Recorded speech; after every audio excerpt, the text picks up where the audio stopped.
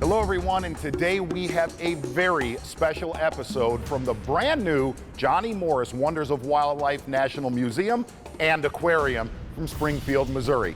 This place is absolutely amazing, and today our crew is going to show you that not only is this a must-see destination for, well, everybody on the planet, it's also making a huge contribution to wildlife conservation and the sport of bass fishing. The Wonders of Wildlife Museum and Aquarium is the largest and most important natural history museum to open in America in more than a century. With 35,000 live fish, mammals, reptiles, amphibians, and birds, the 350,000 square foot complex is a wonder in and of itself. It contains more than 1.4 miles of trails through authentic, immersive habitats and features a 1.5 million gallon aquarium. Here, you can explore over 1.5 miles of immersive galleries that take you into the natural habitats of the animal kingdom. Get up close and personal with big game and other mammals in wildlife galleries and state-of-the-art 4D dioramas that completely surround you within the sights, sounds, and smells of the planet's most extreme wildlife habitats. Truly incredible, and check this out, our usual bass fishing elites, the guys that live out on the water, they're going to be our tour guides throughout this museum, and not only that, they're going to show us why this place is so important to outdoors men and women, and we might get a sneak peek at the season shows as we go in depth at the Wonders of Wildlife Museum. Then I'm going to show you just how deep you're really fishing from a perspective you have never seen before as we go in the zone. But first, does your heart want to kick into gear?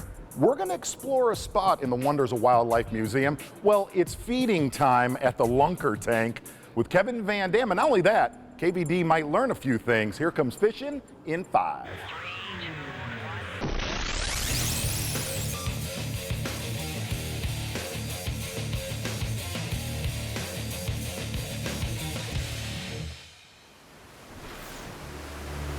You know, in the Bass Pros, one of the things that we're always trying to do is find giant bass. Come with me down here. I've got something really special to show you.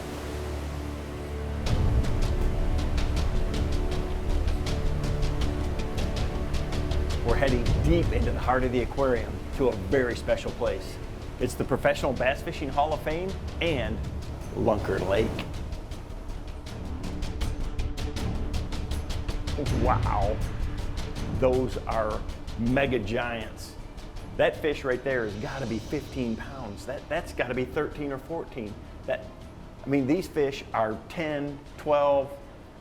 Those are some of the biggest bass I've ever seen.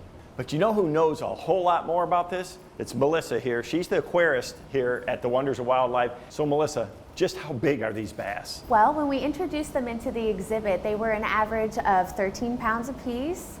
But they have been in there for a couple of months and they have grown very much since then. Well, you know, what do you feed them? I mean, what makes them, they are so healthy. They have obviously eaten well. We feed them a different variety of freshwater animals. We try to keep to their natural environment animals, including crayfish, fingerling trout, and smelt. We also give them live animals, live feeder fish, including bluegill and minnows. Well, I'm going to tell you, one of my favorite things when I go to Bass Pro Shops is to be there during fish feeding times. You know, people just love that. Is there any way, can we feed these fish? Absolutely. Let's go do that. Okay. All right, welcome. This is the back of house area to Lunker Lake. Wow. We'll go right up these stairs. Please watch your step. A lot of plumbing. Yes, lots and lots of plumbing. Can I actually get you to put on a pair of these gloves? Yeah, we don't want to introduce any bacteria. Nope, we sure don't. That's the food. That's what they're eating. I think I'm gonna start with a couple crawfish, see what they do. Oh my gosh, look at that crawfish on top. Oh, I'm gonna throw one on, make them work for it a little bit. Look at that. Oh, wow. I gotta go downstairs and see that. I mean, I gotta see it from down below. All right. I'll leave these here, you can feed them. I'm gonna go down there. Okay. You can tell these fish are, I mean, they're excited. They know Something's coming. Oh, look at that. Oh my gosh. They are just going crazy. I mean, they just suck it with no effort, right off the top. Oh my goodness. They are so fast. When that bait hits the water, they know. No effort, just look at the size of that one right there. I mean, that's, oh, look at that. Oh my goodness. Makes you think when you're fishing, just something that moves fast. It makes you want to, you know, fish a heavier jig or something like that, just to make those fish react like that. They hear that sound and they're just on it like that. You know, on the Bass Pros, this is what we're always looking for, is giant bass like this. Here's what you got to look forward to this season. Look right here. Look what I'm about to show you. A mop jig pig. Get down there. Oh, shoot, that's a big one.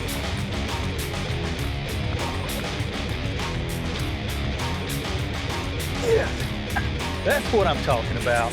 Yeah, throwing this straight king pure poison, little blade minnow on it. Ooh, that's a good. I saw the double on camera. Stacked up awfully, doesn't it? It's a pretty good fish. Super important though, guys. Keep that frog moving. Don't let it sit very long. That one hit it right on the edge of the grass. Even though he's small, that's data. Boom! Like if there's ever a way of fishing that enhances ADD, that is truly it right there. What a weird closing.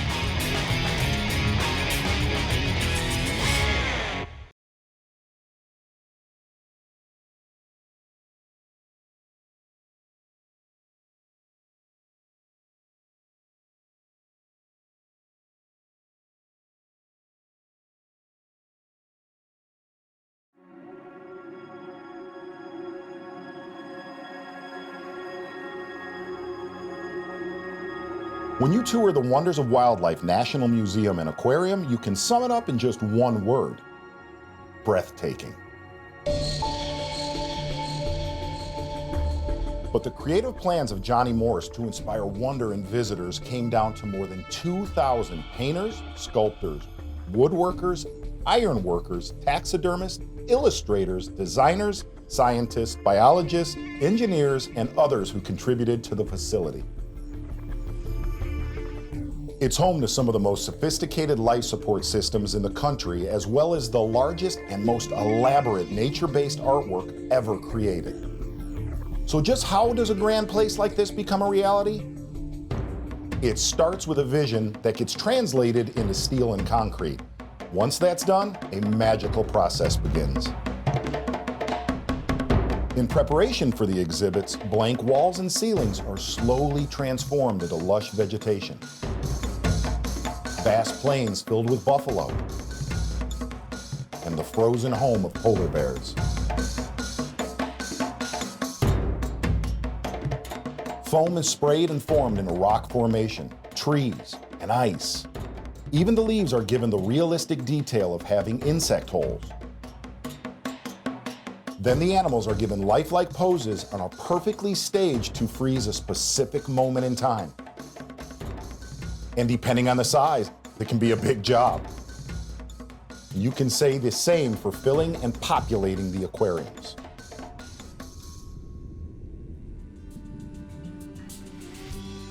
As you can see, turning vision into reality is a big job that takes expertise of a lot of people. These are just a few of the ways that Wonders of Wildlife has been built to inspire an appreciation of the outdoors and visitors for generations to come.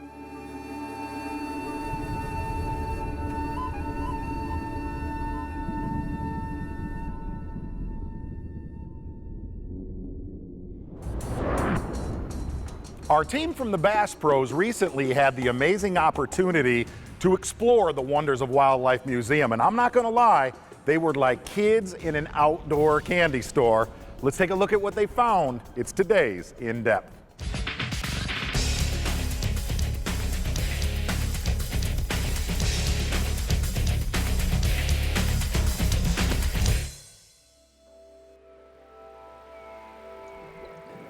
When you first arrive at the Wonders of Wildlife, one of the first exhibits you see is also the largest.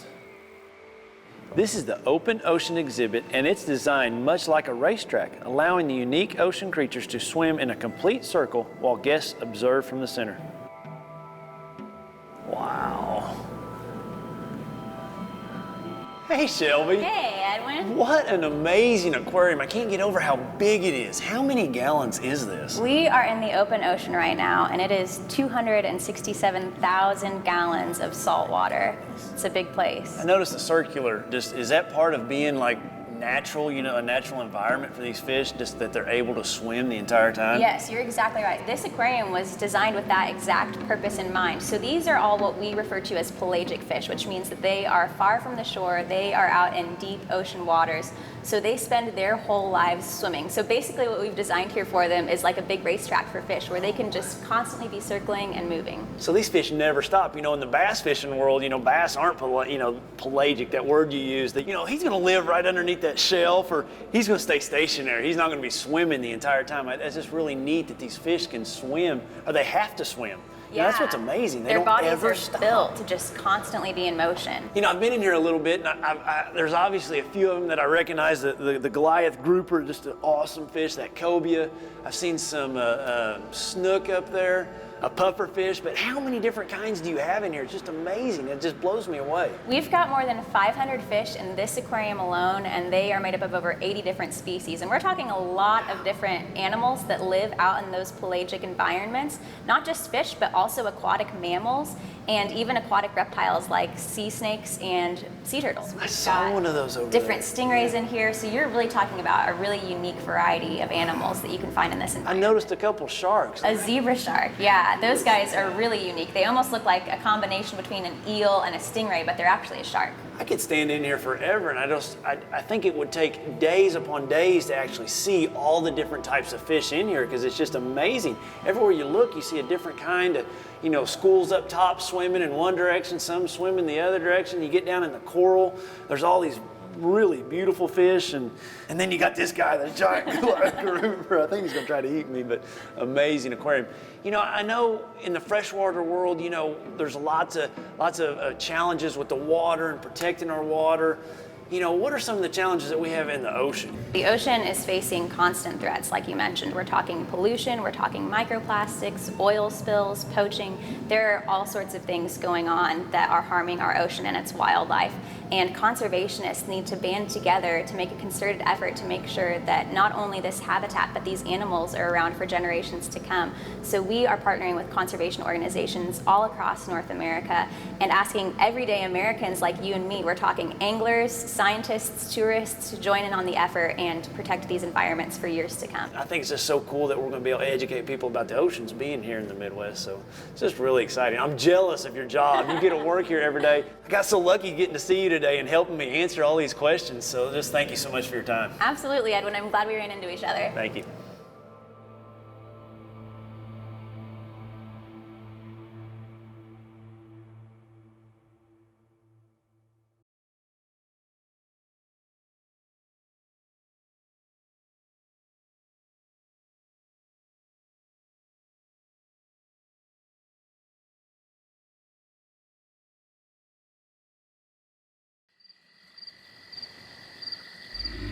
One of my favorite parts of the museum is down here in the swamp. This is truly a two-story, totally immersive experience. These giant cypress trees have a way of transporting guests from Missouri to the murky swamps of the southeastern United States. The lower level starts at the Beaver Dam area, weaves its way all the way through the turtle, aquatic birds, alligator, and the black bear exhibit. Guests can then walk into the cabin where they can view the outdoor black bear exhibit. Bob was kind enough to meet me down here and go through some of the details of this whole exhibit. This is an amazing exhibit. It looks like we're down here in the swamps. And as I look out over this, my mind always goes to the southeast part of our country. Swamp habitat. Really, as a society, we likely did not appreciate swamps and all the benefits they provide the country really until recent decades. Something that I've just learned recently is that, you know, people in old times they really didn't want to go into the swamps a little bit. They kind of thought of them as being a scary place, not just the alligators and the mosquitoes that still live in them today, but they also had, you know, kind of some ghostly stories that went along with that. Is that true? Well, when you think about the swamps and the size of really the landscape that they used to cover, they were mysterious, and a lot of individuals did not want to venture out into the center of it for good reason. But really folklore, you know, you look at the swamp, sometimes it has water, sometimes it's dry. But then when you look at, you know, like here, we have cypress trees with Spanish moss hanging off the limbs. And I can just imagine on a foggy morning, it could be intimidating. Yeah, it's really not a scary place. As a fisherman, I know how important it is to go out there and to be catching fish. And at times, it's very important in the swamp. You know, us harvesting those fish out of them can be very important and actually beneficial. Any system balance is key. Okay. But I would reflect back as we look over the resources of this country, whether they're swamps or other habitat types. It wasn't too long ago that many of these resources were in trouble. Yeah. And it was the sportsmen, the hunters, and the anglers that stepped forward, and through license fees, through excise tax paid on rods and reels and other outdoor equipment, dollars are given to state fish and wildlife agencies, generated for those agencies to manage, to conduct needed research. So when you look at an angler, it has many benefits, but specifically to the swamp, you bet. Taking those top-end fish, helping manage to find the balance with that fish population, anglers play a key role. You mentioned the Spanish moss hanging off of those cypress trees. One of the first trips that I took with my family was down to South Florida, and we went fishing in a lake that had some of those cypress trees, and seeing that moss, it really takes me back to some of those very first fishing experiences and what truly got me excited and hooked on bass fishing. You know, seeing those places, and it's a lot to do with that unknown. You see that, you're like, man, this is a swamp kind of territory. There's so many unanswered questions, especially as a young kid, when you see those cypress trees, that, man, it gets my heart racing still to this day. Thanks, Bob. Thank you. Yes, Thanks sir. for coming. Thank you. There is no doubt, if you are a fisherman or a hunter, this place is for you. Everything in here is visually stimulating. But to me, somebody actually asked me, what is that museum like? I'm not gonna lie. I have twin 17-year-old boys, and the one thing I can leave here with, to me, this place, this museum, it is the #1 history book in the outdoors.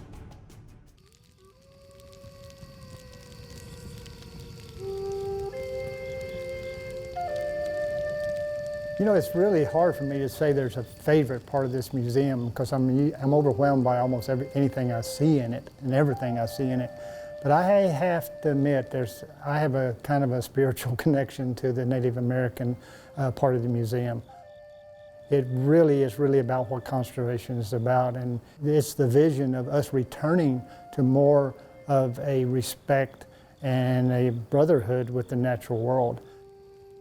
I can't think of a more perfect way to start a museum that is dedicated to the wonders of wildlife and to conservation, because Native Americans are the original conservationists.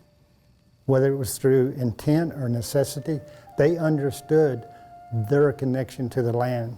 You know, even when they spoke of it in the spiritual sense, and I certainly feel that when I walk in here, they believed that all things were connected. There's a Lakota term, Miktakuye Yasin, and that's what it basically says, all things are related. And they believe that the Great Spirit moves through all things. So they have an inclusive idea about conservation. Everything in here, the buffalo, you know, the animals, the environment, that's part of who they are. And they felt part of it, not separated from it. One of my favorite movies right now is Tano, when the rabbits are eating the rabbits, and he goes, life is out of balance. Well, it is, and until we remake this connection, you know, and that's where fishing and hunting can play a huge role, and each individual fisherman needs to know that. I forget that I'm in a museum here. I really, when you first walk in here, and this is what I would like to suggest to people who come here, is feel it. Yeah, intellectualize it, visually look at it, but feel what you feel. You know, when I walked into the Native American thing, it was a sadness at first, and then I asked myself, well, you know, what's the sadness about? Well, it's a little bit about the way they were treated, and it was inevitable, but my mind goes, couldn't it have been done a better way? There's so much, look at what's on these walls, there's so much we could have gained from them knowledge-wise. Now, and that's again what's the beauty of this, feel get their message. Their message is that we're disconnected from nature now. We need to reconnect. Why? Because it's important to the sanity and the health of our society.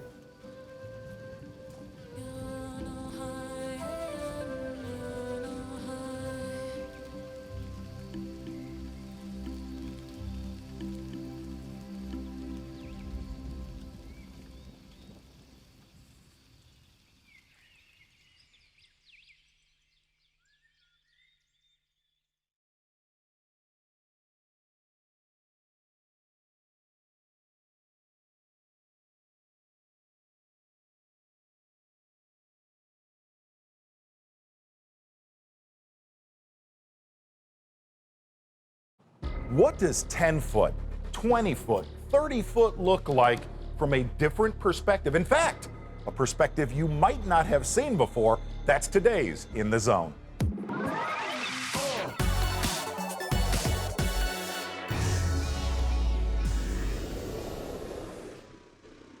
Wow, a 37-foot aquarium. And if you look at that aquarium and 37 feet, it kind of brings me to one of the most intimidating things in the world of bass fishing, and that is deep water.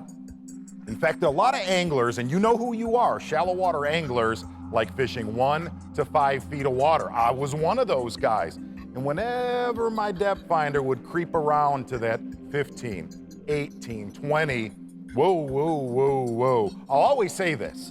The 20-foot zone is when a lot of anglers go, I'm done with that, I'm going back shallow. But put it into perspective. 20 feet of water, while it looks like a lot, it looks like that 37-foot aquarium right there, it's not that much.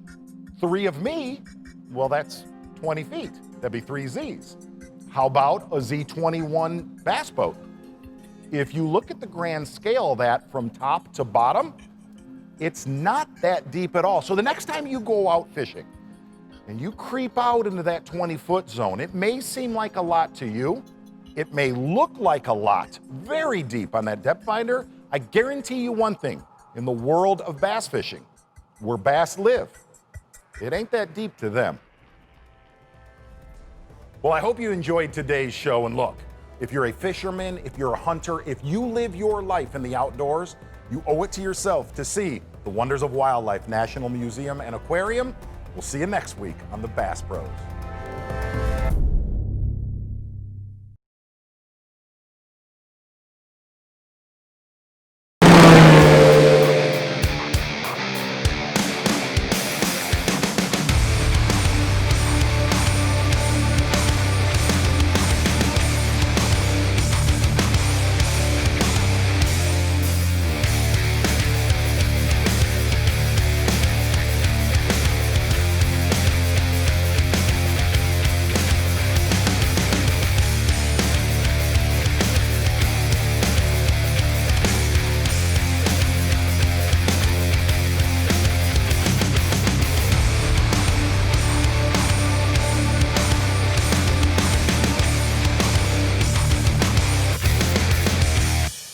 Hello everyone, we're here at the granddaddy of all Outdoor World stores here in Springfield, Missouri, where it all started for Bass Pro Shops. On today's show, the Jedi Master, Mr. Rick Clunn, well, he shows us one of the hardest things in bass fishing, where to find fall bass on any lake, as he goes in depth. Then, I'm gonna add a whole new technique to your worm fishing, and you will not believe the action. That's today's In the Zone.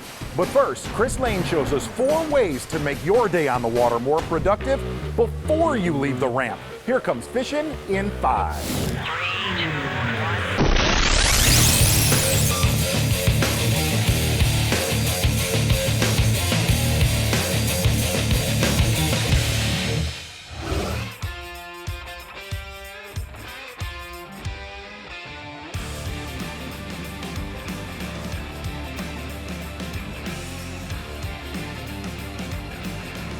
Wow, to actually get those kind of fish in the boat, here's a few tips that'll help you.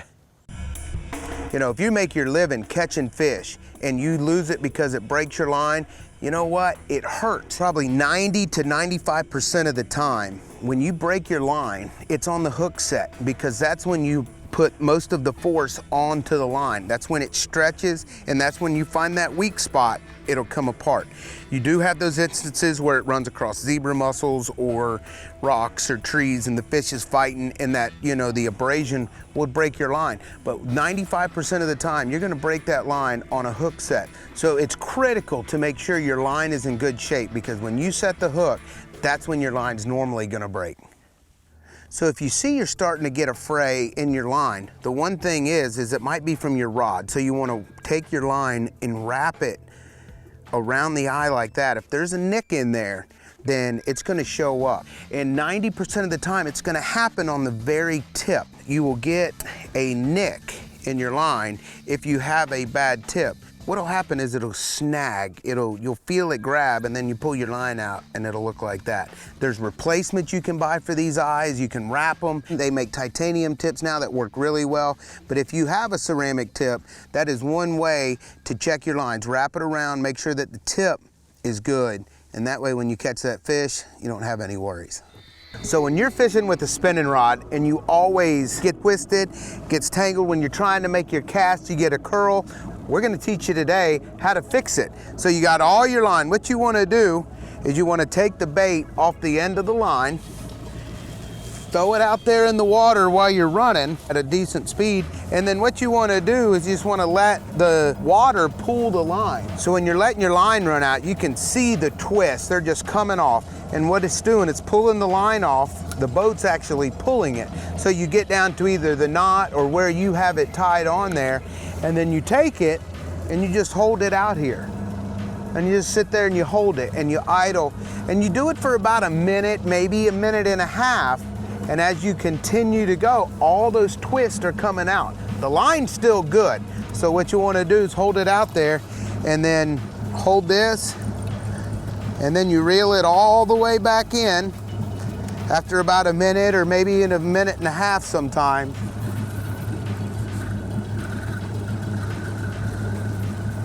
And then all the twists are out of your line and you have a nice, straight, just like it was brand new when you put it on.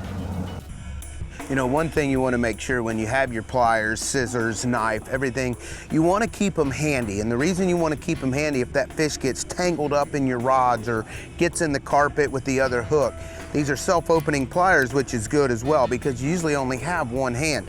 I keep mine handy. I keep them right here, ready to go.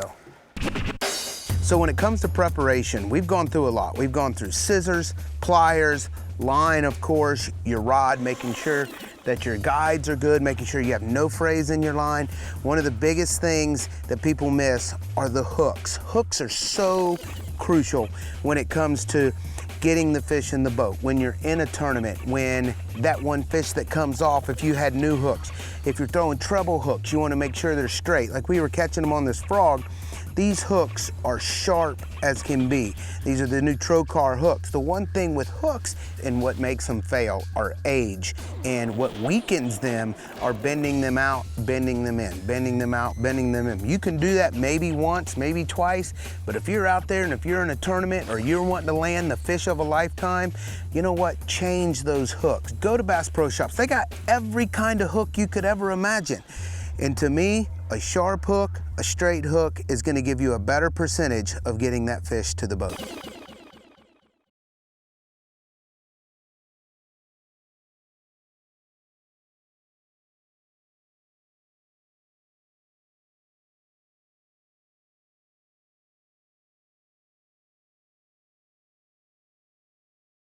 Hey, one of the biggest challenges in bass fishing is breaking down a lake and where to begin. Well, one of the best on earth, the best in history, is Rick Clunn, and he's going to teach us as he goes in depth.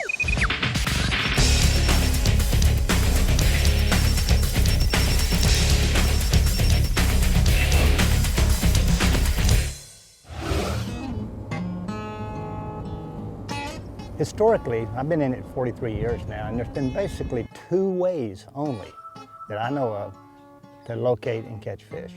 The the one way that's been there the longest, and it's just been traditional, and that is getting information, dock information, you know, buddies information. Nowadays, you've got social media, you've got all kinds of print media, you've got television shows. The way that I learned to locate fish, I still say it's by far the best. Basically, you have to figure out the seasonal patterns.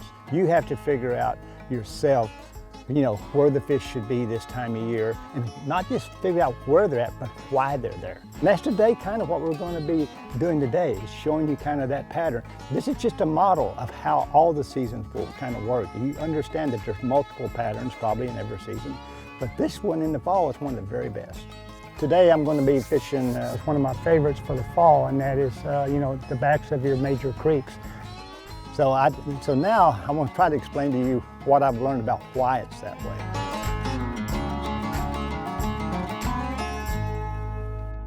I'm not a scientist, but I am an observer, and I try to understand why are the backs of the creeks so good this time of year. What controls the bass are only two things: food and reproduction. This time of year it's food, and the food are going to be in these high nutrient areas. And then why are the nutrients? Well, this is big creeks, that's where you get most of the nutrients. And that's what brings the most important thing in this area, and that's the bait fish, the shad or whatever. But the shad will show you the part of these creeks that you're more than likely going to have your best success. And I kind of invented a little tool called segmenting lakes. I break every creek in that lake down into sections. The mouth, toward the mouth, which is the deeper, clear water, is section 1. The middle of the creek, coming back into it, it's not quite as deep as section 2. The back of the creek is section 3. Got more off-color water most of the time. And in some areas, you have what I call section 4, where the lake kind of crushes in, and now all you are is in the creek itself that made that cove. Like I said, in the creeks this time of year, I prefer the area 3 and 4. We're kind of starting in area 3, and I'm going to obviously start with a spinnerbait because it basically has multiple blades, it has a skirt, I have a trailer on it, and so that's a shad imitation. I also tried different size square bills, and that's the thing. This time of year is one of the hardest things to predict, is what size are they keying on. When you see a shad, that'll kind of give you a hint.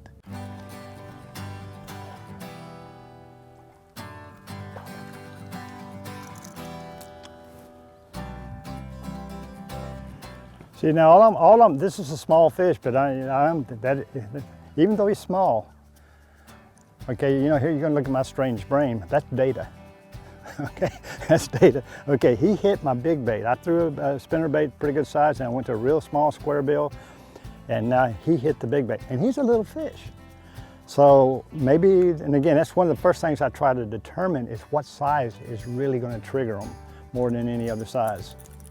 It's the fall of the year, you go, well, okay, if it's so good because the fish migrate in here, there may be a small migration from different parts of this creek into where the shad are, but it's not a major migration. These fish didn't come from the lake. They're what I would call resident fish.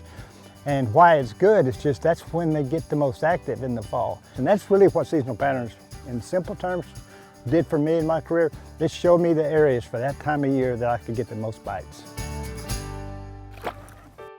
Well, you know, early in the morning, I'm actually, what you do, you come in the area, and especially like I saw a blue heron up there.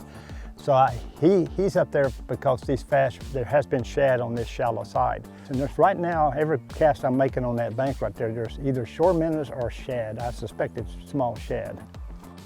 We used to, you were kind of at the mercy of what kind of quality of map you had to pick out what I consider the best creeks. But nowadays you can actually go in and look at a creek and you really get a real clear picture of just what I'm talking about, the creeks that really have good flows to them and have it maybe year round. It will have the most nutrients, it will have the most fish, it will have the most bait fish, and that's why it has the most fish, and also it will have the larger fish. Now, here's another, okay, he's a decent fish, probably a 15-inch keeper here. But look how he ate it. That's the other thing you gotta look at, that's it, that's information. He wanted that bait. It wasn't hooked in his nose, it's not hooked in his, outside of his face, it's not just one hook barely in. He's got the whole bait in his mouth, and it's a big bait. So I've got, I'm getting quality information here this morning. but I'm going to be progressing up and into section 4, because really what I'm trying to find is where the most activity is. And what I mean by that is obviously bites, but before bites, is what we talked to earlier, shad and birds.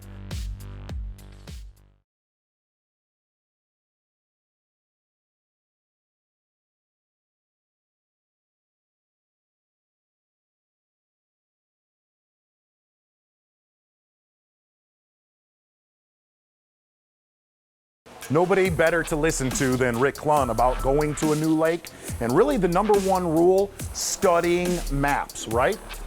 Well, in the last few years, here's the best way to learn a new lake. Get a mapping card, put it in your depth finder, and you will see the most detailed mapping you could ever find on a new lake. Really, you can kind of scrap the old paper maps, look at a mapping card. By my 3rd Bassmaster Classic, I knew that if I depended on luck, I'm going to starve to death. I already was close to it.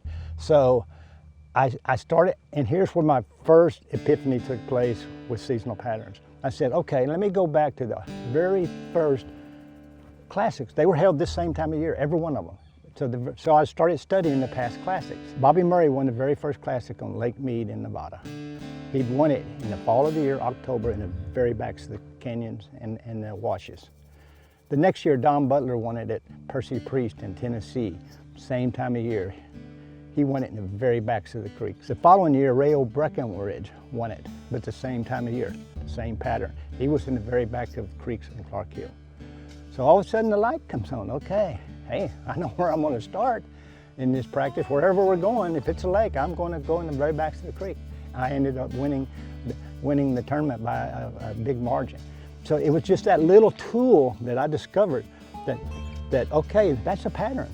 And that's today kind of what we're going to be doing today, is showing you kind of that pattern. This is just a model of how all the seasons will kind of work. We're kind of entering what I would call Area 4. This is a pretty major Area 4. Most of them are what I call minor, because they're a lot narrower. And there's a lot of things I like about it, though, is that most people don't really pay much attention to this area. The fish are definitely resident shallow water fish, so if they're here and they're active, you're probably going to catch them. The other thing is there's times of the year this is not even accessible. This particular lake is still at normal pool. Normally in the fall, you would not even be able to get where I'm sitting right now. So you get the kind of, fish in an area that probably doesn't get quite as much pressure. The problem is now the temperature is dropping.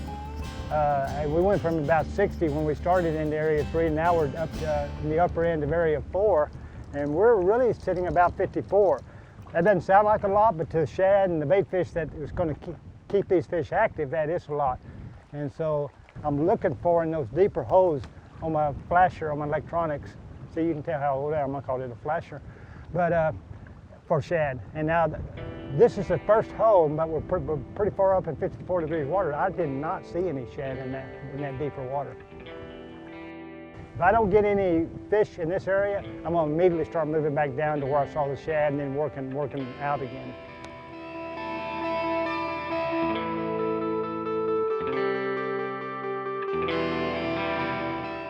Yeah, we're back in Zone 3 this morning, and that's where we started, and that's actually where I saw the most shad activity, and we had a few bites.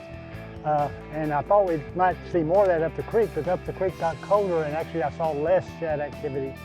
So we're back in Zone 3 now. Middle of the day in the fall is usually a key time, because that's when the shad will move up, because the day's warmed up. So hopefully, there's one right there.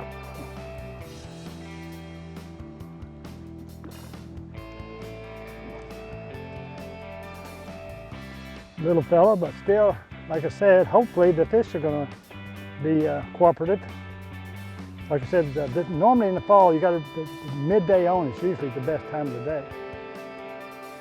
He kind of only swatted at it. He wasn't like that one that swallowed it this morning, so maybe it's just getting started.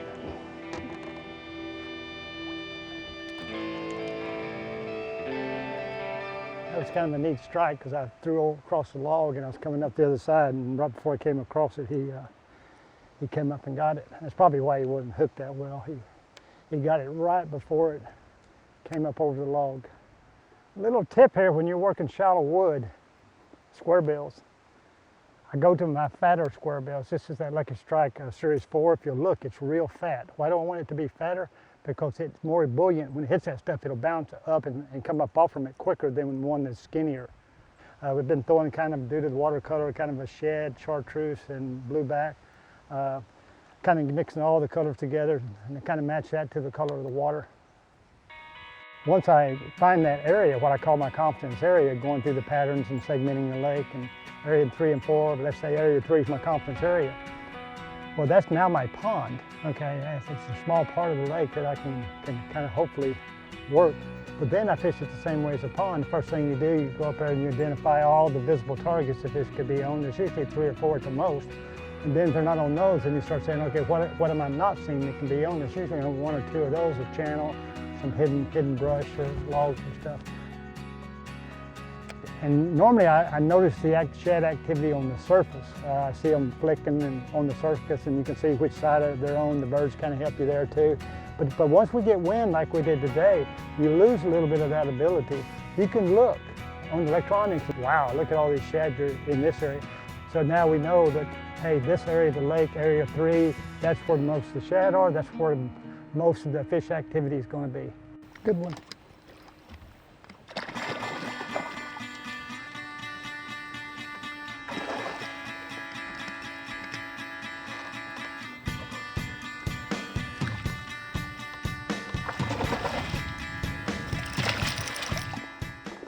This is a typical creek fish. He's, not a monster, but he's a good solid fish.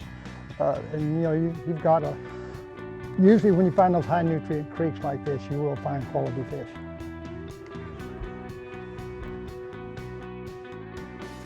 The main objective of this understanding patterns, and this particular one is the fall seasonal pattern, is to eliminate so much of that water that you can't do in the limited amount of time you have on the weekend if you wait until you get to the lake. And again, I'm using a tool that I developed 25 years ago called segmenting a lake. So that's just it's a tool, but it's a very good tool. At least you have something that you can make sense of. It's not random. You're not just depending on luck.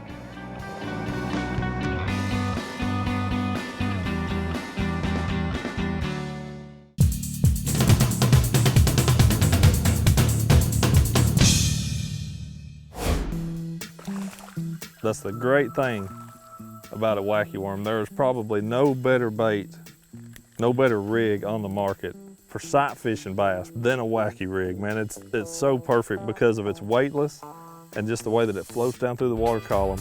Those bass can't stand it. It's natural, weightless, dude, they eat it. Then I'm also constantly scanning the water looking for a bass behind those rocks, because more times than not, if you can see him, make a good presentation to him, he's probably gonna bite this wacky rig.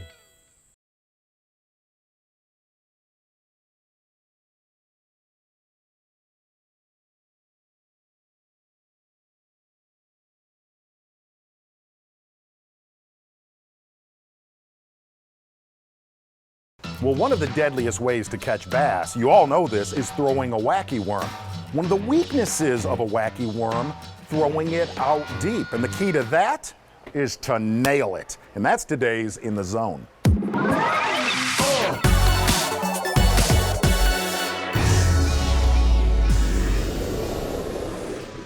You know what that guy is right there, a standard wacky worm. And the beautiful thing about a wacky worm is it catches them and catches them pretty much in about 5 foot of water and less. But one of the big secrets of the pros the last few years, putting nail weights in their worms. And the beautiful thing about a nail weight is you can control the rate of fall with the size of the nail that you put in your worm. We casted 3 other lures in there. And here's the beauty of a nail weight, is basically what you can do with a nail weight is adjust the size of the weight per the depth you're fishing. Like right here, we're only throwing in like 2 feet of water, but I can make an adjustment per the size of the nail if I want to head out deeper later today, which we're going to do. And all you're going to do You stick that tungsten nail right in the front end of the worm. And that's it. You're showing one of the most deadly rigged worms to a school of fish that has never seen a worm rigged that way out deep. And really, if you look at the technique, you're throwing it out and sitting there and just shaking it. When one eats it, you don't want to reel down and do a Bassmaster Elite Series hook set. You just kind of want to ease into them and load your rod up when one bites it.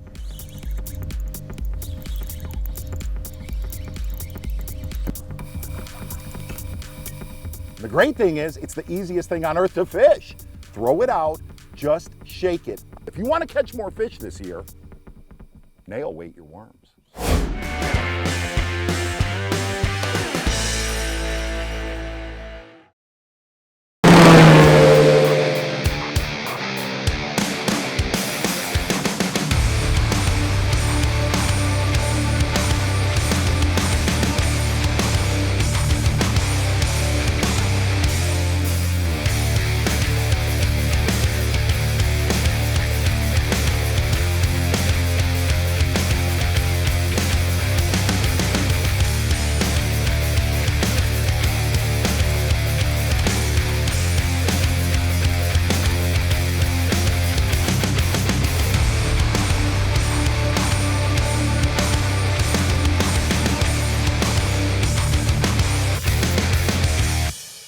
Hello everyone, and I'm at the Johnny Morris Wonders of Wildlife National Museum and Aquarium in Springfield, Missouri.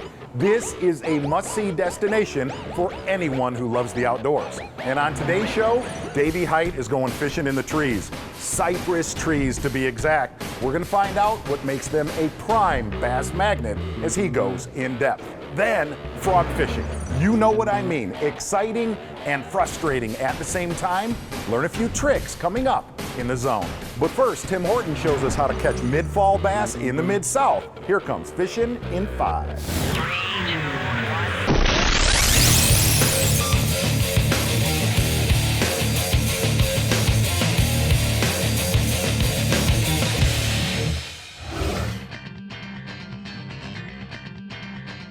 Hey, we're in the South, all right. We're in the deep South. I can look across the lake and see Mexico, and that tells you guys we're here at Lake Falcon in South Texas, looking for the thickest cover you can find. It's where you're gonna find the bass. We got some low-lying fog, but it's gonna burn off here in just a little bit. It's gonna set up for a good day. Oh my goodness, this is set up right here. You can see what we've got up ahead, and take a look at this tree right here, how it really balloons out. And that's how the rest of these are going to be that's under the surface. When you see pros like us flipping bushes, it's usually because they're flooded. As you can see, these are green right here. Not long ago, they were up on dry land, and these fish really love getting in them, especially when they're green. There's a whole lot more cover. What happens is the bait fish comes in here, eats all the microorganisms that are around these bushes, and the bass are going to follow. The entire ecosystem is going to come up here. The bluegill, the brim, the crappie, the shad, the little bitty minnows, and the bass are going to be right there munching on them.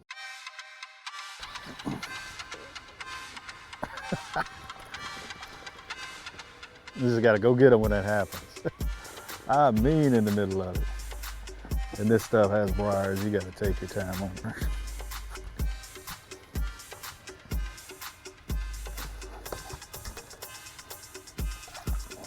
Mean a little guy, but we got him.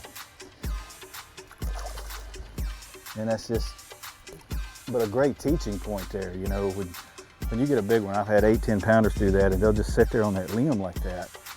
Just go in after them. Don't try to keep fighting it, because you're just going to make them go that much crazier. When they're locked like that, just go into the bush and go get them. Little guy, he wanted to crawl. There we go. There's one.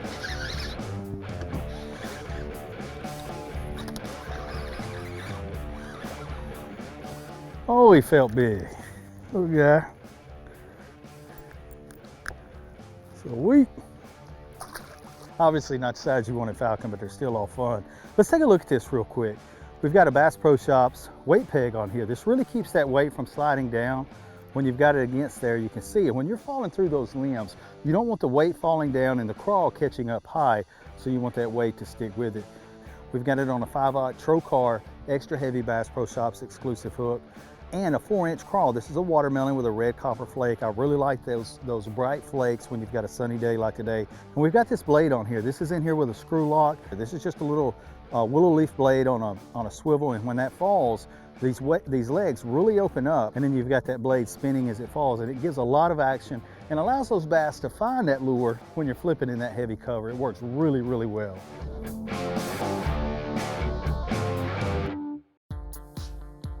You know, these Weisach bushes, or bean bushes as they're called, you know, they balloon out up toward the top, and along the base it'll be open and free and clear.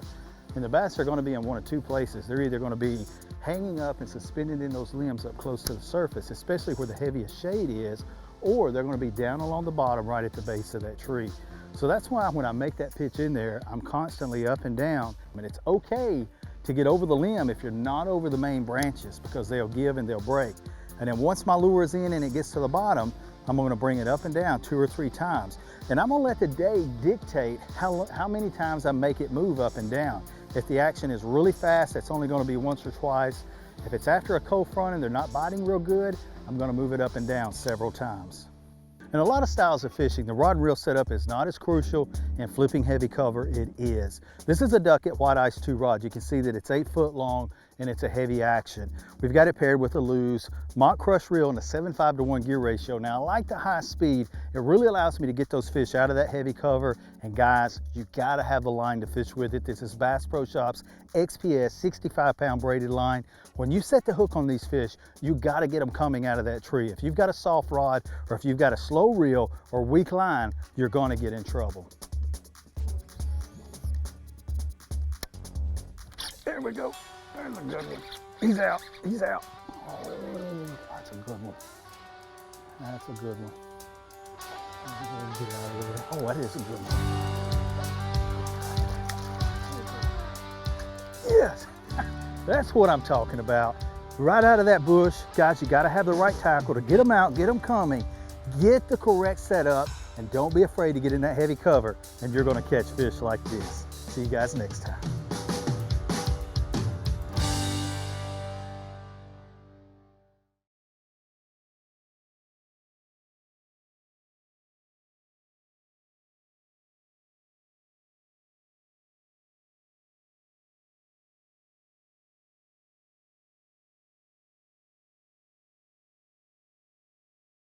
Bass Pros, brought to you by Toyota, Let's Go Places, Mercury, #1 on the water, Arctic Cat, share our passion, and by the Wonders of Wildlife Museum and Aquarium in Springfield, Missouri. You know, cypress trees are their own environment. In fact, if you look at a cypress tree, there is so much more going on under the water. And Davey Height, well, he is the master of the cypress. Time to go slouching in the knees and limbs. Here comes today's In Depth.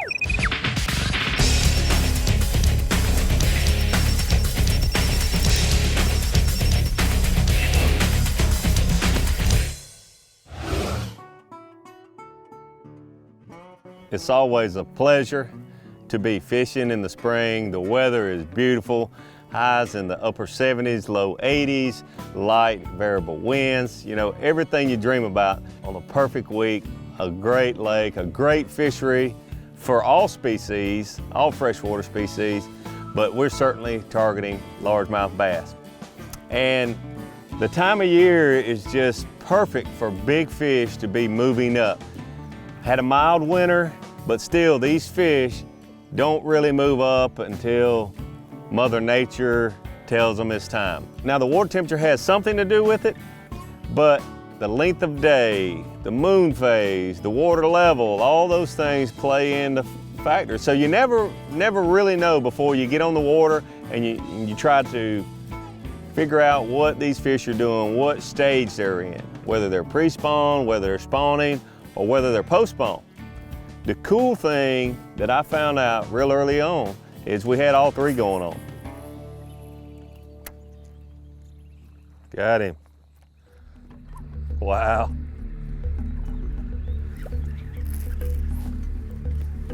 There's one.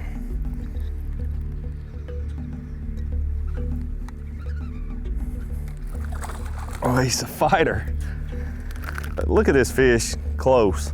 It's a male, but I can just tell the color of his eyes. Just have a real bright brownish red orange color to it. That is a male fish on the bed. There's no doubt about it.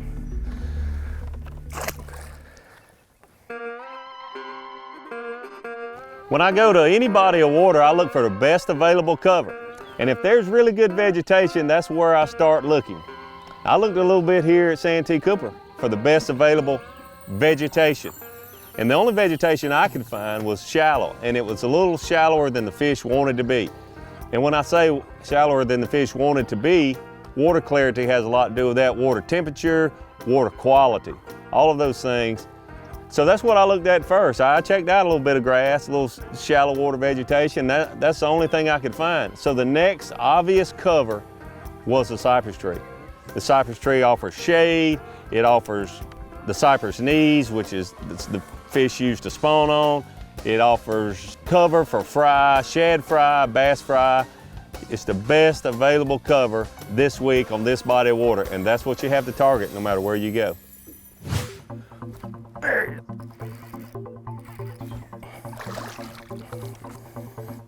That's what we're talking about. These fish, a lot of them are spawning.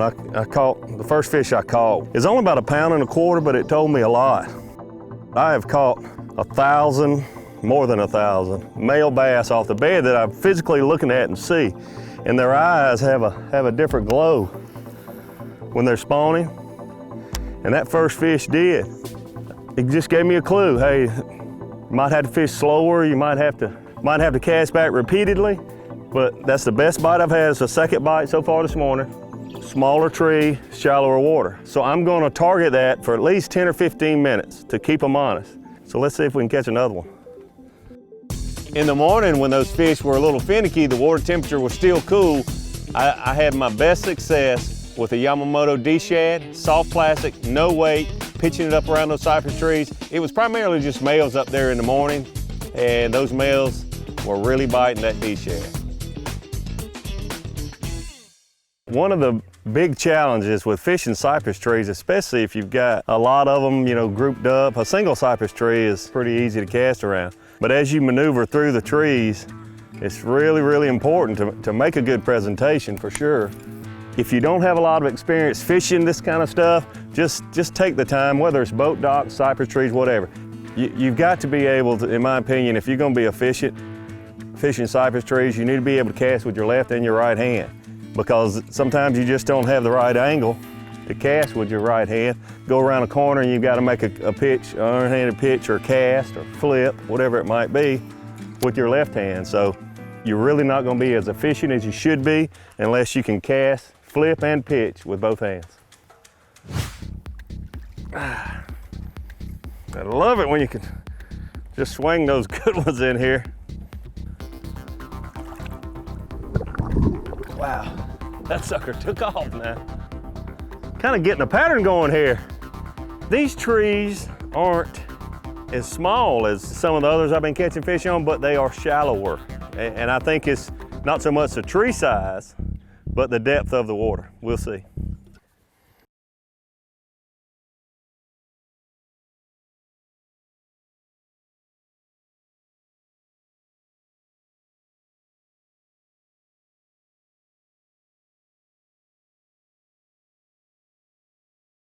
Hey, one thing to remember about cypress tree fishing, especially as the year goes on, he lives right there. He is going nowhere. And not only that, think 2 words, repetition and anger.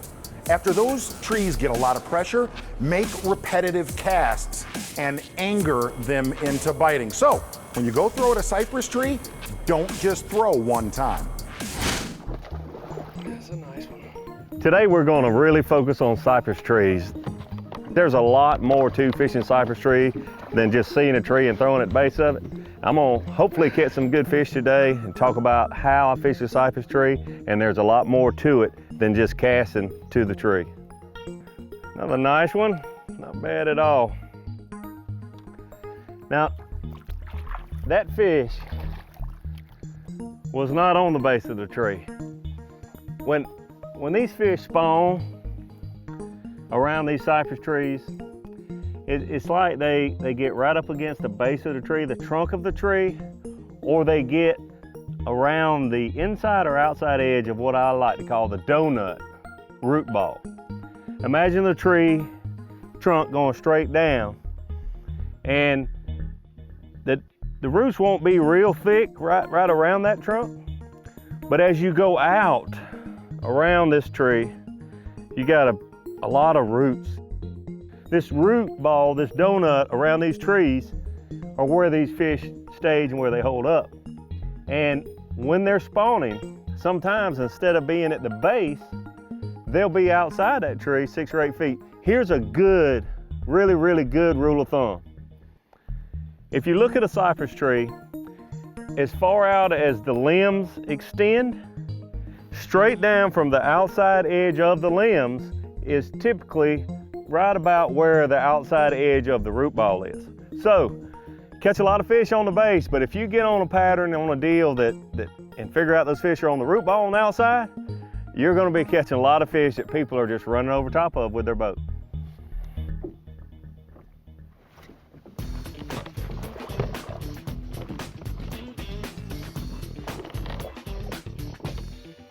Another male. Like I said, the day's still young. I'm gonna catch a big female, because that's exactly what I figured out is happening. These males are up here around these cypress trees, making the nest to spawn, just waiting on their girlfriend. Caught some fish, some decent fish, but not the big tournament fish like we're looking for. Not the big fish that you come to a great fishery to catch. These bigger fish will move up in the afternoon. As the day gets longer, as the water temperature rises just a little bit, they're that close. Here he is. Go. Boy.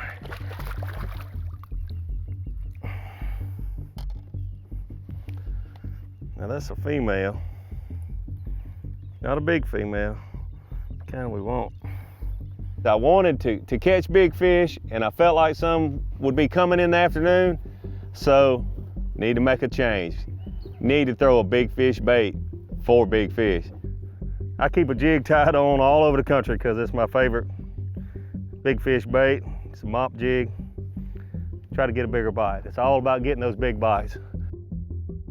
The mop jig has been my go-to big fish bait for over 20 years.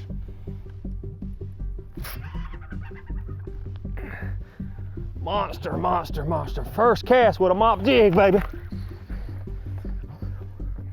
Oh my gosh. This is one of those, I gotta get back here.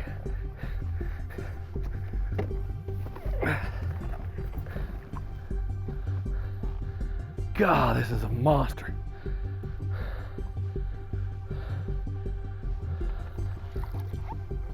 Oh geez, come on, baby.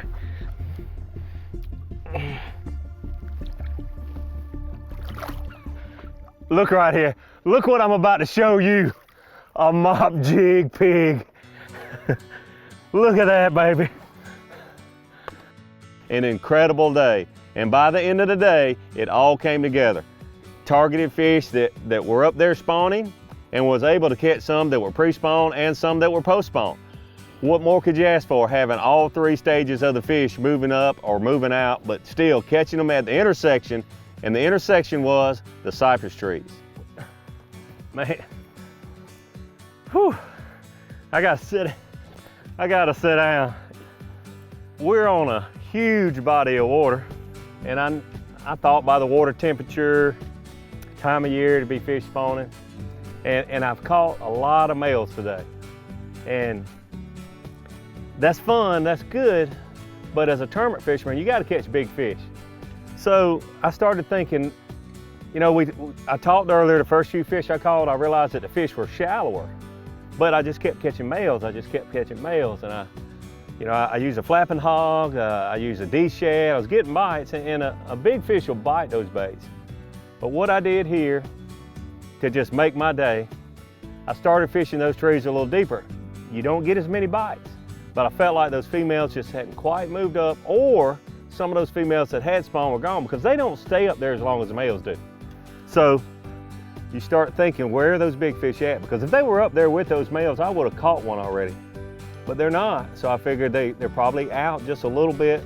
I get my favorite big fish bait, I start fishing out a little bit. It doesn't take long, catch a fish that is a game changer. And all I can say is that's a wrap.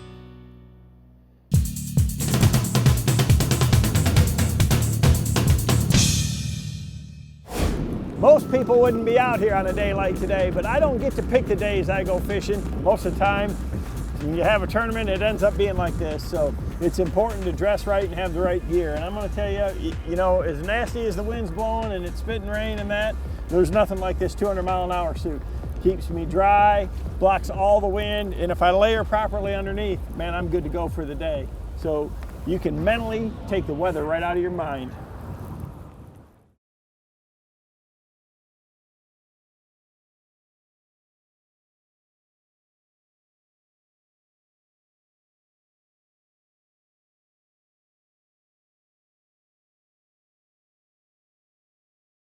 Frog fishing can be one of the most popular and exciting ways to catch bass. But as a lot of you know, it can be really frustrating at times. I've learned a few tricks to put some of the big ones in the boat. Here comes today's In the Zone.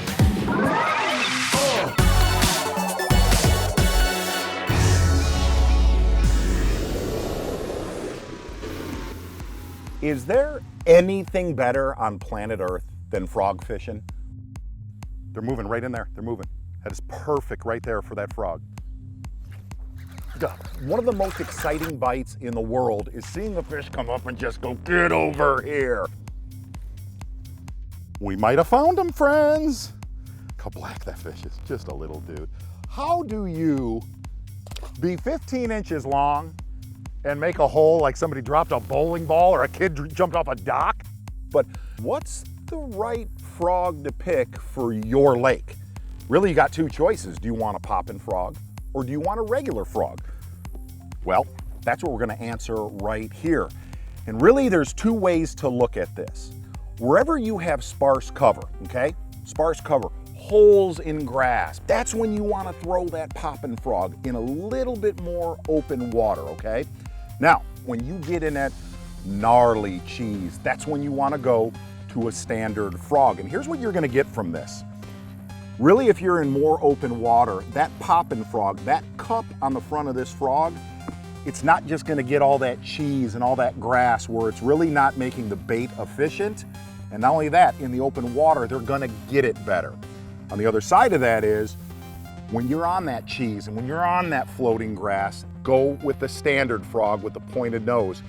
This is as textbook as it gets for where you could throw a poppin' frog and then go in and throw a regular frog up in that cheese. But on a day like today where the sun's high, it's gonna be all about that frog up in that cheese. So really live by two rules here. Open water poppin' frog, cheese, standard frog. Boosh! Is that fantastic? Like if there's ever a way of fishing that enhances ADD, that is truly it right there. I'm not kidding. Oh gosh.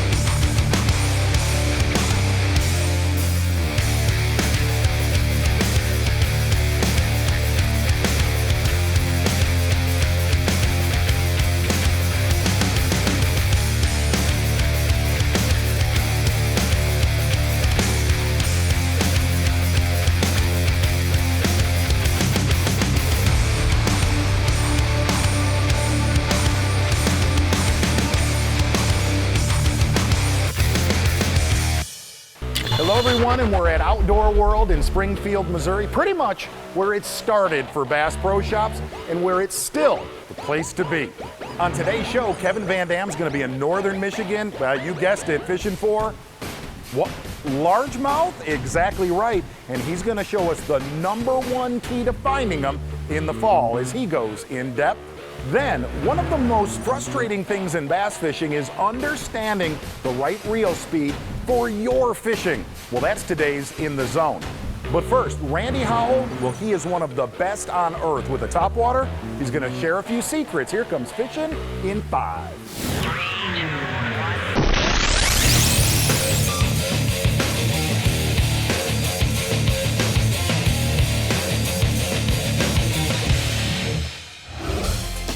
I love fishing up north in the summertime. Smallmouth in the north in the summer really feed upward a lot, and on Lake Oneida and some of these smaller lakes that have a lot of shallower water and they have a lot of weeds and vegetation in them, topwater bite is always fun. Got him, boys. Nice one. Oh, that one ate it. Woo, man. A lot of times it'll be, 7 to 15 feet deep, sometimes even 20 feet deep, and those fish will be suspended chasing bait fish, and you can call them up with a topwater bait.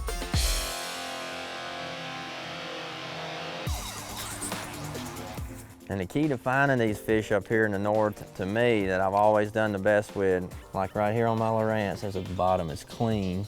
See a little rock there, it's a good hard double echo on the bottom here of the sonar. See, it's real clean. All the weeds that we just came out of, we're in a big hole now, so those fish are sitting, and you can actually see a couple fish sitting right on the bottom tight on that sand right there. It's just like a backyard. If you picture a fenced-in backyard, the grass being the fence all around, the backyard being the clean, empty bottom space. And those fish like to lay in that backyard, if you will, sit in that hard place, and the bait fish blow through the weeds, and the fish run up and chase them out of those edges of those weeds. They like edges, and they like fence lines, so to speak. So remember that. Mark those on your Lowrance. They're key spots. You come back to them time and time again, and the fish will be there. So never underestimate one bite, and know what that bite might have come from, and mark that spot on your Lowrance, and you come back, catch them every time. Grass changes, but the rock never changes. Having the right equipment where you can really make a long cast is important. That's why I use a 7.4 medium heavy, and the 7.4 is real key. Anything in that long range, 7.4, 7.6 range, and I've got a little bit shorter handle on this, so it's not like a flipping stick. It's a medium heavy, so it's got a little tip, good backbone, slightly shorter handle, so I can make those really long casts. And then that 70-pound die with samurai braid.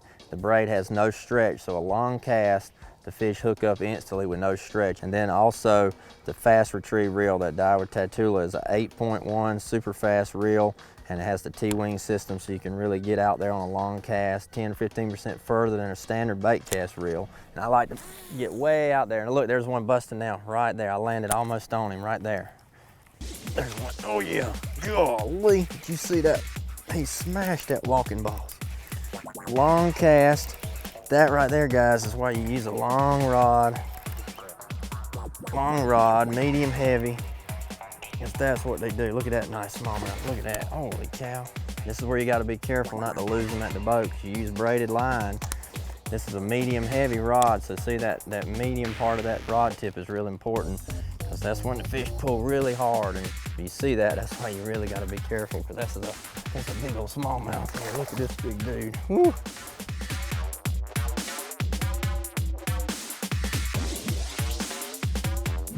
So remember that, long cast, braided line, work it fast, and they'll always hit it on the farthest cast away from the boat. That's why braid's important.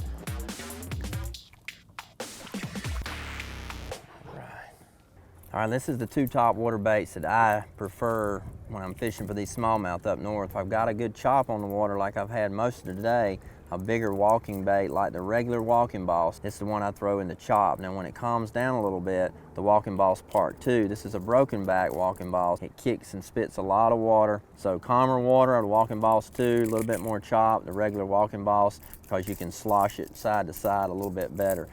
Oh, that's a good one too, it looked like. Got him. Oh, another good bite. Oh, that's a big one there, yes. Man, I tell you, topwater fishing for smallmouth, get him out of them weeds. Oh, that's a stud there, boys. Look at that one. Look at there. A little salad with the walking boss. That's what you come up north for in the summertime, right there.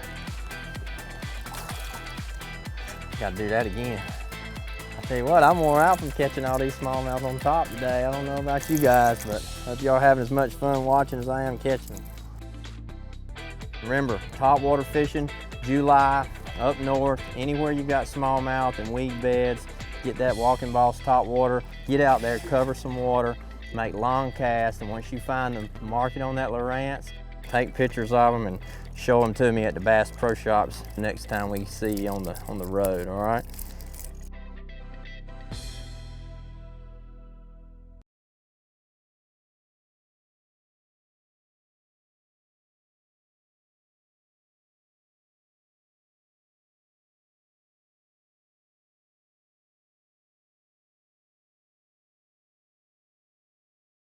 Bass Pros. Brought to you by Toyota, Let's Go Places.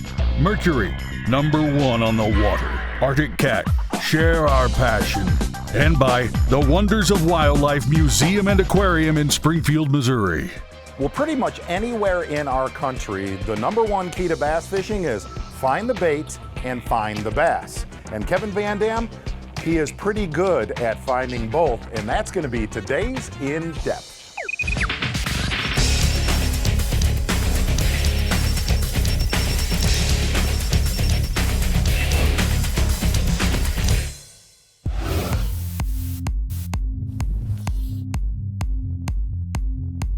You know, in the summer, or especially like in that early fall transition, a lot of times it's all about finding the bait. And the bass are gonna follow that bait. And so if you can find where it's at, you're gonna be real successful. A nice one. Look at that chunk right there. You know, yesterday we had a huge front roll through. You know, we're at the end of summer. Water temperature's been warm.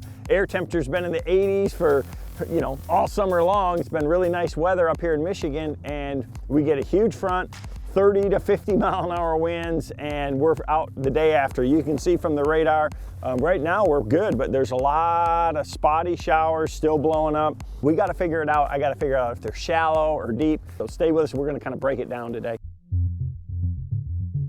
As you finish summer and those water temperatures drop about 6, 8, 10 degrees from what they stay all summer long, that's when you start that fall transition, and these fish are going to focus then, really start focusing on whatever bait is predominant in the system.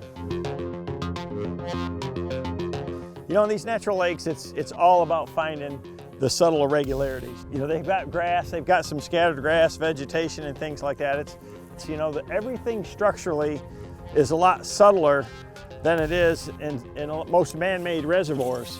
I can see a lot of fish on the graph, a lot of bait on the graph, and we're just trying to find a section where there's some fish at.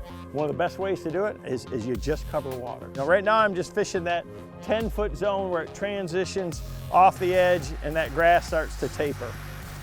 There, you got him. There's a good one.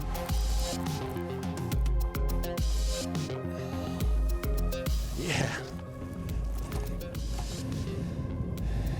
You know, I'm just going down these breaks and I'm noticing there's a lot of bait on my electronics. I'm throwing this Strike King Pure Poison, little blade minnow on it, and just kind of slow rolling it. That's a great bait, when you're fishing around a lot of grass like this. Good one.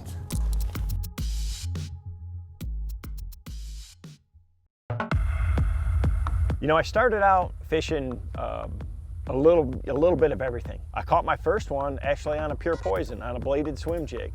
And it just felt to me that the bass were gonna be in that deeper zone and a crankbait was just more efficient. So I made that change and it didn't take long for it to pay off.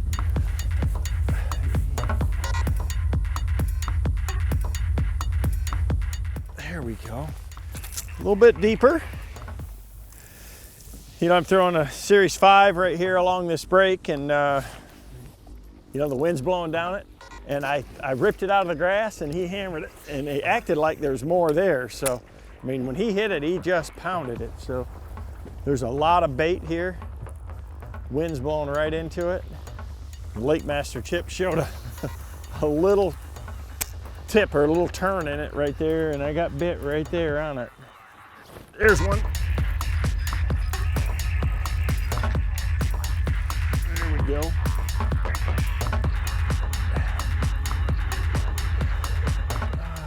big one, but another one, 2 in the same spot. And you know, that's what you're kind of looking for, is places where you can find them kind of grouped.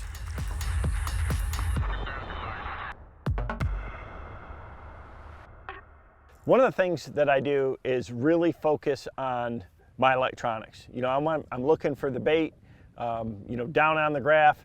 You know, it's great to see it through the water column, but it's especially better if you can find it hanging around the grass, hanging around the drop-offs, or closer to the bottom. If you see a lot of bait all the way, you know, from top to bottom, that makes it hard to pinpoint where the bass are going to be. And you can see here on the map chip, the lines go a little flatter and they come together where it gets a little steeper, a little bit deeper. But it's still only like 15 to 18 foot outside the base of the drop. And there's a lot of activity on the graph here. You know, there's a lot of baits that you can use to cover the water column, but a crankbait is one of my favorites. You know, it's very efficient. I can cover a lot of water with it. I can make long casts with it. I can parallel a lot of these edges with it, and I can trigger bass in a lot of situations. Nice one. Well, that one got it too. Look at that chunk right there. I mean, he hammered it, and yet I got him just on the back hook. But I mean, all I'm doing is just trying to figure out what depth zone these fish are in. I mean, I've had the weather change 7 times today. It's been raining, windy, blowing, and now the sun's came out, and I think they can see that bait. I put on a brighter color crankbait, and I'm throwing it over deeper water. I'm not even hitting the bottom. That's the big thing up here, is a lot of times you don't even have to hit the bottom. You know, at Kentucky Lake, places like that, Table Rock, you want to be hitting the bottom with your crankbait. Here, I want to be hitting the top of the weeds or above it and make these fish come up and come after it. That's how they usually feed, so good solid fish.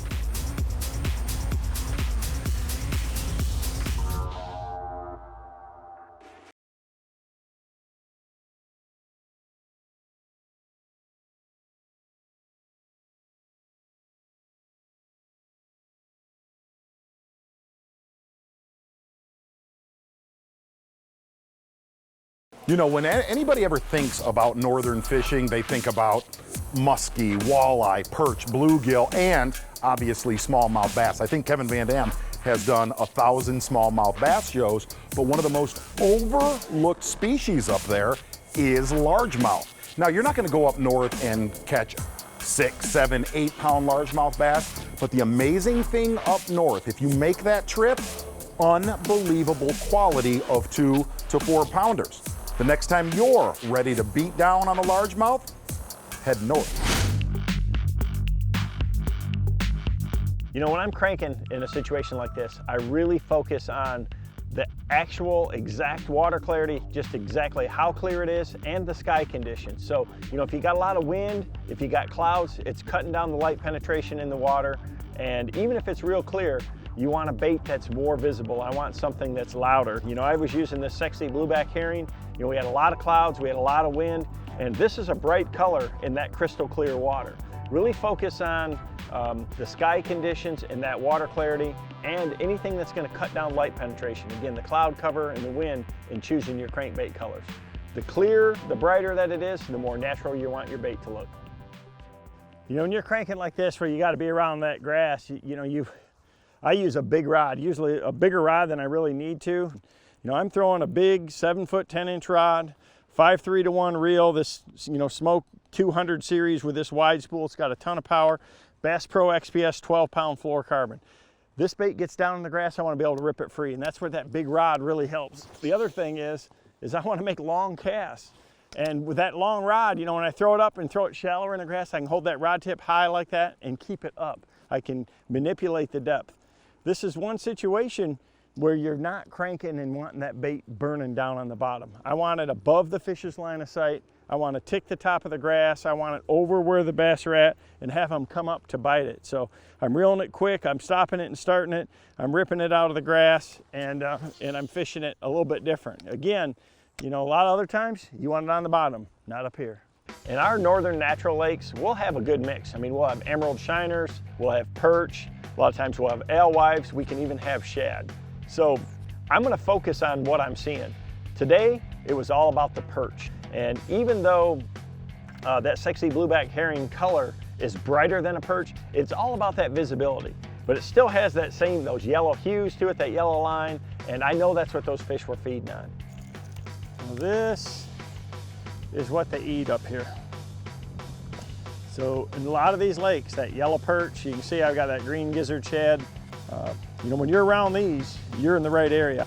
When I really got onto them is when I found some steeper edges that kind of tapered off into a deeper flat. You know, I was fishing a 10 to 12 foot drop that fell down to about 15 to 17 foot, and then it just slowly tapered out and kept going on out. And there was grass right on that edge. I would just parallel that crankbait right down it, and boy, with the wind blowing on it the way it was, they'd come up and bite it. You know, when I look here and look at my graph and see that scattered grass, and it's, you know, only a couple of feet off the bottom at best, it's not real tall, and there's so much of it, there's one, it makes you, it makes you think that you can be successful at it. So, you know, that's why a crankbait's so good, is because I can fish it along here like this and get it down in that zone, keep it just above the grass, ticking across it, and make it real efficient so I can cover a lot of water with it. There's one. There we go. Nice one. Now we're getting her dialed in. Fishing these good transitions. God, he ate it too. Had it all the way down. Not a giant, but good solid fish, and I like the way he bit. You know, once I got it figured out what these fish were on, it really started clicking pretty quick. You know, I could duplicate those same type of patterns. I could look at my Lake Master mapping and see where it had those transitional steeper edges, and I could run it all over the lake. You know, it really didn't matter. Then I really started catching the bass and had a really good day. I mean, and that's typically what happens, is you will fish and fish and fish, and you might catch one here and you might catch one there, and then you finally will get around a group of them and you can do some damage in a hurry. Got him that time. Good one.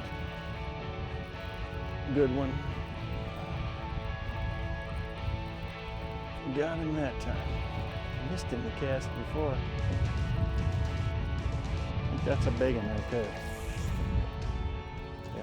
Yeah.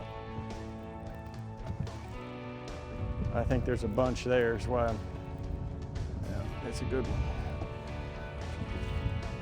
When that water starts to cool down, bait fish start to move shallower, they start to transition. Everybody knows winter's coming.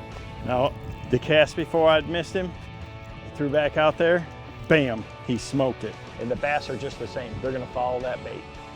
Now we're getting on them. Yeah, that's 2 and about 50 yards or so. I'm marking a lot of bait, good solid fish. See what we can pull out of that school. It's all about finding the bait.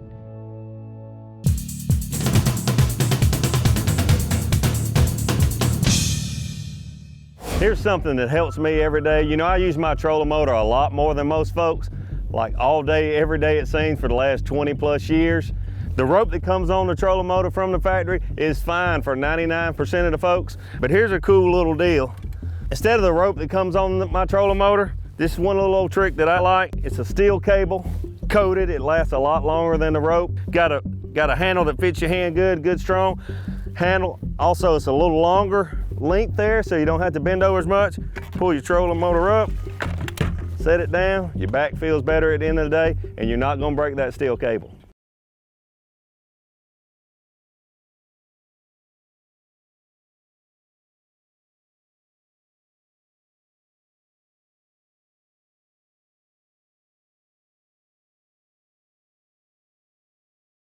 Well, a lot of people think you want the fastest reel you can get for any types of bass fishing, and sometimes speed kills, and that's today's In the Zone.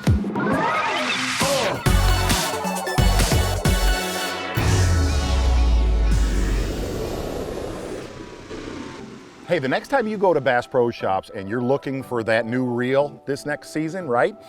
And you go up to that reel counter, I'm not gonna lie, it's a little bit intimidating when there's like 340 reels to pick from. Go in there and know what you're looking for this season. Know what kind of fisherman you are. okay?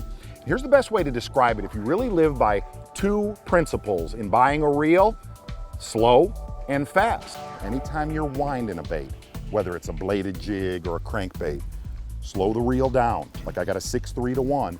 What that's gonna let that bait do, that fish can engulf that thing better. And that reel, the speed of that reel is what lets them get it.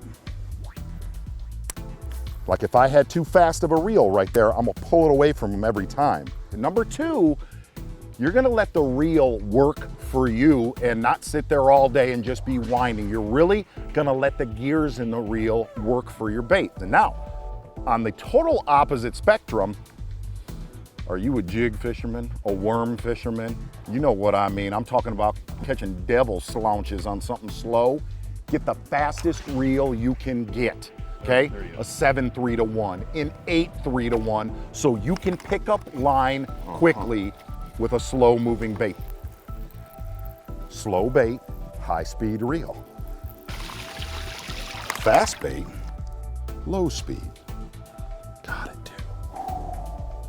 This year, when you go get a new reel, if you're gonna fish fast, go slow. If you're gonna fish slow, go fast. You're getting it done.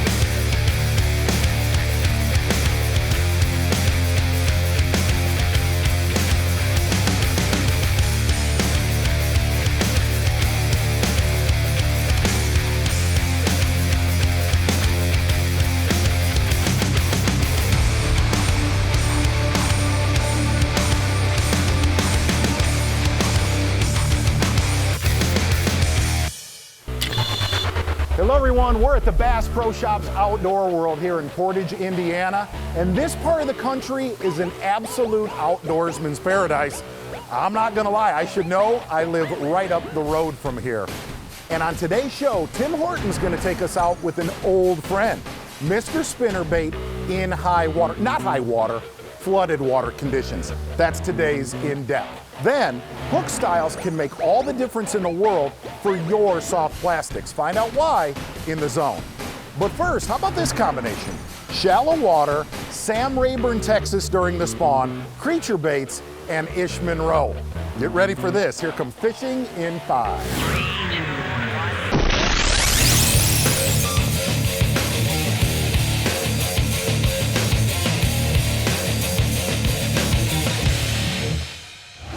Get yourself some cocoons, polarized sunglasses, a set of power poles, Missile Bait's Baby Destroyer. We're gonna go catch some sight fish. Let's go.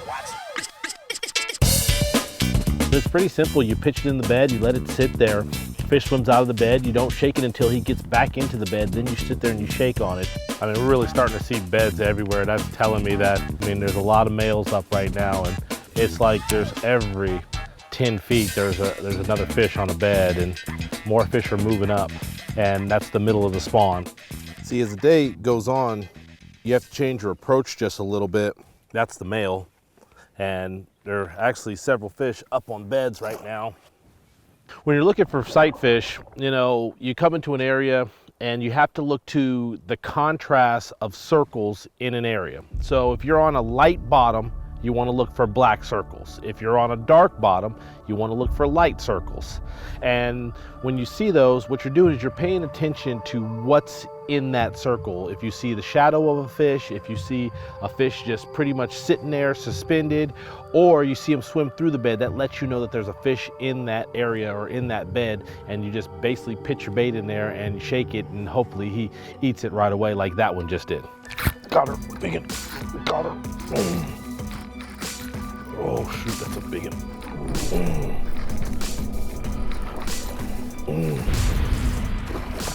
Get down there. Oh shit.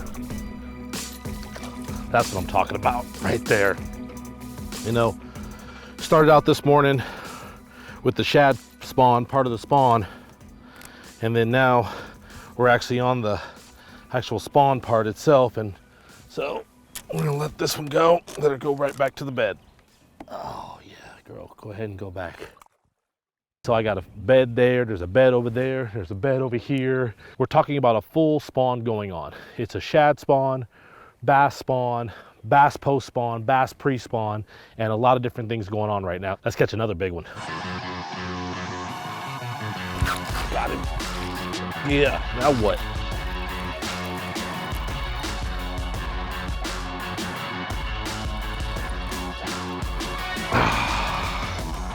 Got him. Took a while. Again, that fish is right there. That's just male guarding the bed. A lot of the females are kind of showing up and skating off, so that's what tells you, you know, you're in the middle of the spawn. You'll catch a female, then you'll catch a male, you'll catch a few more males, and possibly catch another female. Got it. Oh, got it. Oh, got it. Broke him off. Got it. Oh, I got a good hook set on that fish too.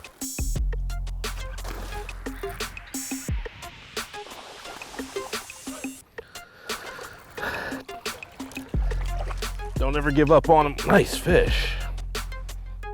So if you lose him, most of the time you can throw back in there and catch him. What you see with me when it comes to sight fishing is a lot of times I like to use natural colors, green pumpkins, watermelons, watermelon reds, that you really don't see the bait. A lot of people want to see the bait and see the fish eat it. I rather go for the feel, and you hook them in the mouth pretty much all the time when you actually wait to feel them strike it versus trying to see them, because sometimes they'll flare at the bait, but they won't eat it. And if they flare at you, swing, you could hook them in the side, and you don't really want to do that. Let's talk about, you know, bait selection. I've pretty much thrown most of the time one bait. The Missile Baits Destroyer, I've got it on 15-pound Maxima fluorocarbon. Got it pegged here to Paycheck Baits punch skirt and a River to Sea tungsten weight with a 3/0 New Jack flipping hook by River to Sea. It's a straight shank hook. It's pretty much, for me, when I'm fishing in beds, I like natural colors. You know, a lot of people like whites and chartreuses and pinks so that they can see it. I feel like the natural colors in their bed seems to trigger them into striking, and I rely a lot more on the actual feel of the bite versus the fish actually eating the bait. Pretty much rigged up on a 7'1" Tatula Elite Series rod, basically for skipping jigs, but I like it for bed fishing as well because it's got a little bit of a soft tip to it, but a lot of backbone for hooking up those fish. 8-to-1 gear ratio Tatula SV reel with my drag pretty close to being locked down, just so I get a good hook set. You know, 15-pound test, open water, you can pretty much land most of those fish. Fish everywhere. I gotta catch a few more.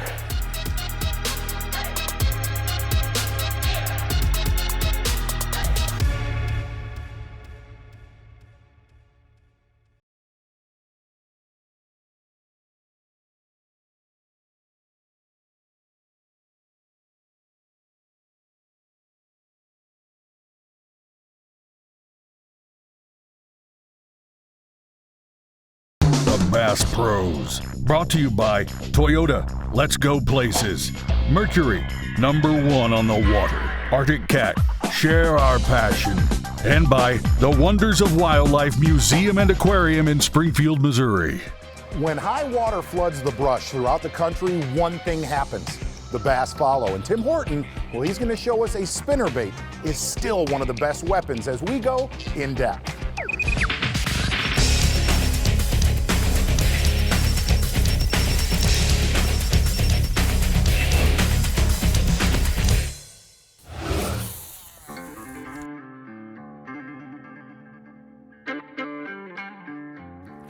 There's one. There we go. Hey, I'm gonna tell you, one thing that happens in the Southeast, especially when you get some tropical depressions and some heavy rains, anywhere for that matter, is flooded conditions in the fall of the year. We're going to take you guys through how to fish flooded conditions like what we have here today in a tried and true lure that's been around since bass fishing with artificial lures began, the spinnerbait. They still work, and we're going to show you guys exactly how to get dialed in. Anytime you have flooded bushes, flooded wood, and especially new cover if it's green, and when you get that water temperature in the 70s, nothing is better than a spinnerbait.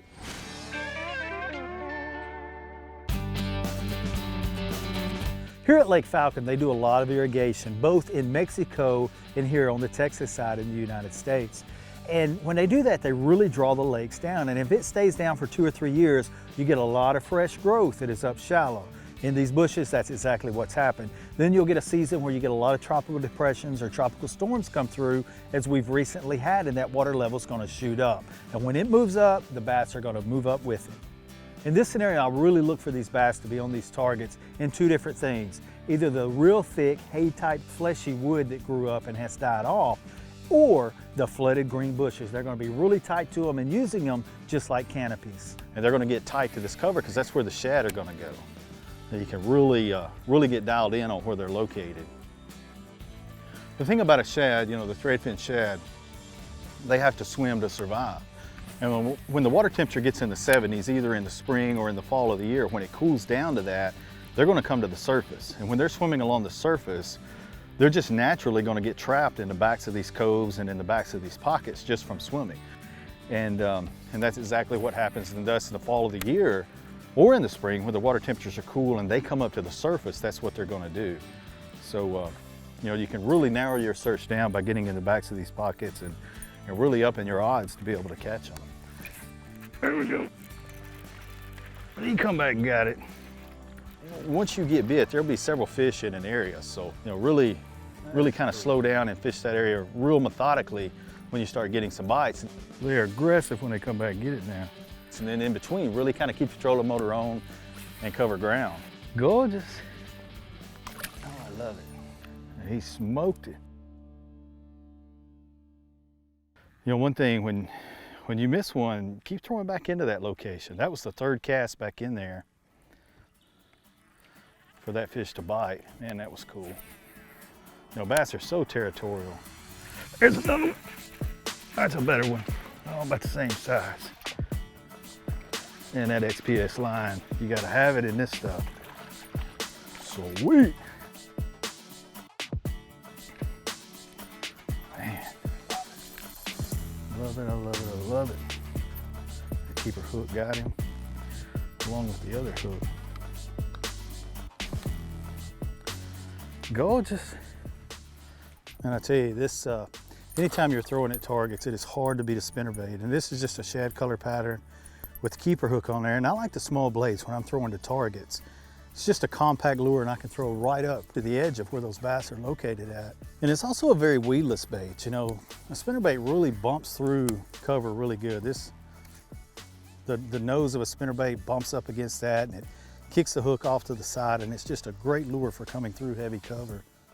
You know, one of the things I really try to do when I come around, even if I have to change my rod position, when I come around those targets, I want to bump into them. You know, that's a taught about deal with a spinnerbait for as long as there's been a spinnerbait. And I like to flutter it a little bit when I get around those targets like that. But you can see I moved from one tree to the other and was able to come within inches of it or bump it. And that's the whole key. A lot of times a bass will be, you know, over here with these back turned and not really up against the target that you're coming through. But when you bump into that, he'll feel it.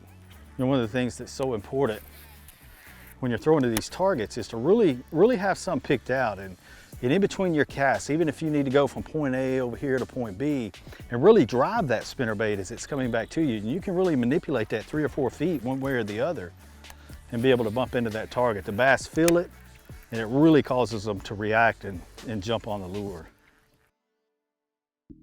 Hey, and don't be afraid to move around a lot when you get in this situation. When you get in them, you're going to get several bites in a row. So if you're in an area and you're not getting bit, keep moving and you're going to get in the bass. Don't just say, hey, we're throwing at bushes, we're throwing at trees or laydowns or whatever the target may be. Have a plan of what part of the lake the fish are on, and that's going to get you dialed in much more so that you're not wasting time.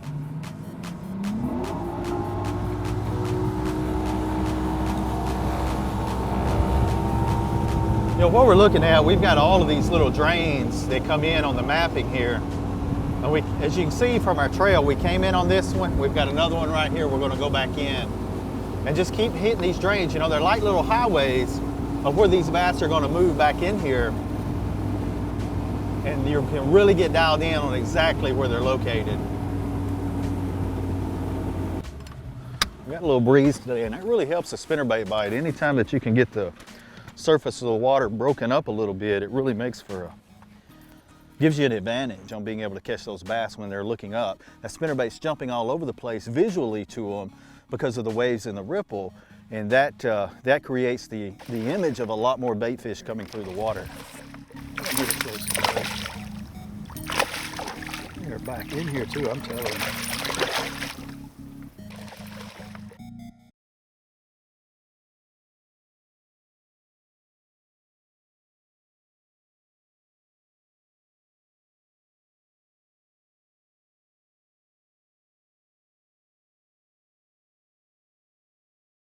Hey, if there's one tip when you're fishing brush, pay attention to what kind of brush the last fish came out of. Was it brush with no leaves? Did it have leaves? Was it an isolated bush? When you pay attention to the last fish, well, usually you can duplicate it.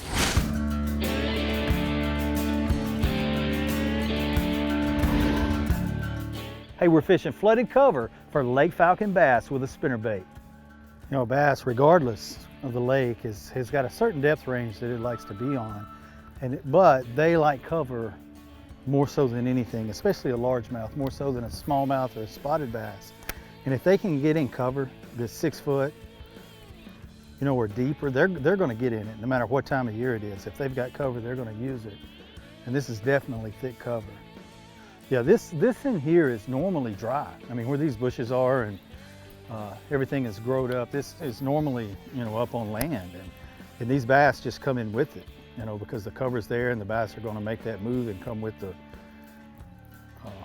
the water as it comes up. It's just a neat situation how the bass migrate and get in that heavy cover.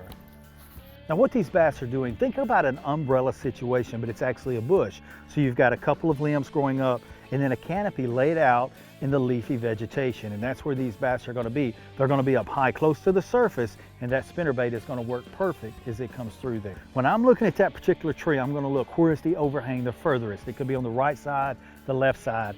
That's where the shade is going to be the heaviest, and that's where I'm going to make my first cast. Your first cast is very important. After that, the fish have been alerted that something's going on in the area, and you definitely want to catch them by surprise.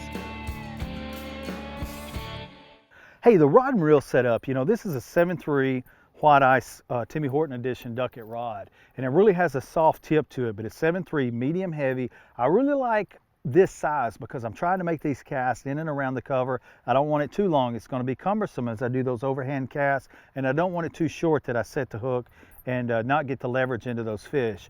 We've got this paired with 17-pound Bass Pro Shops XPS fluorocarbon. I really like fluorocarbon. I don't want to go up too high because it's going to be hard to make those casts. 17-pound test works really well.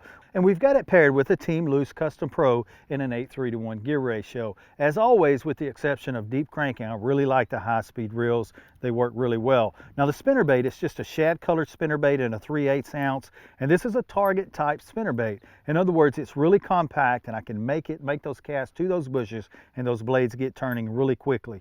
Nickel blades, keeper trailer hook, just a great setup. Sweet.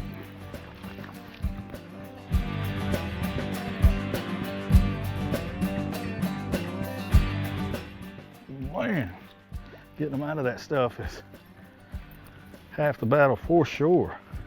Man, they're gorgeous. Not a giant yet, but hey, definitely tell we're getting on the right deal. I love it. Every fish is a key, and that's cool. What we've got right here is a little window behind some thick brush, and a lot of times they're going to load up in that, especially in the fall when they're really pushing shad, and they'll get more where those windows are. And man, it can really be aggressive when they get on. There's one. Oh yeah, that's a better one. That's a better one.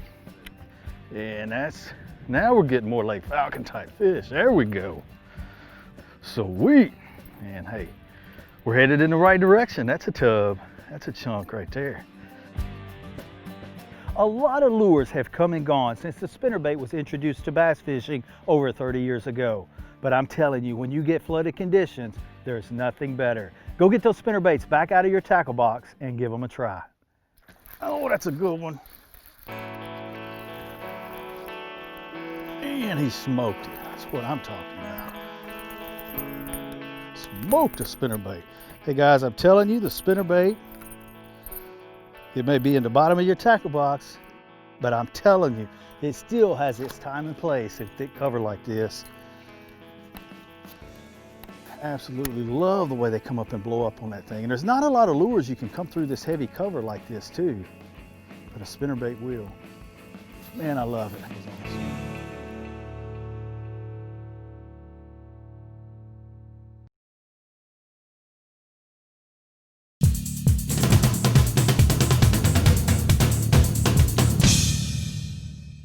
I do a lot of fishing where I'm going to cast it out there, hit a target, and then reel it in real quick. Just like right now, I'm throwing a drop shot rig. You wouldn't think that gear ratio would be that important.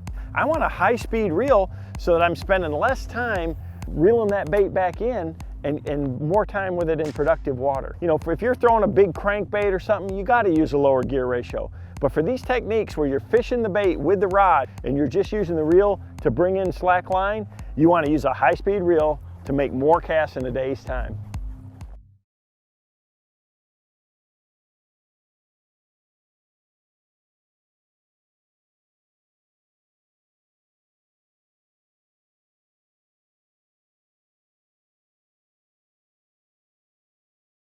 The Bass Pros, brought to you by Toyota, Let's Go Places, Mercury, #1 on the water, Arctic Cat, share our passion, and by the Wonders of Wildlife Museum and Aquarium in Springfield, Missouri.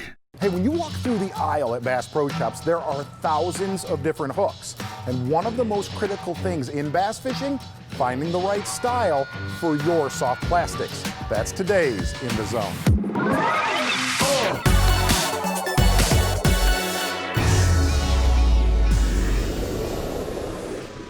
Hey, you know, one thing that I've noticed over the last 15 years covering some of the best pros in the world is how they choose the right hook for their soft plastic.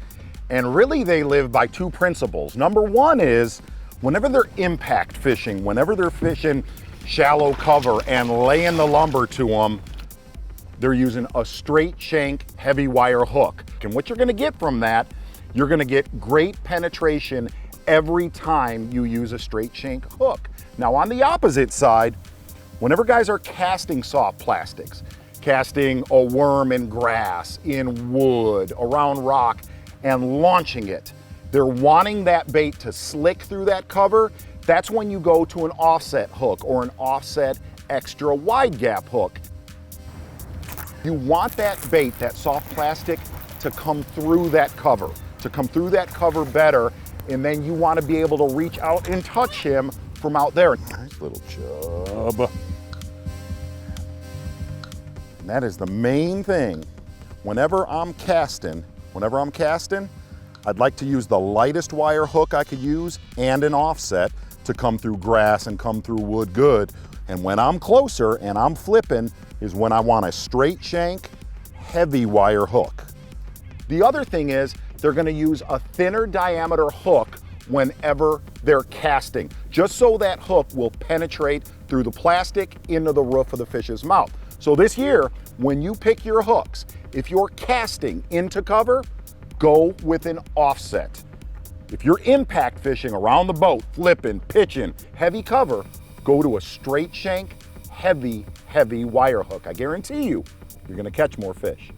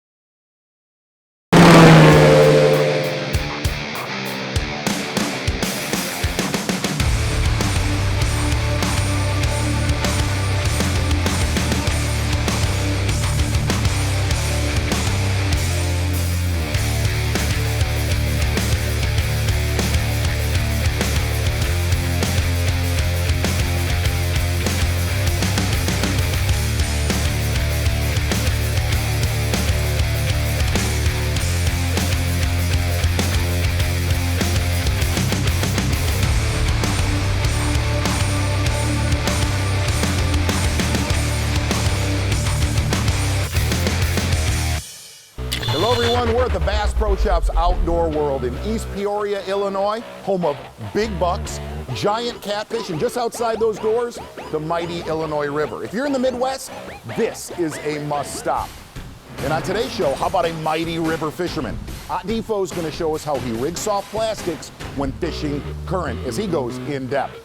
Then, a wacky worm is probably the most popular way to catch bass in the country, and today, we're gonna show you a technique with that might catch you a few more next year as we go in the zone. But first, how about we watch Kevin Van Dam dial in a pattern in awful spring weather. Here comes fishing in 5.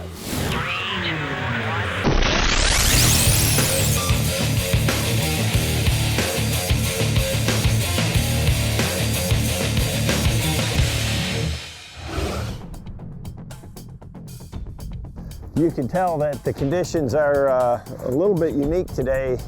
You know, it's late spring and we had a huge front come through, dump a bunch of rain through the night. You know, the water temperature's in the 70s, but the air temperature's 50 degrees. You can see it's blowing wisp and steam and everything off of it. And the fish have been spawning for really, I mean, they started almost 2 months ago. So a lot of them have been done for a while. You know, they're scattered, you know, they're just kind of in that in-between post-spawn stage, and someplace I'm hoping to hit a group of them. You know, this time of year, you know, when the bass are just finishing spawning and they're just moving out, they're gonna be close to those spawning areas. And you can see it's pretty flat around here. I'm just looking for any irregularities. You know, if you can find a few stumps or some brush or something like that, those big females will set up there in those areas. So we'll see what else we can find here. There's one, a good one. There's a good one. Oh, feels like a good one. Oh, nice one. Nice one. That fish right there, I mean, I was just going along this break and there's a floater that's floated in there and I just threw it by it. And they'll do that. They'll suspend a lot by an object like that, you know, so you got to be looking for anything that these fish will move towards, that first drop, that first piece of cover that's there. So, you know, up by the bank, you can get a few fish. I tried it up there. I mean, these conditions today with this cold front coming through, there's just no shallow bite going on at all. So I'm just kind of probing these outside edges, these flat points, and just looking for isolated stumps or brush or anything like that. And, you know, there's a floater that is just kind of blown up there against the edge of that drop, you know, 5 foot deep, through the crankbait bite, bam. You know, I love, you know, fishing this crankbait like this time of year because, you know, fish can be scattered and you got so much water to cover. And, you know, if you can find something that's unique or irregular, a lot of times you can find a group of them or a wad of them and it can be pretty awesome. But I mean, if you were just, you know, trying to drag a worm or a Carolina rig or something like that, it takes forever. You know, there's so many of these little rounding points and it's literally a 30-yard swim from them from where they actually spawn to where they're sitting. You know, with this front like this, I still try to set up like I would any other time. You know, I'm trying to fish where the wind's pushing in there, where it's going to make these fish a little bit more active. Definitely with this drop in temperature, it has turned these fish off and I've got to make them react to bite. There's one, oh gosh. One, got him. There's a good one. Well, you can see, I mean, just look at that fish. He's just come out from spawning. That's just a small male, but they're gonna be grouped up someplace here. I had a bite. It's a nice little flat rounding point here. Wind's blowing on it. I had a bite there and, you know, it came off. And I reeled about 3 or 4 more cranks and another one got it. So there's something rough on the bottom right there. There is just brush top after brush top lining this point. I hit 1 or 2 brush tops while I was cranking, and you can just see, I noticed there's a lot of willows on the bank that are sawed off, and you can see that this whole point is just lined with top after top just laying on the bottom in that side imaging. I mean, there's tons of brush there. You know, on a lake like this that's pretty flat, that's all you're looking for is just some kind of irregularity that's just a little bit deeper than everything else around it. Gosh, barely hooked.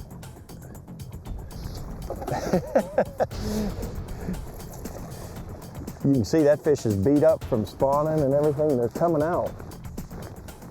Got a horrible front, but if you look for them, that's what you can catch right there. You know, it's post-spawn, and you can see, I mean, his tail is still bloody from spawning, and I've got the Series 5, you know, it's running 10 feet, and that fish just was right off the edge of this, right off this edge of this point, just outside of where he spawned. So that's what you have to do. You gotta look for where those fish are coming from and where they're gonna be heading to towards the main lake.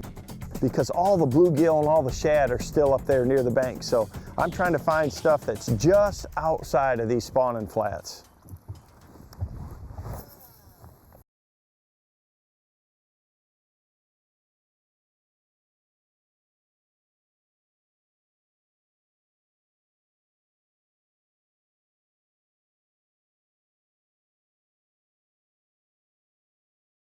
Bass Pros. Brought to you by Toyota, Let's Go Places.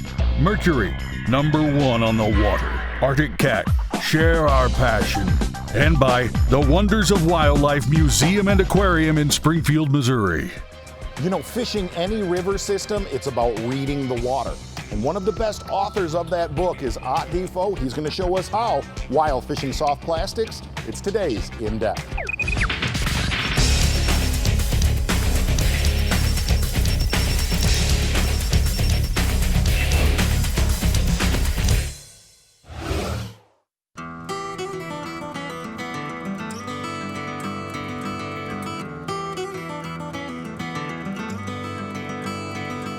Fishing in a river system, there are certain ways that you need to fish baits and certain soft plastics that really will help you put a lot more fish in the boat. I want to show you a few different baits and ways to rig those baits today that really work for summertime smallmouth fishing, especially in a river system. Stuff to cover the top section of the water column, the middle section, as well as fishing on the bottom. I want to show you those today and break them down each one by one. The bait I've started off with this morning, and really the rig, is a double soft jerkbait rig.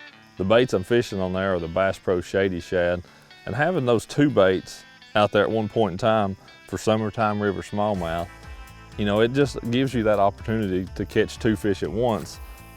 You know, just a much better chance of that, because these fish a lot of times when the water's warm, they run in little wolf packs, 3 to 5 fish wolf packs is what you see those smallmouth doing. And once you hook that first one, the other ones will get excited and follow it to the boat.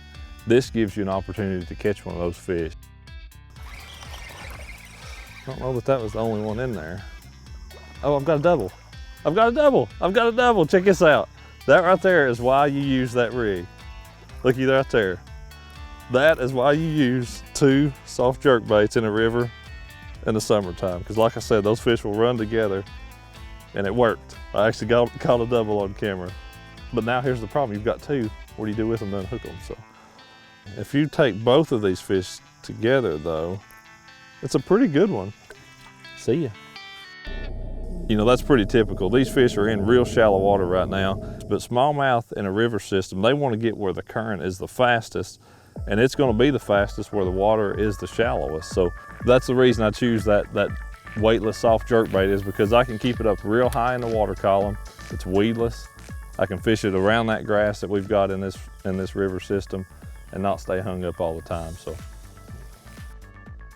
as you can see, we're blowing down the bank here pretty quick, and this is, you know, I could turn and fight this current and fish it a little slower if I needed to, but I'm just picking my targets out as I go down through here and hitting the high percentage places, just making quick casts to them, fishing out to the edge of the shade, reeling in and making another cast. I don't want to fight it. I don't want to be stirring the water up any more than I need to with the trolling motors, because it is shallow, it's clear. I want to blow down through here as quiet and stealthily as possible and just pick my targets out and hit them quick as they go by. The stuff I'm targeting on this bank are any kind of current breaks as well as shade. You know, it's got to have shade when that sun's bright on a clear, real clear river system like this. So shade and those little current breaks, those are the kind of places that you want to be targeting. That's where those smallmouth are going to be hanging out. Rivers, primarily you fish shallow. Some rivers, yeah, you may fish deep, but most river fishing is shallow. Most of it is visual. A lot of times you actually see the fish, see the bass before you ever cast to them and try to catch them. And other times you see places where you just expect them to be.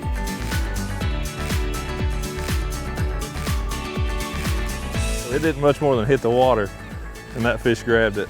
I can get him out from under the boat. Come here, buddy. It wasn't a real pretty landing, but I'm trying to hold the boat in place and keep myself here. There we go. And as soon as that thing hit the water, that fish sitting in a place like that, they know they've got a split second to decide to eat something or to let it go by. And thankfully, he was eager enough to eat it. Nice little river smallmouth. This rig I've started with this morning is the double soft jerkbait rig. And this is the Bass Pro Shady Shad bait rigged on a 3/0 VMC worm hook. Both baits rigged the same. Then I go up, I've got 10-pound XPS fluorocarbon leader attached to a barrel swivel. And on one, I tie the swivel on, tie my leader up, and just pass the line through that swivel so it can slide up and down, and actually tie it hard to the second swivel. So that way that first barrel swivel can slide down to it, up, down, back and forth, while the other one is fixed on the end. That's a little better. Come here, buddy. This one's not bad. He just spit up something that looked like a little bait fish right there. Yeah, there we go. It's still spitting up stuff. I have switched, you may notice, still got the same rod and reel, but I have switched baits. I've switched to a 4.5-inch Sticko worm in the Sooner Run color. Kind of doing similar stuff, but still a little bit different at the same time. It's catching these smallmouth right now. Let's let that one go. See ya. I've switched to that little Sticko worm, and I've got it wacky rigged on a weedless hook, but I've switched to that now with the sun a little bit higher. These fish are really getting tight to the shade, and I can let that weightless wacky worm drift right down with the current at the same speed as the current.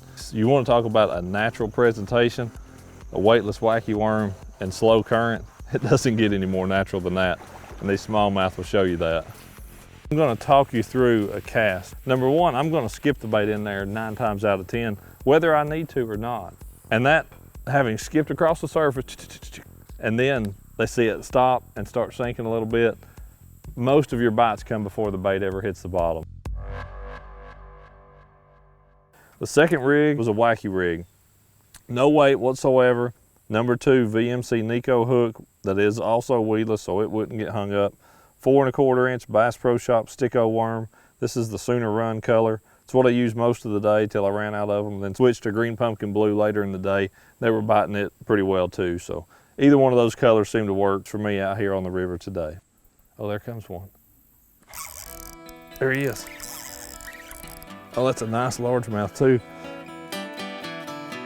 He was right up there behind those trees. Oh yeah, look at that, that's a pretty good one. You know, that's the cool thing about it. We're in a real slow part of the river right here. That's the kind of place where you're going to catch those largemouth. Not in that fast current like the smallmouth.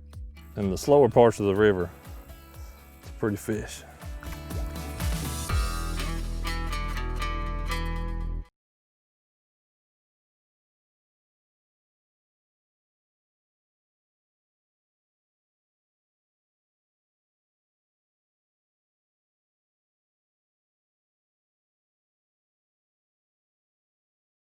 Bass Pros. Brought to you by Toyota, Let's Go Places.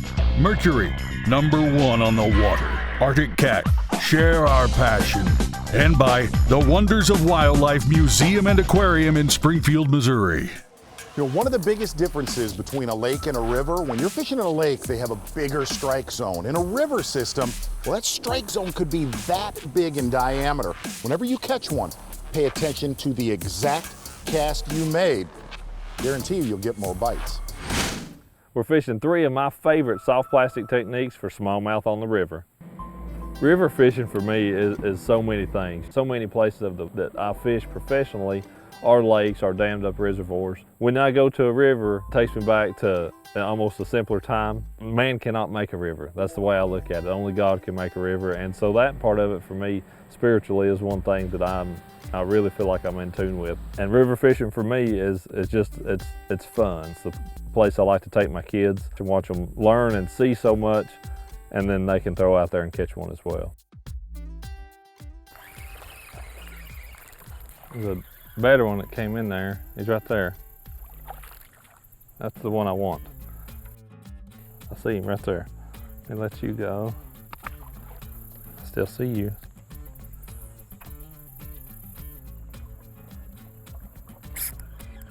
There we go.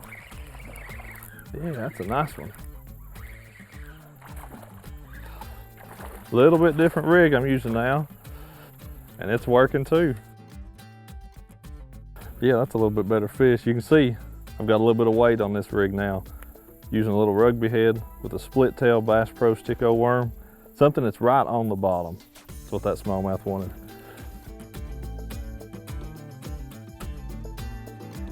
This bait that I'm using now with that little rugby head is a little bit different from the weightless Wacky rig or the soft plastic jerkbait, because it really stays put. Plus, it really opens the doors up.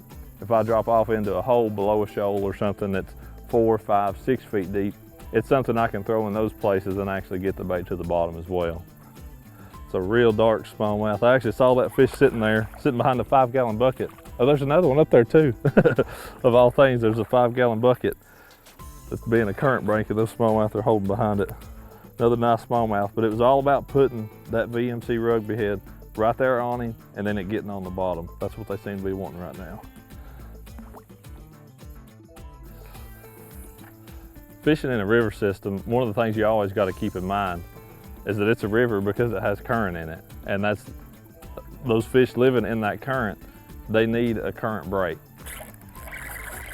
Got him off of that bucket again. Slung my worm off right there. I'll reach down here and grab him. He's just a little bit bigger. He was on that split tail Sticko worm. He slung it off when I was fighting him in, but that makes 2 I've caught off of that one bucket. It's a good current break, and those smallmouth are using it.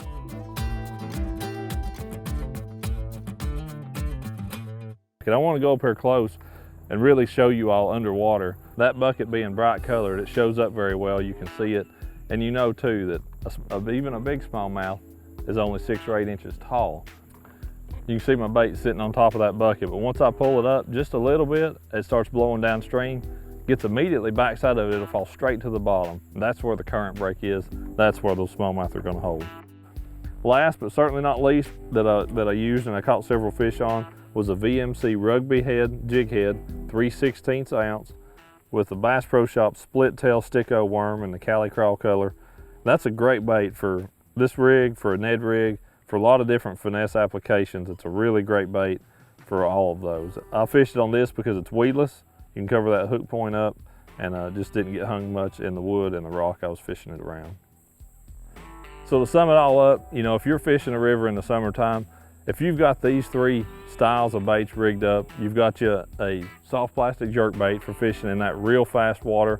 Then you've got the rugby head with the little split tail Sticko worm on the back of it for fishing those places where the bass are keyed in on feeding on the bottom. Then for the slow water you're gonna come across, having that Wacky rig Sticko worm. If you've got those 3 rods laying on the deck of your tracker boat fishing on the river for the day, you're gonna have a good time catching some smallmouth bass. I saw you, little buddy.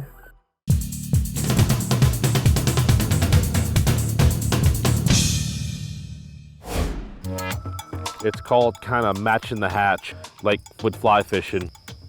I feel like the color's important, and throwing a white spinnerbait with the nickel and gold blades really imitates shad very well. And so, you know, everybody goes, well, why not 2 nickel blades or why not 2 gold blades? Well, I like having a little bit of both because it gives the fish a look at a couple of different colors and hopefully finding something that appeals to them.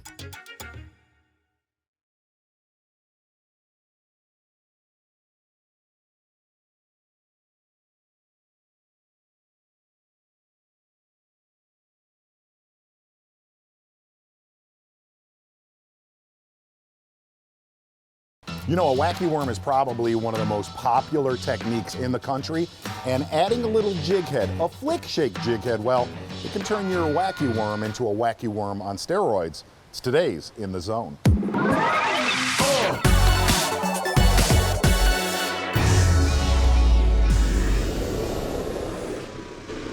Are you just somebody that wants to catch them? You want your family to catch them, you want your fishing partner to catch them every time you go out? Well, here's one of probably the most underutilized ways to catch fish on a straight tail worm, and that's a little flick shake jig head. They range from a 16th ounce all the way up to maybe an 1/8 ounce. And here's the beautiful thing. It kind of puts a twist on the standard Wacky worm, the standard nail weight worm. And if you watch this thing in the water, it almost does its own magic. The best way to put it is there's really no wrong way to fish a flick shake. It's got the power of a drop shot. You fish it the same way. Shake, shake, shake, shake, shake, and then you slack line it. It's just like a drop shot. It gets bites and it catches big ones. The whole key is shaking it and then throwing slack back in your line. When one bites it, all you want to do is reel down and tighten your line. That little jig head is like a razor blade. And it's a light wire hook, and if you jam them, you're either going to straighten that hook or you're going to slice them to where you'll lose them. And one of the most amazing things about a flick shake, it was one of the quietest and most powerful ways in national tournaments for like a 5-year stretch, and then it went away. It's one of those things that just kind of has drifted off. But if you want to catch more fish on a soft plastic, on a straight tail worm, fire the flick shake. Oh, look how pretty. Come here. If you ever want to find something to get a kid involved in fishing, throw that little jig head, that little worm. Look at that one. I mean, I'm talking about it, bud. Look at that. That's the bite getter.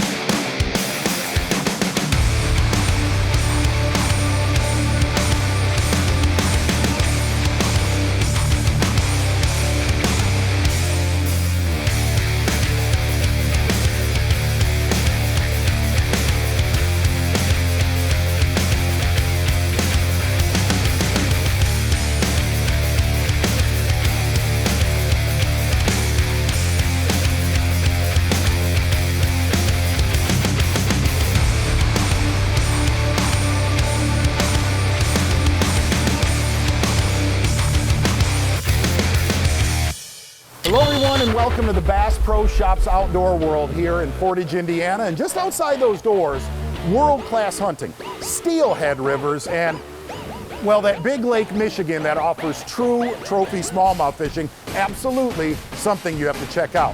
And on today's show, when you think frog fishing, you think dirty water, shallow water, mud. Well, how about KVD, gin, clear water, and frog fishing? That's gonna be today's in-depth.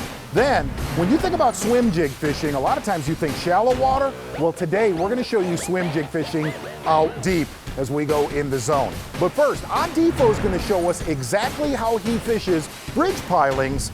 And covering Odd Defo, well, he has won a ton of money fishing this way. Here comes Fishing in 5.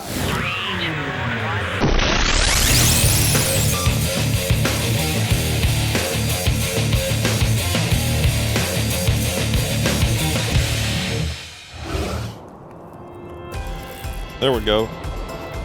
Feels like a really, oh yeah, it's a bass. He's just hooked funny. Not quite as big as I thought he was, but it's a pretty nice one. Come here, buddy. I just kind of slapped that jerkbait. Yeah, there we go. Let's get in the sun right here where you can see him just a little bit better. That's a decent fish, a decent largemouth. And we're on a lake in the south, but man, it's pretty tough fishing right now. But even when it's tough fishing, a lot of times you could be fishing on bridge piers, those vertical concrete structures that those bass will use to travel up and down and ambush bait fish up against. Let's let him go.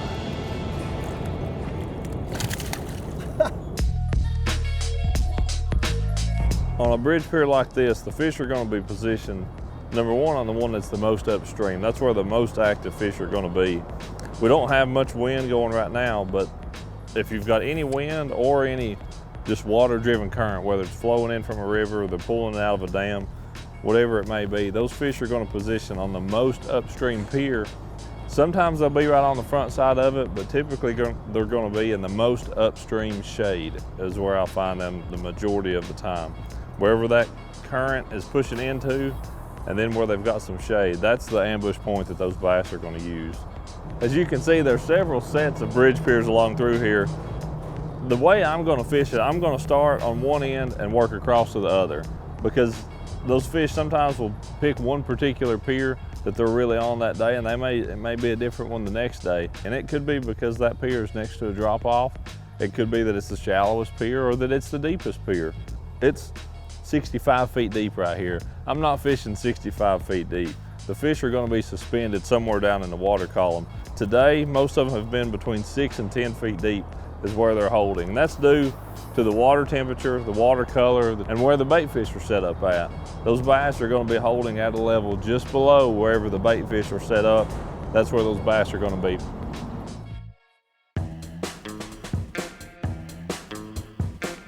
My two favorite techniques for fishing bridge piers both imitate the same thing and really can be fished in the same part of the water column. The small swim bait, it's the Bass Pro Speed Shad, can be fished deeper because it's fished on a jig head, so I can let it go to any depth I want. Whereas a spinning jerkbait, like the Shadow Wrap Deep, runs about 8 or 10 feet deep on a long cast, but both of them imitate bait fish, and they're great baits at catching bass that are suspended, which is what you're going to be catching around a bridge pier, again, the vast majority of the time.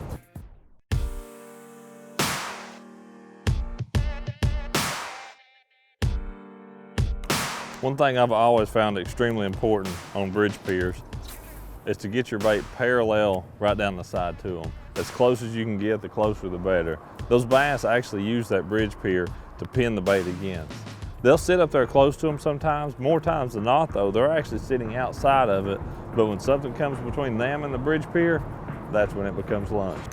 One thing I always make sure to do is fish every angle and every side of every single bridge pier, even from multiple directions sometimes if I know there's a group of fish there. You want to show your bait to those bass from multiple angles, because what angle makes one bass bite may be the opposite angle to get the next one to bite.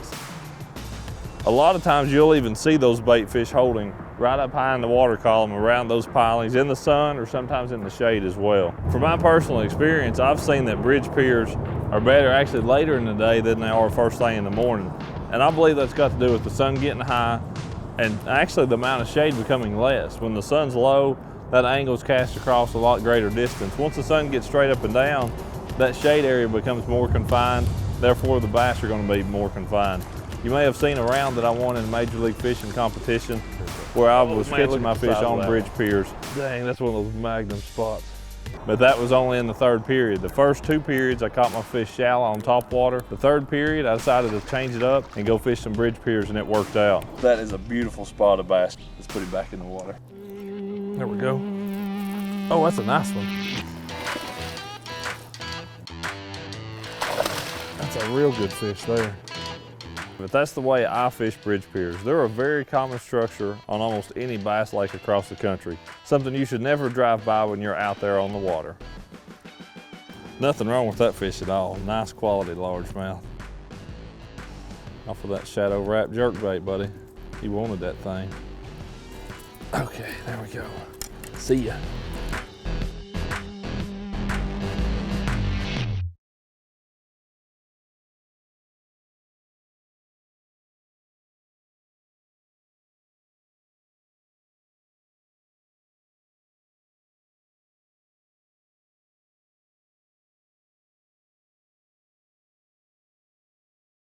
Bass Pros, brought to you by Toyota, Let's Go Places, Mercury, #1 on the water, Arctic Cat, share our passion, and by the Wonders of Wildlife Museum and Aquarium in Springfield, Missouri.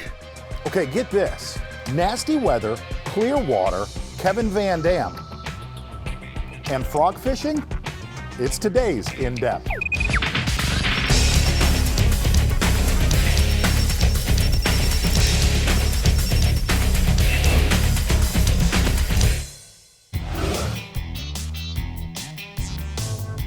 You know, I always thought that frogs were just for slop, you know, lily pads and matted grass and thick cover and things like that. But what I've learned, and basically from some of the other guys on the Bassmaster Elite Series, is that they work everywhere. There's no other bait in my tackle box that I can fish like a frog.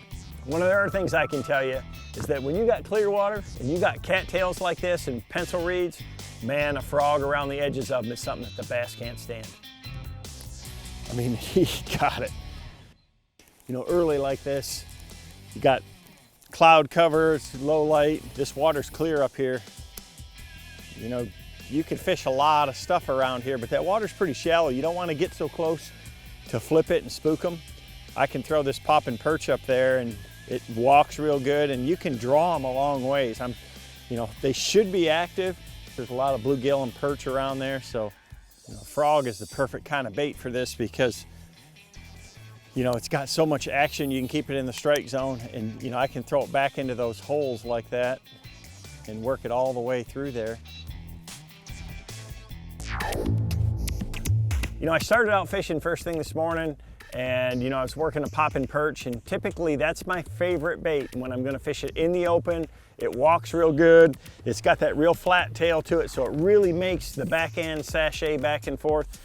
You can chug it if you want to make noise, or again, it just will really just sit in place. So right off the bat, I had 2 or 3 just blow up on it and not even want to really try to eat it. That wasn't no little one. And that had me concerned. You know, we had a cold front go through, but the water's still warm. I thought for sure that this would be the perfect tool for today, and they made me wonder right off the bat. You think they don't want it? It's a little bit disheartening. I'm not, you know, 100% sure what's going on, but I mean, you have to listen to the fish when the way they're biting, the way they've got your bait. That's what we're looking for, is those explosive strikes on a frog where they swallow it. Let the mood of the fish dictate to you if you're using the right presentation or not. And you know, so far I'm really think I'm probably gonna have to make a change. I was already about to shift gears, and then finally, you know, I switched over to a regular sexy frog, and one ate it. And I caught him, and it was a good one. And you know, that gave me the confidence to keep throwing it for a few more minutes. Gosh, finally one got it. Look at there too. That's what you're looking for, but I mean, he ate the frog good, but the problem is I'm trying to put it together pretty quick here. And I fished like 3 of these reed points. I had one looked like this size of fish right here, blew it up 3 times and never put it in his mouth. That one got it finally. And I had 2 others roll on it, another one just pop it out of the water. So this front's got him a little bit messed up, but you know, that's what we're looking for right there. So that's one bite. You know, I mean, I'm trying to not let these fish send me the wrong route, you know, and every day you got to figure out exactly what they want to do. You know, in clear water like this, especially when it's clouds and early, you know, I like a dark, I mean, it's hard to beat a black frog all the time, but that brown is real good. Green pumpkin, you know, I like the more natural colors instead of like a white or chartreuse. You know, if you're trying to get fish to come up through a mat or something like that, you know, that's a little different. Another thing too is they come with real long legs, and I've already trimmed this a little shorter, but something I'll do too in this clear water is trim one considerably shorter like this. And what that does is it throws that drag out of balance, and it makes that frog want to even walk or stay in place even more. I had enough misses that when I finally got that first good bite, I still wasn't sure. You know, you just wonder if it's a fluke. And then when I got the second one to eat it, I knew that, you know, I would be able to get some more. If you can get 2 to eat the frog and swallow it like that, you know you're on the right program. That one got it. Just when I was starting to doubt myself. And a good one, and look at, he's got it all the way in his throat. That's what's so hard about bass fishing, is you just never know. I mean, so many times I've been out there, I mean, that you know, you get that clue from him. God, he had it. And you're able to run with it.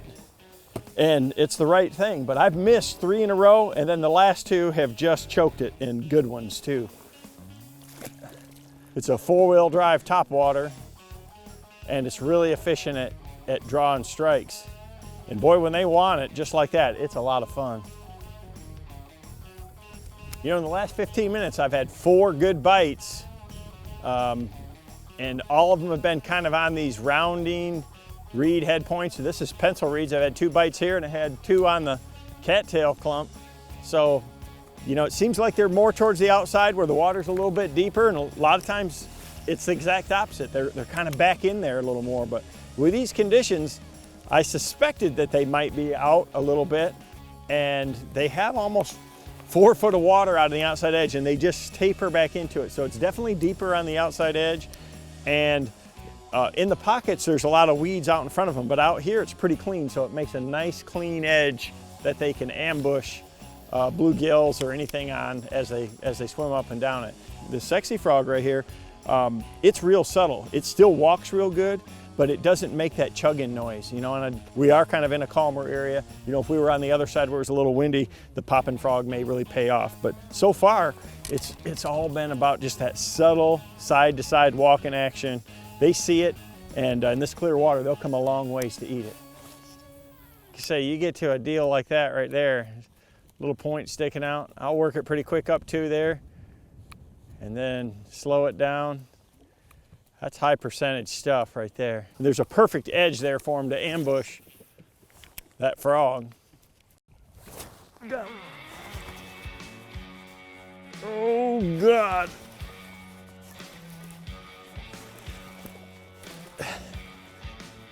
God. Nice. Now they're getting it. And a good one, and I mean, he got it.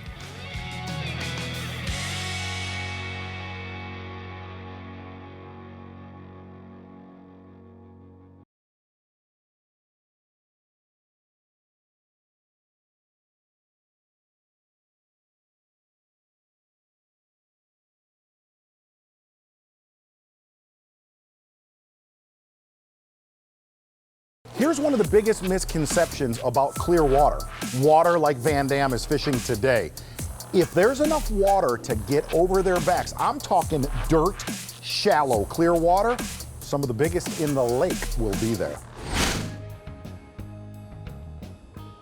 You know, the conditions kept changing. I knew we had more weather coming, so I wanted to change to where there was some wind blowing onto that reed edge. Got him. Got him right on the point. Nice one too.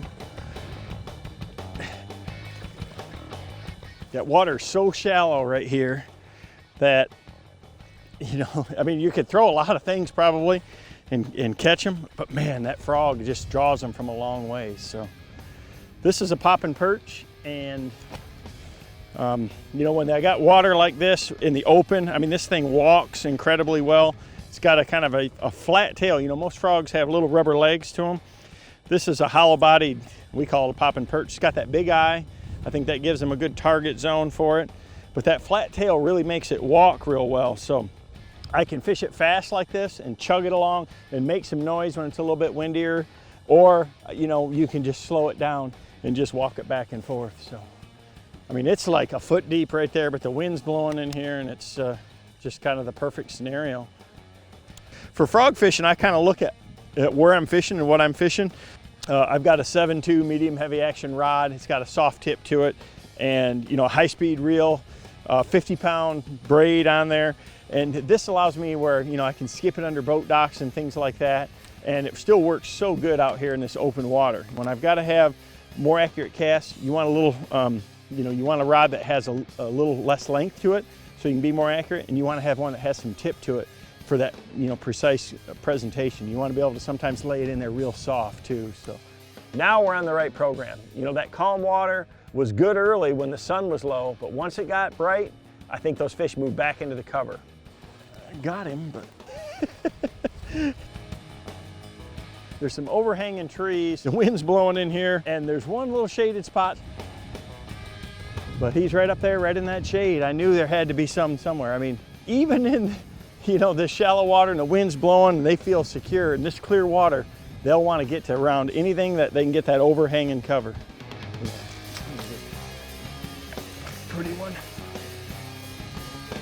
one of those deals. With the wind pushing in here, as clear as this water is, you can still catch them on top. So on most days, there's a lot of different ways to catch them. But for the conditions that we had, I knew that a frog would really work well today. I ended up getting quite a few bites on it, and the conditions were good. I had to change it up between the poppin' perch and the standard frog, but in the end, I ended up having a good day.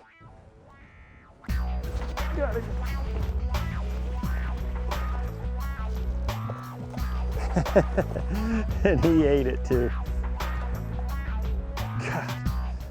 Right there in the wind, right on this little point, and you can see, I mean, he got it all the way down. That's how you want him to eat it. Under these conditions, you wouldn't necessarily think that, you know, a poppin' perch or a frog would be the best bait to throw, but gosh dang, I mean, they're coming up and biting it. You can throw it up there in the shallow, you can skip it through the reeds, and you can just do all of it. For a tough post-frontal, cold front, cold 50-degree day, they're still chomping that frog. That's the thing about a northern largemouth. You just never know.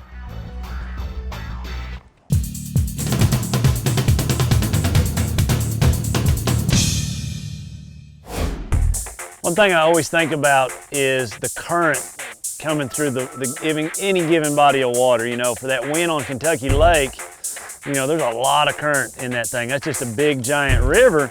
And I want to present my bait with it and against it. I'm going to always try to think about that, how I think those fish are positioned. They're always going to be facing up current, and I want to bring my bait naturally right to them. But there's times I might want to bring it across them or against them. Always think about your angles, think about the way the current is coming through the given body of water, and try to present your bait different angles every time and every spot you go to.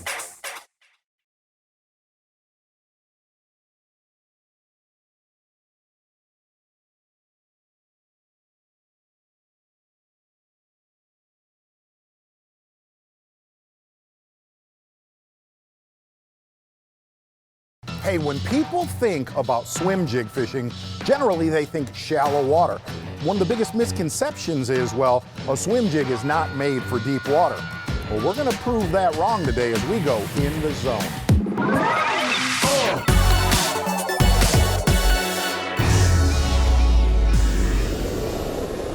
Hey gang, in the last 10 years, one of the most popular shallow water lures is a standard swim jig. And if you read that same article and watch that same television show where guys say, use it in 55 to 65 degree water, that's when it shines. Well, it gets a ton of bites then. And really what a swim jig is, it's a spinnerbait without the blade. You throw it out and you reel it in. But I want you to forget that it's a warm water, shallow water bait. They're loaded right there, bud. Get up in here. And that's the main thing I can tell you whenever you're swim jigging. A lot of times what has always been said about a swim jig, 55 degrees and up, 3 foot of water and less. Don't pay attention to that. A swim jig catches them in the coldest of water and the deepest of water.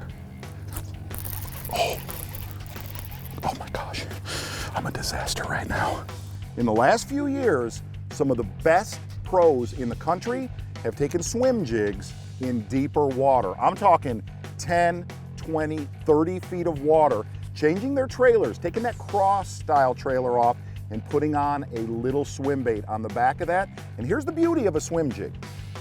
A swim jig could catch them in the coldest of water, the deepest of water, but it's all about cadence. So this year, when you go out fishing and you're throwing a swim jig up shallow, don't be scared to go out deep.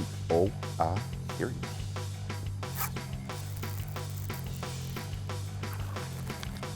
Mm-hmm.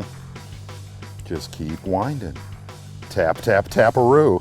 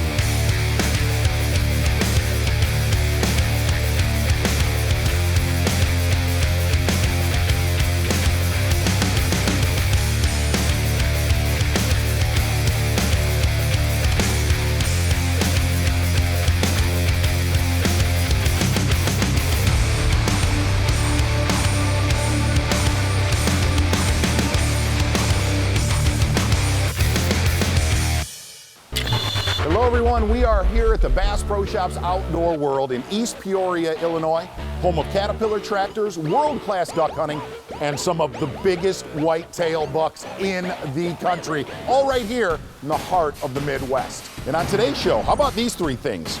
Dropping on big smallies, staring at your electronics, and Kevin Van Dam as he goes in depth. Then we're going to skipping school. I'm not talking about playing hooky, I'm talking about skipping boat docks for big ones when we go in the zone. But first, Edwin Evers is going to show us how he fishes a frog tight to cover with ferocious strikes. Here comes fishing in 5.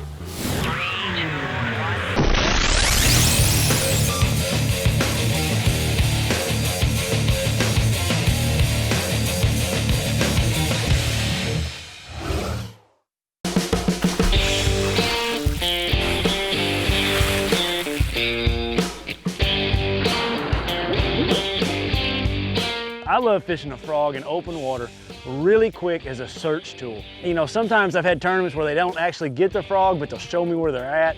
I'm gonna fish it really fast like you would a spinnerbait, really short jerks in a short strike zone, make another cast, and I'm gonna go really, really fast. Golly, look at that! Holy smokes! Oh, man, what a fish. Come here, oh my goodness. Man, that was amazing. Oh, that's fun. Golly, there's not much funner than frog fishing right there, guys. Golly, that was an explosion. Another great spot right there. You know, I've got a little point, I got shade. It's got that strike zone condensed, so I can go down here really fast and hit the high points. It's not gonna take me a long time. You know, if I was flipping this, it'd take a long time. I can go down through here with that frog, and I know there's a big one that lives right there. This is the Mega Bass Pony Gabbit, you know, they sell at Bass Pro. It's a little different than a lot of frogs. It's really great for this because the legs come straight out versus to the side. So it really keeps the frog going straight, something I like to do when I'm working it really, really fast. It also has a cup to it that makes that plopping, glucking sound that sounds like a bluegill popping the surface. I just like to choose, you know, bluegill colored style baits, frog colored style baits. This one works really, really well for me.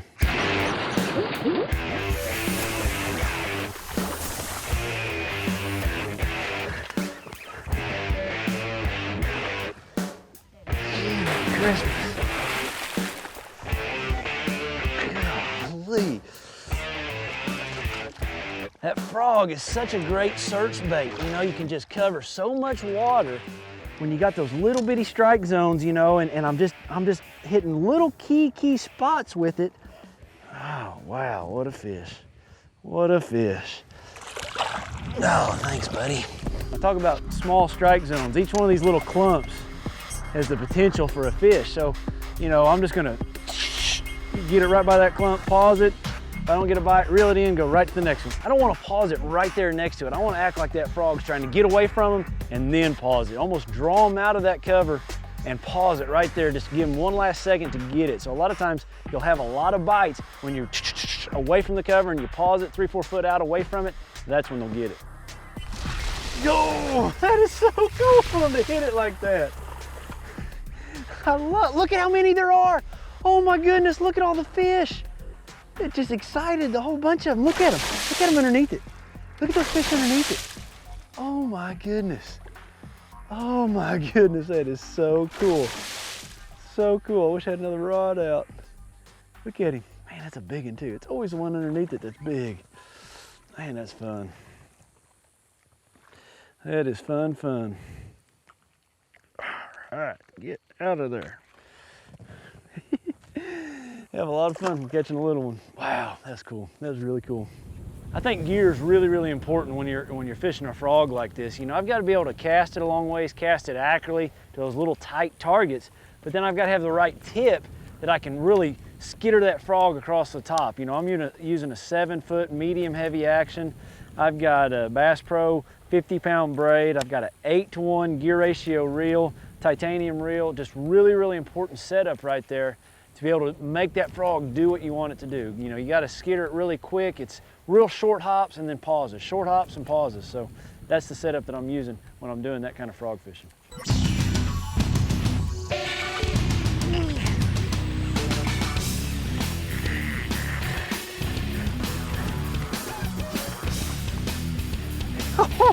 That is so much fun. Man, that's fun. Oh, that's a good one. Look how fatty he is. Braid is a big deal, and that braid is a must, but you gotta wait. It's taking years and years and years. You see that explosion and you just want to jerk immediately, but if you'll notice, every time I do it, I hesitate like a 1 to 2 count to let him take that frog back down in the water, and that's a really important thing to do. It's really hard to do, but it's really, really important to do. You know, this frog technique, I've seen it work in 56, 58 degree water in the early spring, all the way through spring, summer, on into the fall, back until that water hits the mid 50s. So, you know, you may slow that frog down when you're in the 50s, but when that water's in the 60s, the 70s, the 80s, you know, especially 70s and 80s, I really get that frog to moving. And just remember, you can never outreel a bass with any lure, no matter what it is.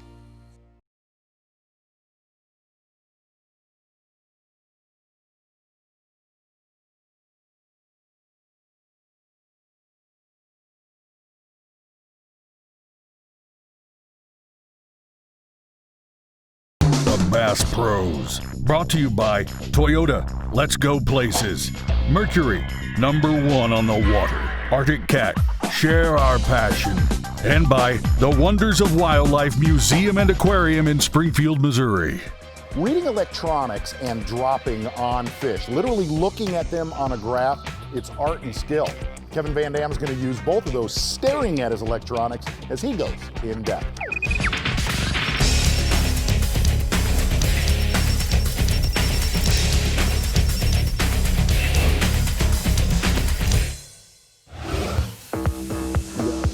There's a better one. Maybe. You know, I wanted to go smallmouth fishing, and I wanted to go on the big water. You know, I like the big lakes, Lake Michigan, the Great Lakes, and the big lakes in Michigan, because that's where the big smallmouth live. They have the big forage population, you know, of all the different species. They got the gobies, you got crawfish, you got perch, you got all the pelagic bait fish, and it's just made these smallmouth grow up and get really big. I've been just casting along, just kind of bombing along. I'm fishing a deeper flat here. That's the beauty of this drop shot, is you can be so efficient. I mean, it's power fishing, but you can do it in deep water. But they're so fat when they have all this food. You know, look at that. That thing is 2.5 pounds, and he's, you know, 15 inches long.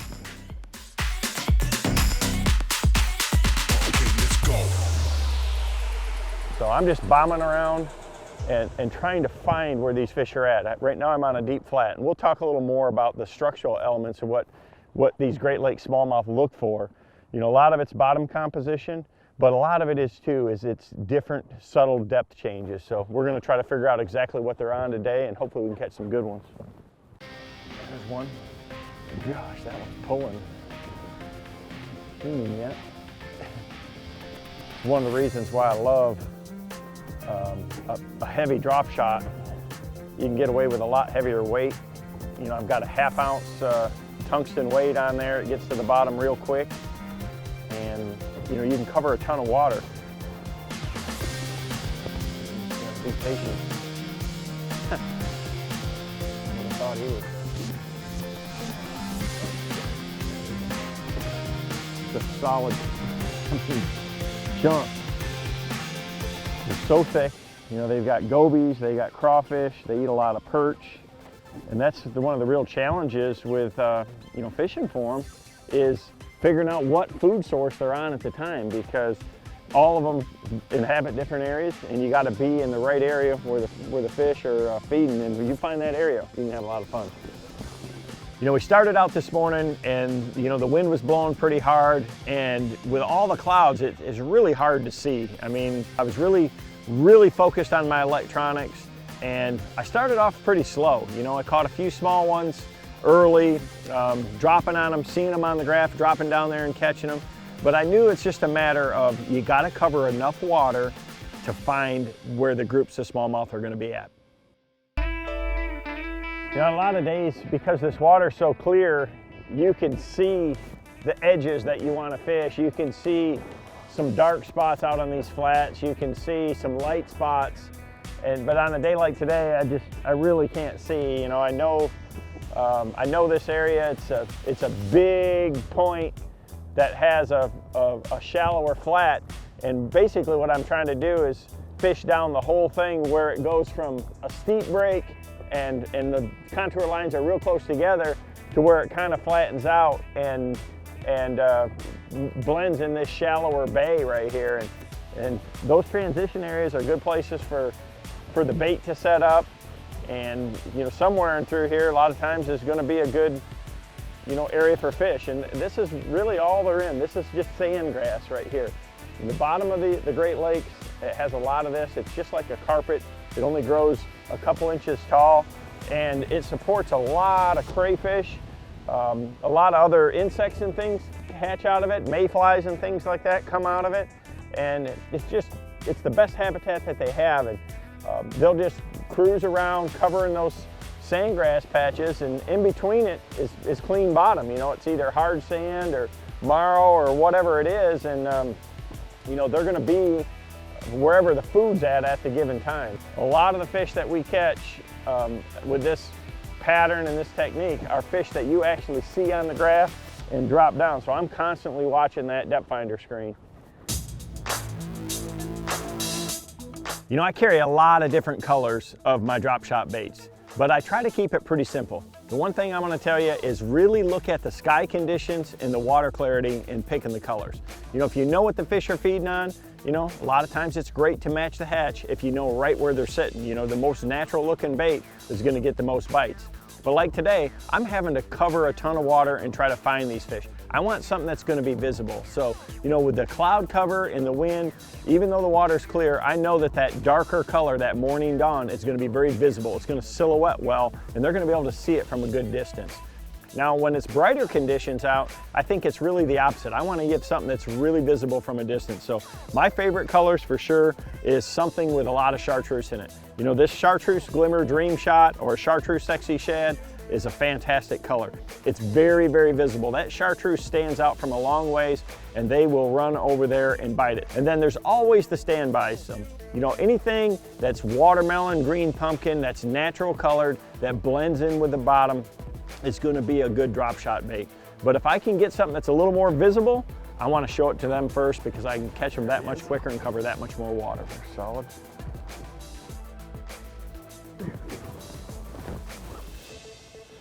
You know, with the conditions that we've got, you know, I went over here to the calm side just thinking, you know, it might be a little easier to position the boat and things like that. And we're gonna hit some big ones. We've been fishing from anywhere from 20 to 30 foot, and that's where these fish typically live. Keep moving on here.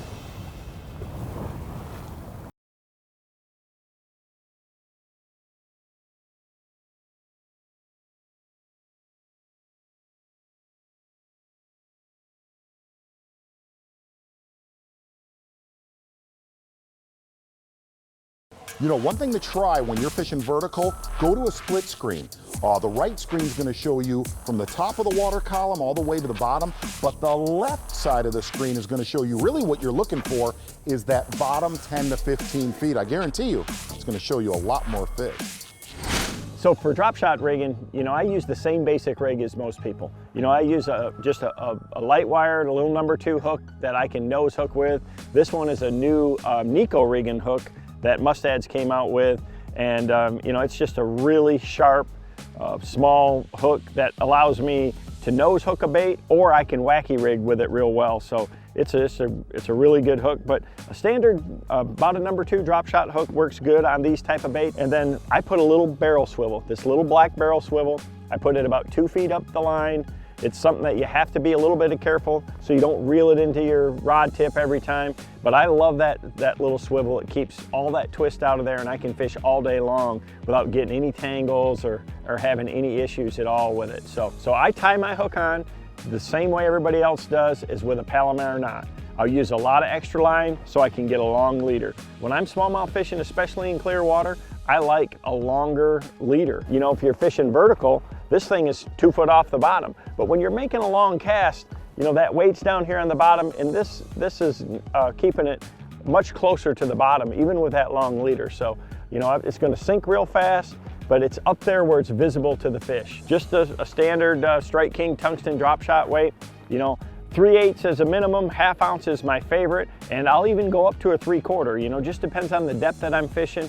Today we were fishing, you know, basically in that 20 to 30 foot zone, so I was using a 1/2 ounce weight. It's all about getting that bait down in the strike zone, showing it to them. These fish roam so much, you gotta cover a ton of water. That's typically how this works, is you fish, and then you finally get into an area where they're at. I just love these big smallmouth in this clear water. I mean, I was lucky, my dad took me up here when I was 7 years old and I caught my first smallmouth, and I've never been the same since. And not a mega giant, but that is a good one right there.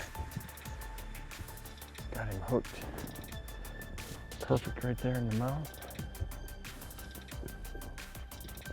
Now we're getting someplace. There's a solid one. And just look at the bellies, you know, it's early fall and they're feeding up for winter.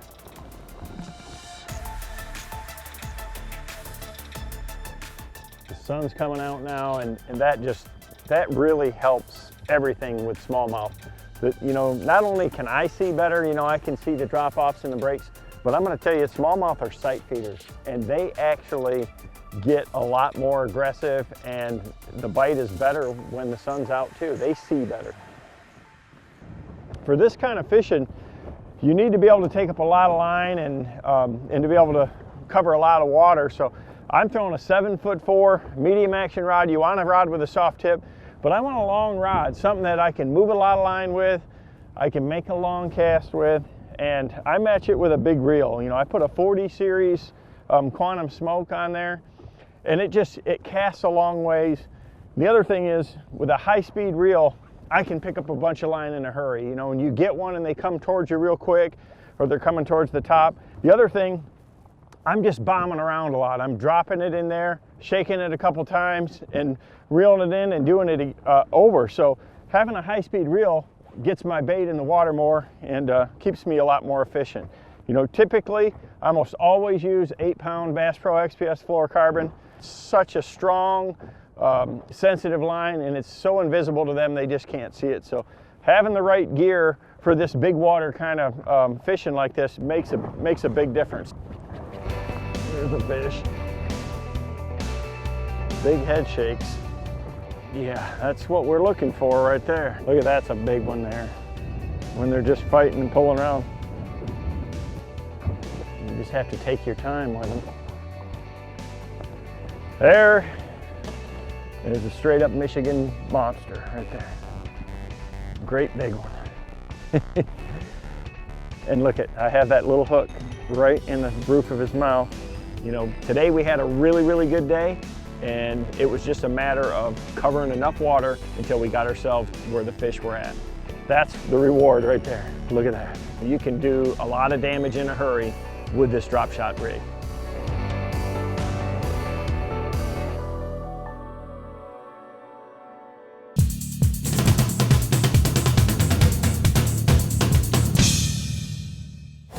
Hey, here's a fast fact for you. One of the most troubling things is putting line on your reel and getting a lot of line twist. I'm gonna show you guys something that's gonna eliminate that.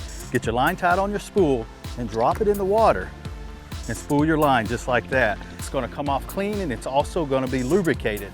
And also, you're gonna be able to get it on there without line twist. Now, one of the biggest tips is, once you get it full and you've got it all the way to the top, be ready to grab it, because your line will sink on you. But as long as you're reeling, it's gonna stay at the top. Let's go get out on the water.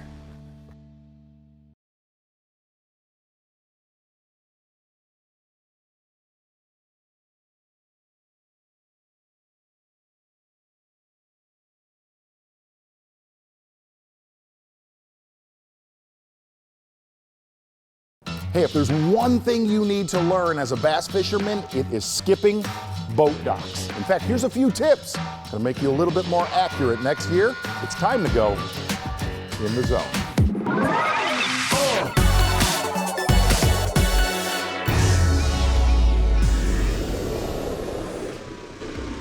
Go get him. That fish is in like, seriously, that fish was in like 8 inches of water.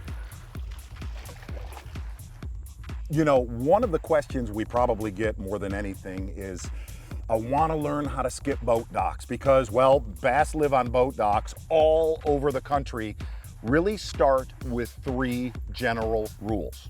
The whole name of the game in the 3-step dock skipping program, number 1, if you're right-handed, go in a clockwise position on a lake to make that skip. If you're left-handed, go at boat docks in a counterclockwise position. You'll be more efficient and be able to get the glide under the dock. The other thing is, if you're just learning, grab a spinning rod and use lighter lures. Use a soft plastic stick bait. Use a real light tube jig like this. The reason why, you don't want to come out like the drummer from Van Halen, because the dock owners don't want to hear you learning how to skip boat dock. And finally, the final step of the 3-prong process, just roll your wrist and it'll go right under. If you try to jam it up there as hard as you can, you will completely lose accuracy. Just pretend you're skipping a stone. You're just skipping a stone. Don't use your whole arm and Nolan Ryan it under a dock. Elbow to wrist and slide it up under. Those 3 rules, you're gonna catch more fish on dock.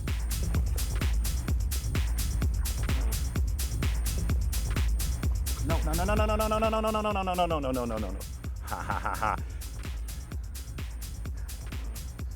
Clockwise position, soft lures to start, heavier as you get confidence, and from your elbow to your wrist, just like skipping rocks. Cameraman, give it up to me.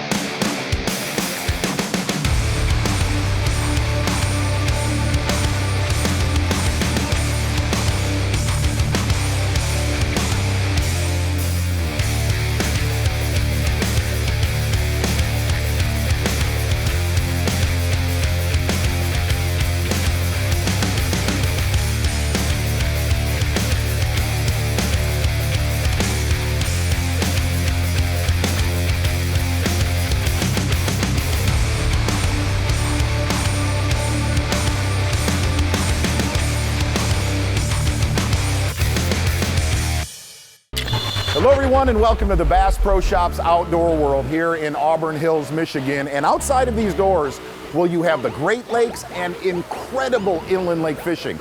This is a must experience for all fishermen. And on today's show, Bassmaster Elite Series Pro Chris Lane's gonna be attacking the grass with his 2 favorite baits on In Depth. Then, is there a smart way to be stupid? I know that doesn't make sense, but it will if you throw the stupid tube. That's In the Zone. But first, Kevin Van Dam, well, he's doing what he does best, fishing transition zones for the big ones. Here comes fishing in 5.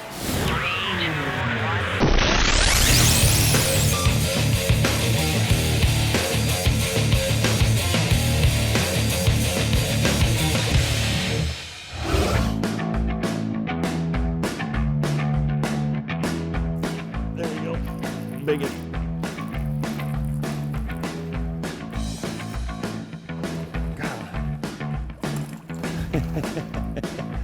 He wasn't very deep.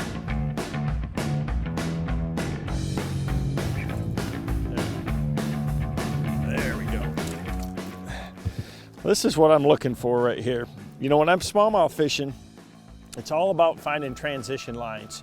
You know, on these clear water lakes up here in Michigan where I live, you know, they love to find some type of transition. So, you know, it can be a drop off, but a lot of times it's a bottom composition change. And you can kind of look out here and see that this area right here, it's got a sand, weed area, and that's what they like, is something where there's a bottom composition change and they can get there and hunt for crawfish or perch or whatever.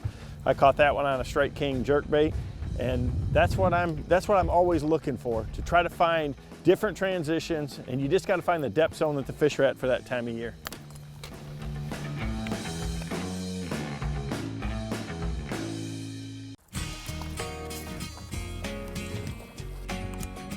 This transition line right here is really obvious, you know, and it's so important to have good polarized glasses for this kind of, this kind of fishing. But some of them are not, ones that you can see with your eyes, and you have to find with your electronics. A lot of times I'll fish where the deeper water, the tight lines on my map come together with a flat, things like that. And it can have a depth change to it, and sometimes it doesn't. All these lakes have a lot of glacial traits to them, so sometimes it's rock to sand, or it's gravel, or it can be a weed edge even. But any of those composition changes like that are gonna hold and draw bait and crawfish, and that's what the smallmouth are looking for.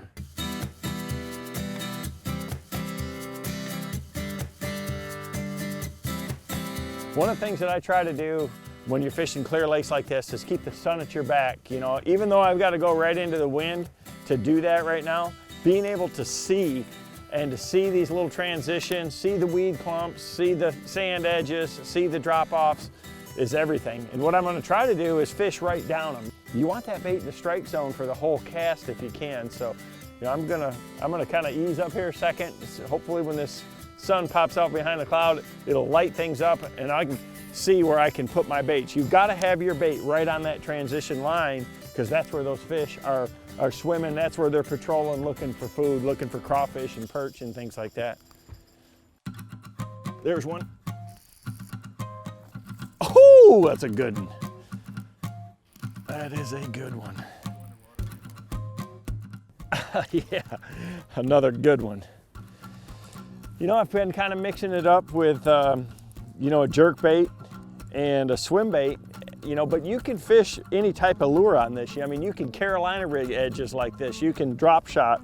But with the wind that we've had today, I just feel like I needed some kind of power bait. This is a great technique for spinner baits and things like that. So if you're gonna fish transitions, what I try to do is just pick a lure that's gonna be efficient, and then if I got clear water like this, it's gonna be natural for the conditions. That IU color jerkbait, you can look, same color as the bass. This is one of my #1 smallmouth baits. It looks like a little perch, it looks like a baby smallmouth. It looks very natural in this water. That's a good one, we'll let her go. That is a pretty one.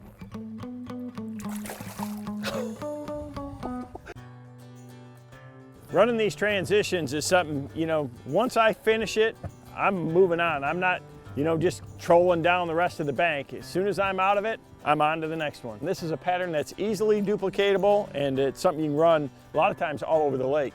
This is the perfect place to kind of let it rest for maybe an hour or so, and then come back and make another pass right down through it again.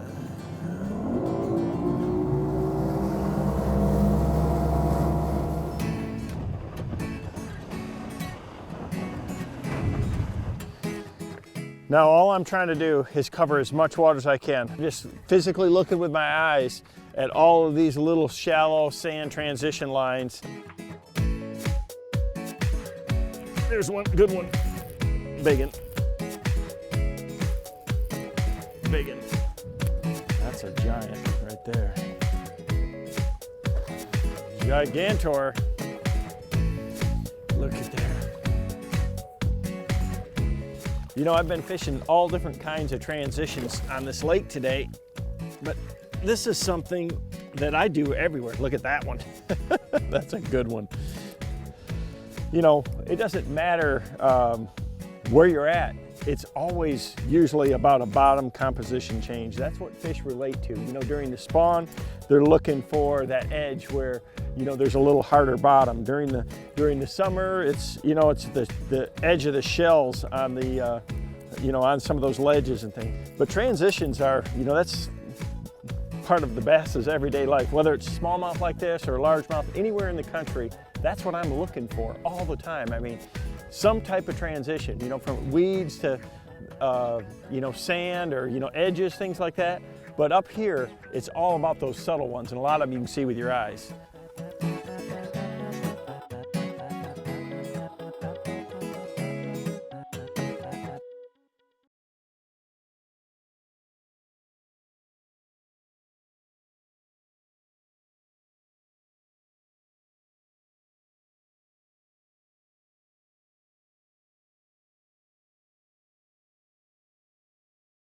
Bass Pros, Brought to you by Toyota, let's go places.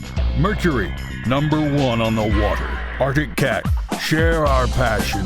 And by the Wonders of Wildlife Museum and Aquarium in Springfield, Missouri.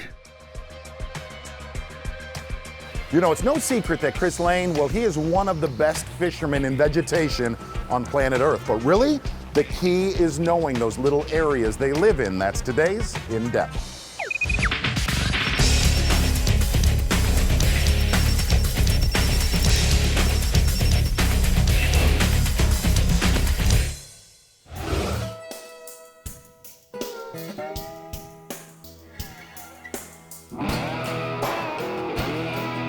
You know, when you're fishing a body of water like Lake Guntersville, where it's just got tons of grass, the fish are everywhere. It's fantastic, but you want to make sure that you get on those key areas. When you see the fish blowing up, when you see the bait in the area, if you see some action in the water, normally there's some bass in there.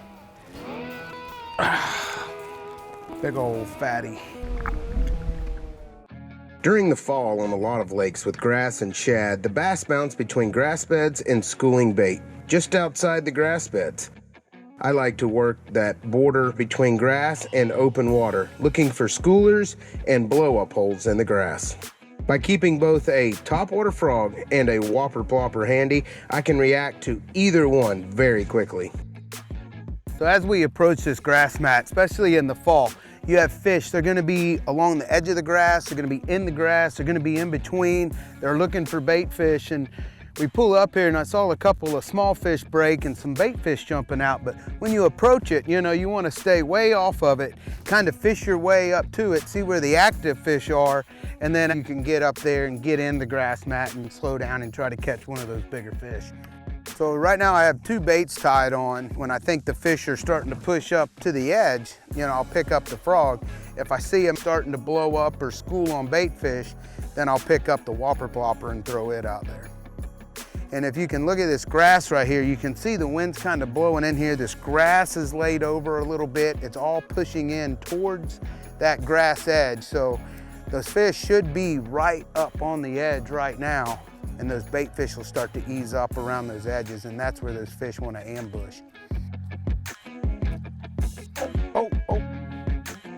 Yeah, I didn't set the hook that time, and the fish thinks that that bait is wounded, and it's I just waited on him. Come on.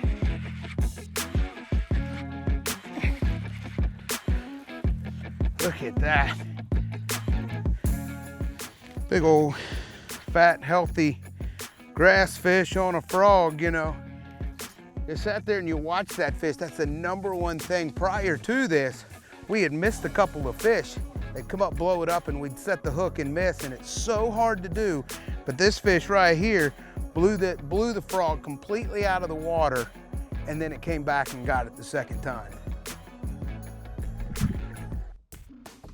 You're making long casts with this frog and just pop, pop, pop, pop, pop, and just really kind of searching. You can slow down when you find them, or if you get some strikes in an area, then you slow down a little bit and kind of concentrate on that. But right now we're just going through just a normal, just kind of make it act like a frog, you know, and you want to throw it on a 7-foot to 7.3 medium heavy action rod. This is the Bass Pro Shops Titanium. You don't want to use micro guides. The problem with micro guides is the fact that the grass and the slime that's coming in when you're throwing over this real heavy cover, you will have a tendency to clog those eyes up. So you want to keep a, you know, just the regular titanium eyes in there. Fantastic for flipping, frogging, anything in the grass. Biggest key on this stuff with the whopper plopper and the frog that we caught most of our fish on today, you want to make sure you throw that on string 50-pound braid. The braided line gives you the ability to cast, but when you're making long casts, and you saw we were pulling some fish out of some heavy grass, it's going to give you, you know, plenty of penetration in the hook set, but it's going to let you to get that fish.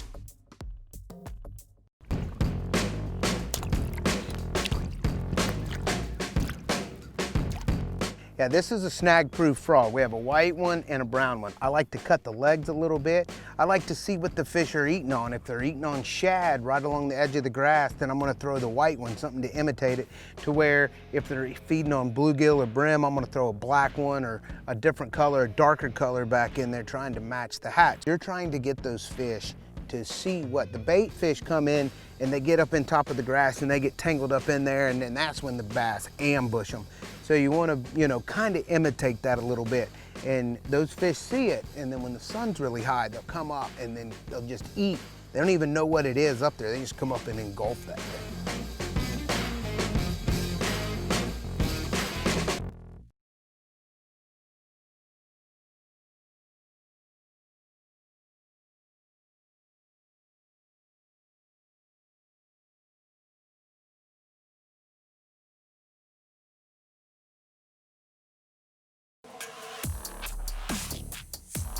You know, if there's one tip I can give you for fishing grass, and really pay attention to this, where two grasses come together, where hydrilla and milfoil mix, where milfoil and coontail mix. If you find a mix of grass, I guarantee you, you're gonna find more bass.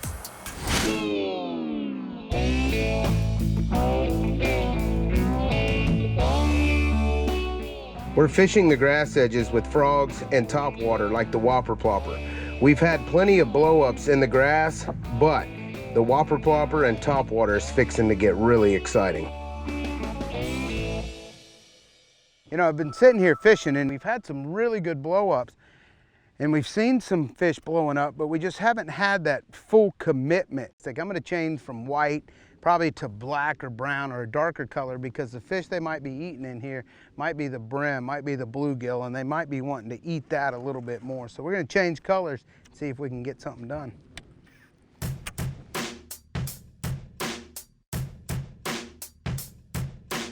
Like that right there. Change of color, first cast. Fish just came up and engulfed it.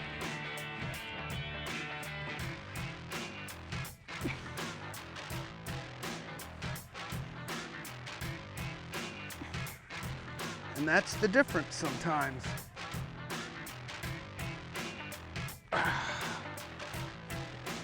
He got all the grass off by himself. So there is a perfect example, changing colors, very first cast, boom! You know, when you're out there fishing a grass mat like this, we started to get a lot of bites and knew that we were on the fish. And you want to really be focused on that explosion because you're getting a lot of blow-ups. It's going to get exciting. I don't want to talk about that one. In a tournament, you know, I can usually wait 1 or 2 seconds, but today, I mean, I was all about catching fish and they're boom, boom, boom, and I missed quite a few. But I missed quite a few because I wasn't focused and dialed in on letting that bait sit when they didn't get it all the way. That, Chris, you idiot, again. I just get so excited sometimes, and usually when you set the hook like that, they normally don't come back. Concentrate on the bait and on that frog. Get knocked out of the water, or does the frog actually go in the fish's mouth? And you'll put some more fish in the boat if you wait just a little bit longer before you set that hook. See, I waited that time, and when you wait on them, make sure they got it. You know, they're not giant, but they are awful fun to catch, and seeing that explosion. Nice fish there. Good one. You know, one of the advantages with the whopper plopper is you can cover a lot of water. You're not spending a lot of time working that bait back to the boat. I mean, you're just reeling that thing. And that's one thing that when they start to blow up, or when you kind of get in an area where you find a lot of fish, then you can slow down. But that whopper plopper, you can cover a lot of water, and when they're blowing up, you get some really awesome strikes with it. Golly, big one, way up shallow. Oh! That, my friends, was a nice bass on the whopper plopper. There's only more to come. This bait has really started to show itself when you get in the right conditions, when you get where the fish are. Whopper plopper gives you that opportunity to cover a lot of water and get those big, exciting blow-ups. And this tail, all this tail does is rotate, it plops. That's why they call it the whopper plopper. And it just spins around as you reel it. The biggest thing about this is to make sure that you have the right gear ratio when you're reeling a whopper plopper, because if it's too fast, then you're gonna spin that tail too fast. If it's too slow, you're gonna work yourself to death trying to crank that thing all day. So, you know, 7.3 medium heavy Johnny Moore's titanium rod with an 8.1 titanium Johnny Moore's reel. I saw some fish blowing up in this little pocket right here, and you can just throw this thing in there sometimes and work it, almost like any kind of top water, and just work it back, and every now and again you can get that explosion like that. Right up on the edge of that grass. So next time when you're in the Mid-South Lake area where there's grass and it's in the fall, hey, the whopper plopper and the topwater frog will be an awesome pattern. All right. Man, I tell you, fall fishing, topwater, whopper plopper, frogs, when you get around fish in the fall and they're blowing up, key in on, you know, grass, bait, always pay attention to what's going on around you and catch nice bass like that.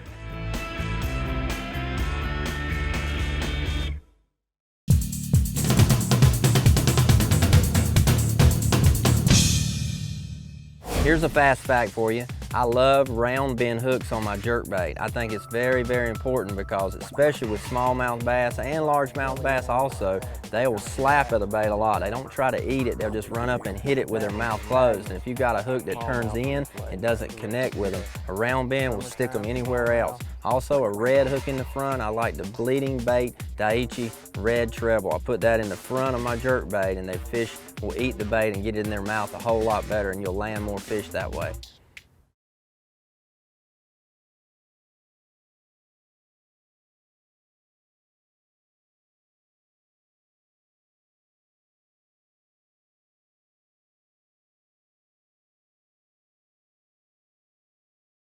Bass Pros, brought to you by Toyota, Let's Go Places, Mercury, #1 on the water, Arctic Cat, share our passion, and by the Wonders of Wildlife Museum and Aquarium in Springfield, Missouri.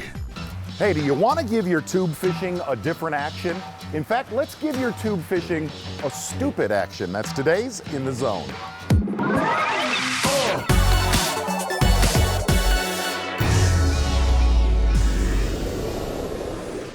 Hey, throughout the test of time, what lure has caught more bass than anything? A jig? A crankbait? How about just an open hook tube jig? But here's the problem. An open hook tube, you can't throw it in heavy rock, heavy wood. Well, that's where my friend the Stupid Tube comes in. And if you're sitting in the Midwest right now, you're saying, Stupid Tube has been around for decades, but it's never left that region a whole bunch. And here's how you rig it. You're gonna come up with the hook point up into the tube and come out, and this is key, at about 11 o'clock up that tube, and then pull the weight all the way up into that tube over the eye of the hook, like that. Then all we're gonna do is take that hook, put it through both walls, and it's gonna lay completely flat on the body of the tube. And that's how you rig the Stupid Tube. The magic really comes from the extra wide gap hook. And here's the beauty of this.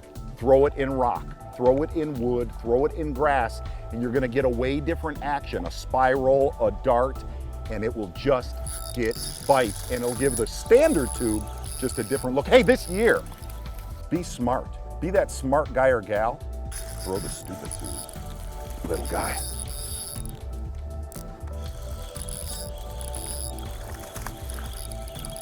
The reason you call it a Stupid Tube, it looks so stupid in the water. Look how they got it.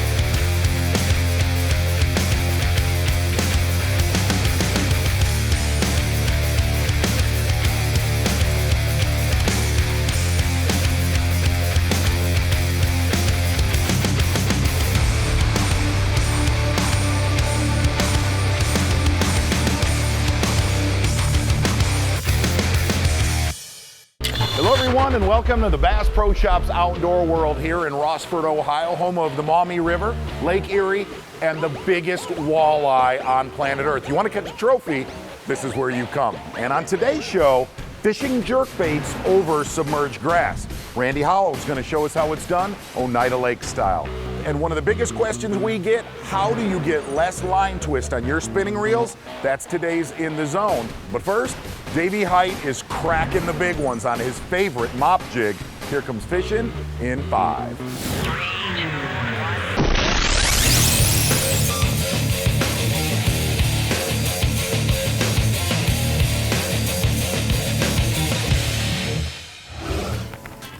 What I want to do today is just a little lesson on fishing mop jigs. I've been fishing them for a long time, and they've been really good to me, and it's one thing that's been overlooked. There's been a couple Bassmaster Classics won on mop jigs, and I've won tournaments. It's been a staple of my career through the years. So I'm going to talk about several different ways that I fish a mop jig on the bottom, and I do different things with the jig on the bottom. Then also swimming a mop jig. I do that a lot. I change the trailer. I fish it a little differently when those fish are up in the water column. We're gonna do both of those. I use a lot of different trailers when I'm fishing mop jigs. This is something that I use a lot. It's a flapping hog. I shorten it up about like so. Hook it right in the middle. And the cool thing about the mop jig, in the water, this living rubber just moves and it has action even when the bait's sitting there. So when this bait's sitting on the bottom, it's at about that much angle. These tend to hold up, and when you're pulling it through the water, they swim. So it sits just about like that, although this would be more up, like a crawfish in a defensive position. I fish a mop jig several different ways, and I'm gonna talk about all of them, but the first one I wanna talk about is how I fish it most often. I'm throwing this jig right now around trees, wood, that sort of thing, and I'm fishing it on the bottom. And what you wanna do is, whether you're fishing rock or these cypress tree roots, whatever it is that you're fishing on the bottom, you want to keep contact with it. But what I like to do with this particular mop jig is have it on the bottom, and I've got controlled slack. I've got a little bow in my line, and I just pop it to just give it a little flare. The living rubber skirt just really flares more than silicone. Once I feel the roots, in this case, it may be rock, it could be sand, it could be grass, depending on, there's one right there. Oh, good one. Oh my gosh, it's a monster. Oh my gosh. Oh my gosh. Get in here. Get in here. I was describing exactly how I fish a mop jig, and there's a big old mop jig pig. And we're gonna let this one go. So it's gonna be hard to one up that's for sure. I've caught some really good fish fishing this mop jig on the bottom. We're gonna try a little swimming mop jig. First thing I do is change the trailer. Got a double tail trailer here. And the big difference is when you're fishing that jig on the bottom, most of the time I want a trailer that will glide, not one that swims. But when I'm swimming it, hence swimming jig, I want one that swims and makes a vibration in the water. Put a little chartreuse on the tail because we're trying to imitate bluegill swimming around these fish. A lot of them are spawning and they don't like bluegill around their bed. So just like that, 4-inch hula grub. Rig it straight on here, come out. There you go.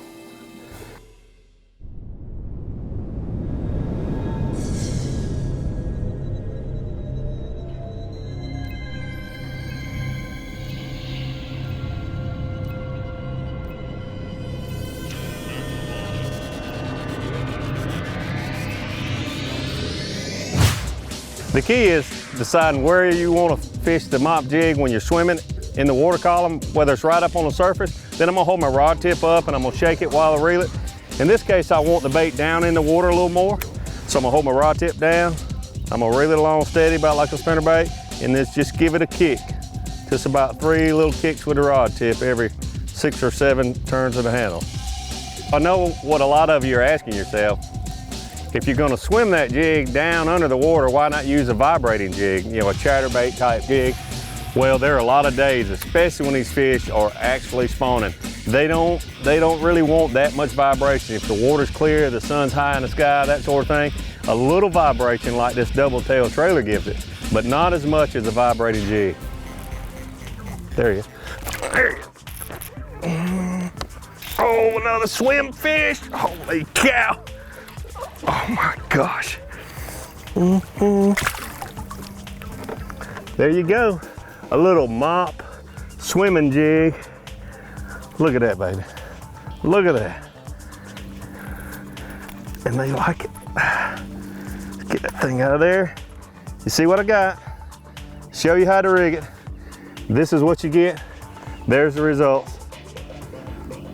Go get you a mop jig, baby. Swim it, fish it on the bottom, fish it in between, just fish it. Let her go.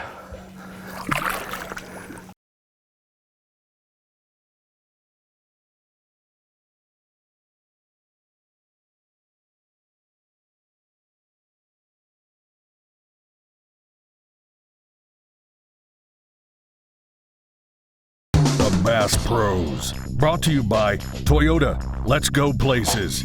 Mercury, #1 on the water. Arctic Cat, share our passion. And by the Wonders of Wildlife Museum and Aquarium in Springfield, Missouri. Submerged grass beds can be vast. In fact, on some lakes, they could be miles long vast, and there is a process to finding schools of bass. Randy Howell's going to show us. It's today's In Depth.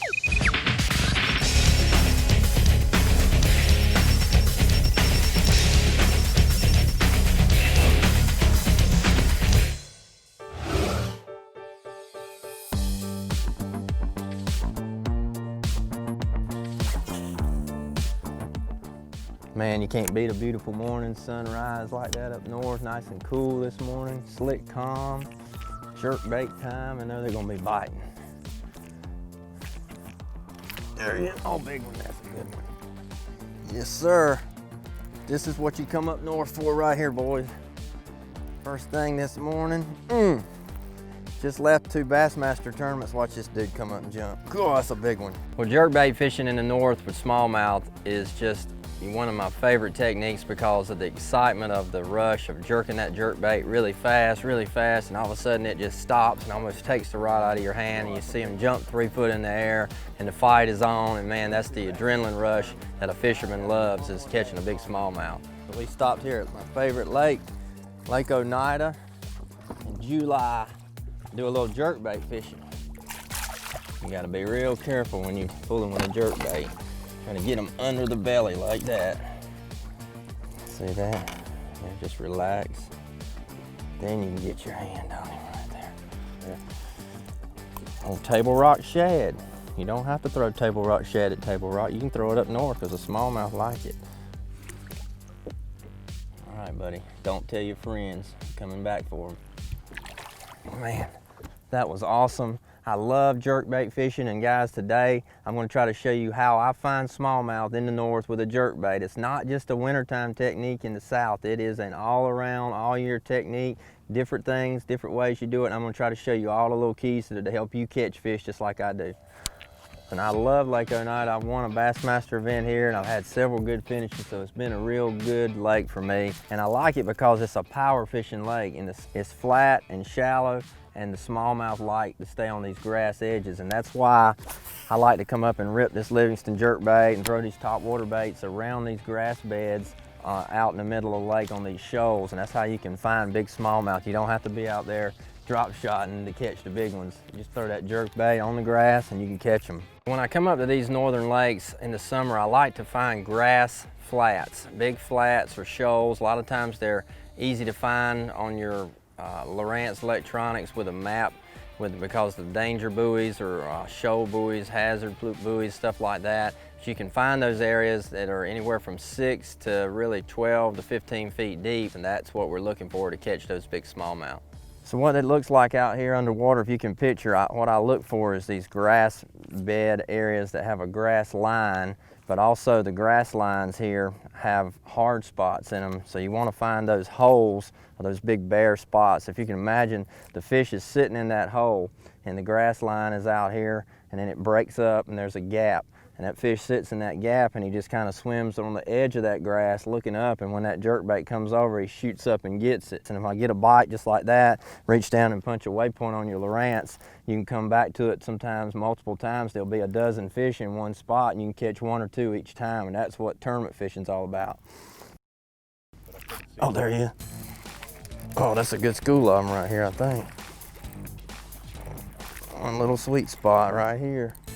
Just like I said before, when you catch a fish, punch that waypoint in on your Lowrance, just like I just did, and I just found me a spot right here, and that's 3 fish I've caught in that exact same spot. Ooh, look at him jump.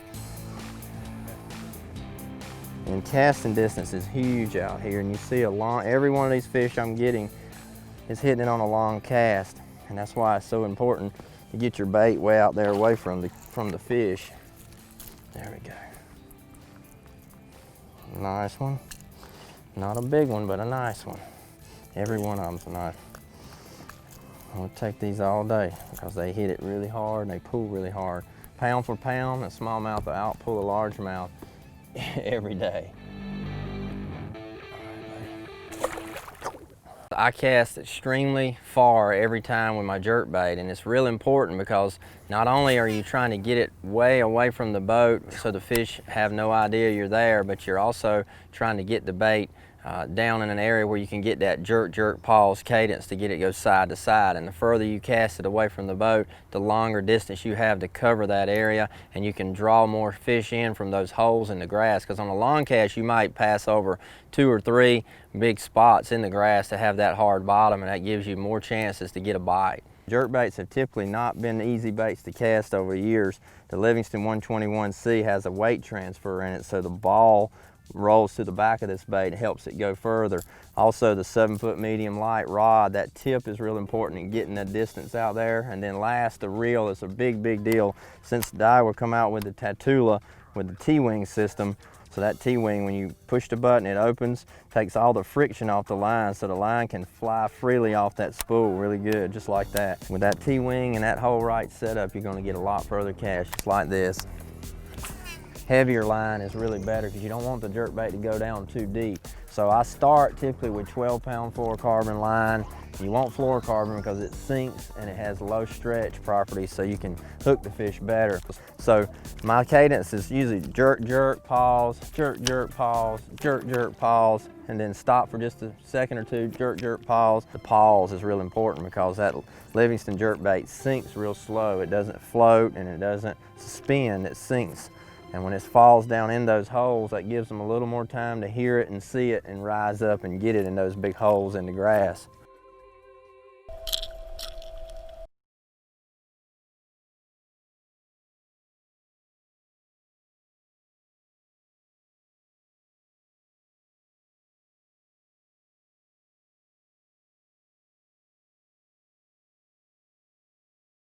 Hey, whenever you're throwing a jerkbait, you can get by with 10 or 12-pound line, but here's a great tip a lot of pros use. Whenever you're fishing in heavy submerged grass that's maybe a foot under the surface, go to a 15-pound, maybe even a 17-pound. Keep that bait above the grass, you'll catch more bass.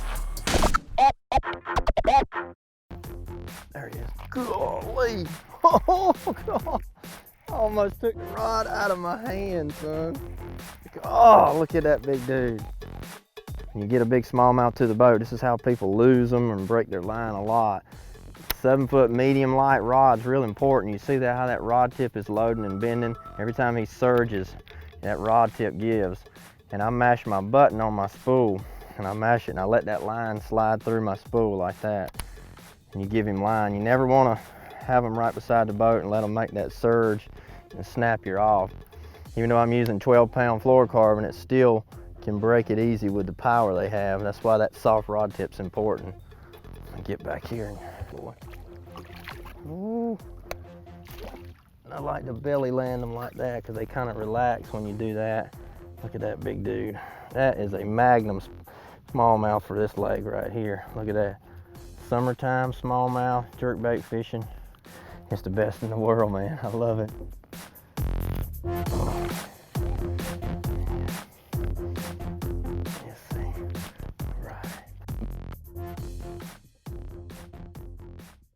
All right, let me show you the jerk baits I'm using today up close. So a little more detail here of why each bait works for a certain situation. First bait I pick out of the box every time I come to the north, right off the bat, it's going to be the Table Rock Shad color.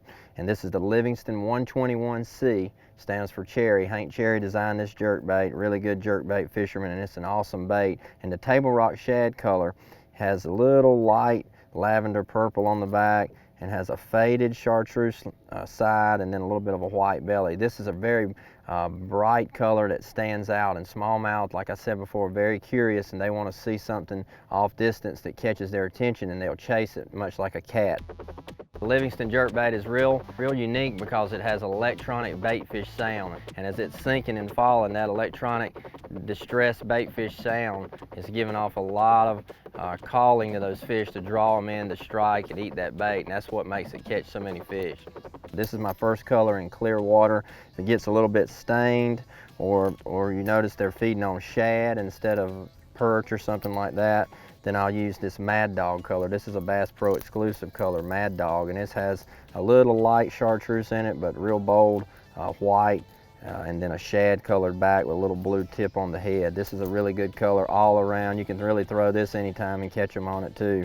And then if I'm fishing in the real clear water and it starts to get still and I'm having a hard time getting bit, that's when you want a little more natural color, and this is Blue Truce, and it's got a clear see-through body with a little blue on the back, and it's a real light chartreuse belly to it. This is 3 colors here that I go smallmouth with everywhere I go, and you can also use them for largemouth as well in stained water, so they're just really good colors, always work for you. The good thing about jerkbait fishing, guys, you can cover a lot of water. You know, you can keep that bait moving. I'm making probably 3 casts every minute. The jerkbait is a really good search bait as well as a big fish catching bait. There he is. That a good one? Yes. Oh yes. Oh yeah. Rip, rip, rip, rip, rip, rip, bam. This is a nice one right here, boys. This might be the big one of the day.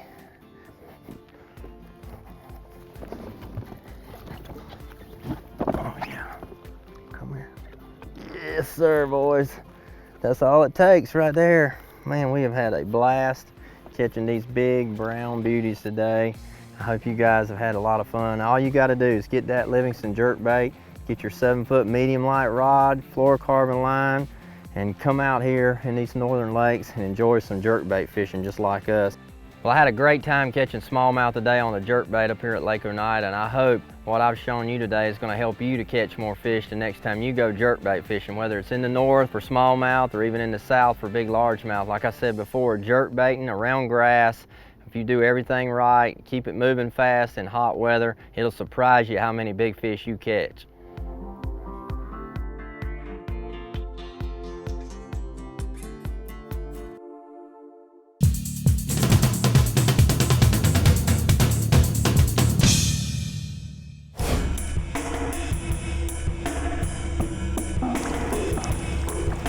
Hey, here's a fast fact for you. These whopper ploppers get some of the most awesome explosions, but you know what? Every now and again, right there in the tail, you get a little grass in there. Take your braided line, put it around the tail, almost like flossing your teeth. Get the slime out. Spinning like a champ.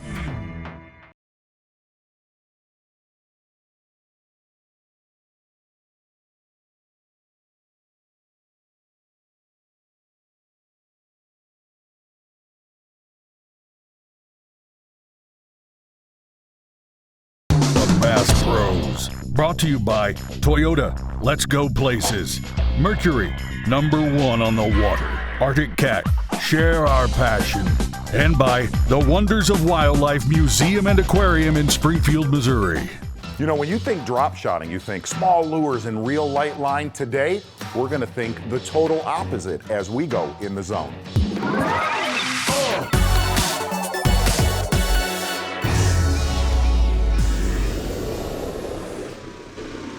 Hey gang, one of the deadliest rigs on planet Earth is a standard little drop shot. And when you think of a drop shot, you think of light line, little lures, little hooks, small weights. I want you to erase your memory right now and don't even think about that standard way of fishing a drop shot. I want you to think about flipping. I want you to think flipping, and on your lake, whether you're in heavy grass, timber, rocks, and stuff like that, and showing them the lumber with a drop shot. A big flipping hook, a bulky creature bait, and a heavy weight. Here's the whole gig. All I'm gonna do is tie a standard Palomar, okay? That's a 5/0 Trocar monster flipping hook. Drop it back through the eye, and that's gonna make that hook kick out. When you put your weight on, go from the other side of the weight. So basically it's gonna hang downward to penetrate the grass. And all I want is about 8 inches. That's a Strike King Rage Bug. That's it. Oh, I hear ya. You know, when you get into July or August and stuff like that, and the fish have seen baits going by their face that are just standard Texas rigged, they get conditioned to it. They've seen it so many times. That's when you want to go to a power shot. One big tip. Ready? Throw right back in there. More than likely, he wasn't alone. Get over here. And I'm not talking 8, 10, 12 pound line. I'm talking 50, 65 pound braid. And the beauty of this is, when you get a bite on it, there's one, swing the hammer. Trust me, those fish get conditioned to a Texas rig, and a power shot is just deadly, deadly. Numbers and big ones.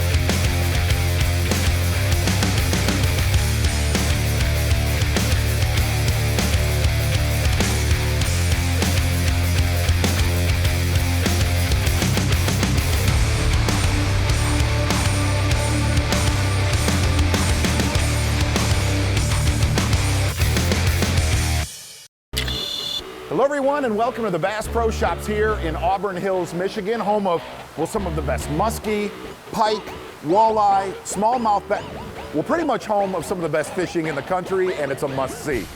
And on today's show, how about speed cranking with Bassmaster Classic champion Edwin Evers, and I'm not talking small crankbaits, big crankbaits for big bites on In Depth. Then, what is junk fishing? What is junk fishing and why do you need it in your fishing? That's today's In the Zone. But first, Rick Clunn. Well, Rick Clunn has won tournaments since tournaments have started. How does he keep doing it? Here comes fishing in 5.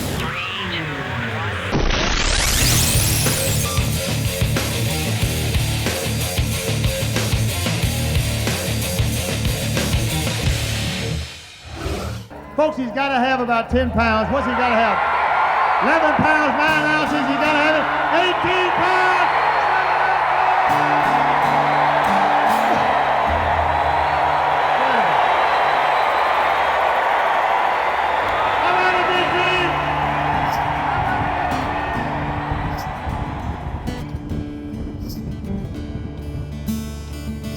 You know, life is full of events and things that become life lessons throughout our whole lives, and fishing's no exception.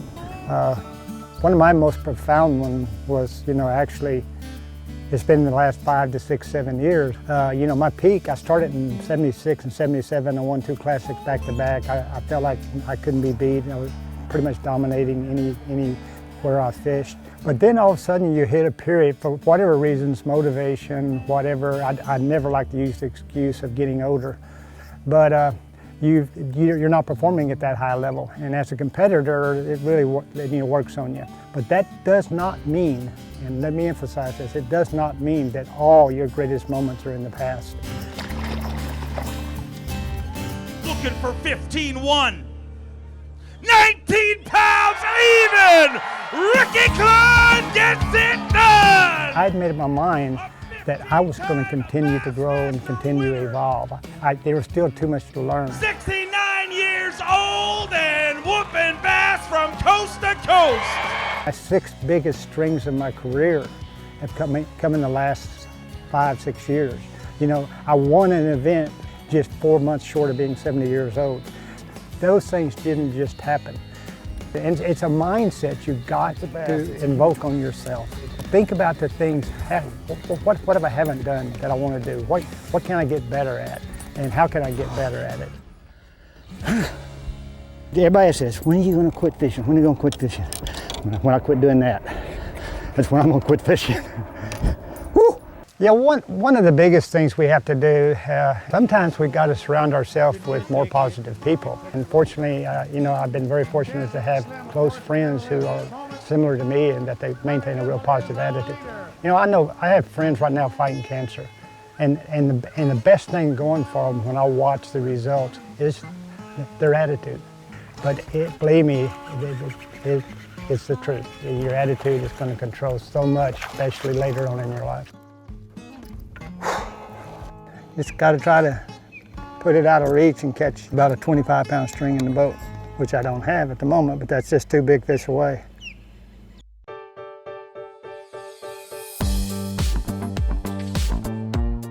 One of our biggest opponents is stubbornness. Right now, we're a quantum league in several different types of equipment that you better change or you're going to be left behind. Electronics is one of them now. You know, you have side imaging, down imaging, and all these things, and the accuracy of them is unbelievable. And then you've got GPS, where again you've got a level of precision that we've never ever had. You better learn how to use it. I probably could not have maintained the amount of hours I put on the water over the last 43 years if it wasn't for the long handle rods nowadays and the way they're made and lightness of them. When you get up in your age like I am, that's used equipment that benefits you and is user friendly to you.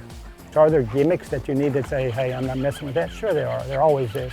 But there's a lot of legitimate tools out there that'll make you a much better angler nowadays. And one thing I've learned about being a bass fisherman, you better have a real strong heart.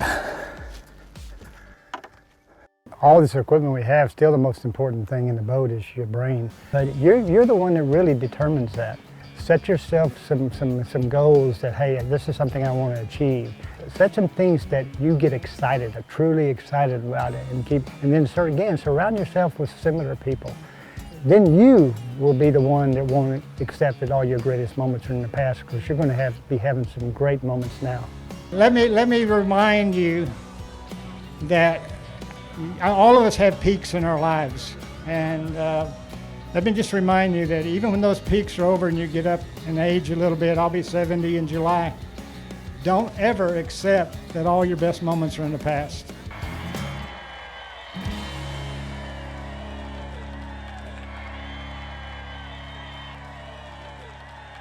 Ricky Clunn gets it done.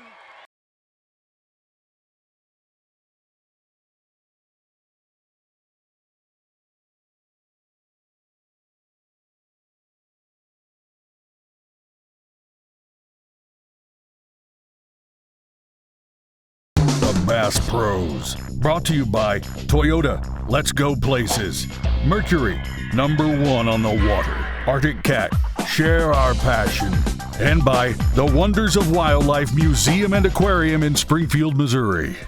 You know, one of the things you always hear in bass fishing is when the fishing slows down, go to finesse, small lures, light line.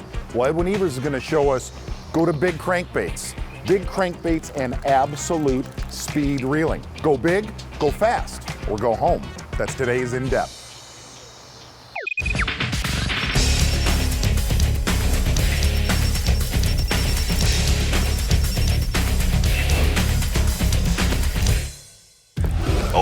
Oh, it's a big one. Oh, I got one hook in him too. Golly. One of my all-time favorite things to do that I really have never really talked about is to throw giant square bill crankbaits. And today's a perfect prime time to show you guys all about it. I got a lot of wind, and that's what I need to get those fish to bite it. It's a great technique to catch big fish, to catch pressured fish. It's something that a lot of people don't do, is throw great big crankbaits.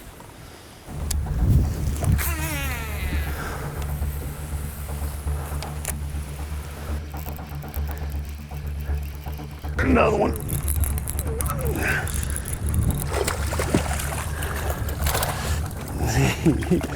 Get in there. The key to getting them to bite that big a bait is you've got to reel it really, really fast. I've got this on a 7-to-1 gear ratio reel, and I'm reeling it really fast.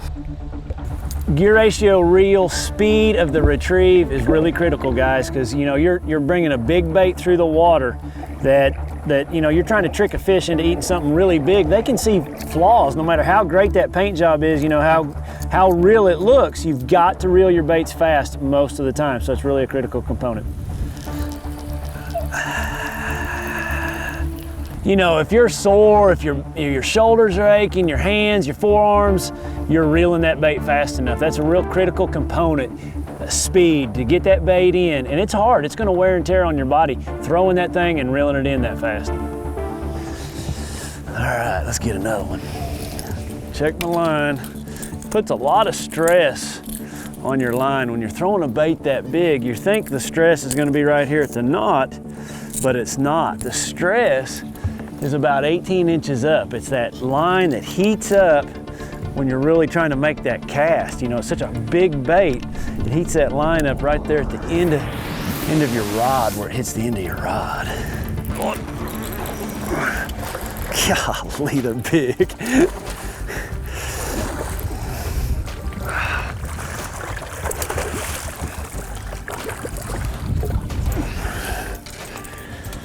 This technique, you know, it's a technique it's kind of specific to the day that you have. You know, I've got a really good day for this. I've got clouds, I've got wind. You know, to get this technique to work, you've got to have wind. Clouds aren't quite the necessity, but wind is. And you know, I'm speed cranking this big giant crankbait. You've got to have all that wind to get those fish caught.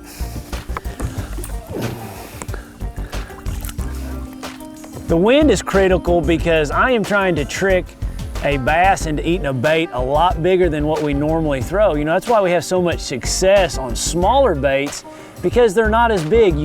A bass is not able to tell, hey, that's an artificial lure. When I go to try to make them eat something as big as this square bill, I need that added wind so you don't get the light penetration, so you get all that stern, you get a little bit more stain in the water to be able to trick those big fish.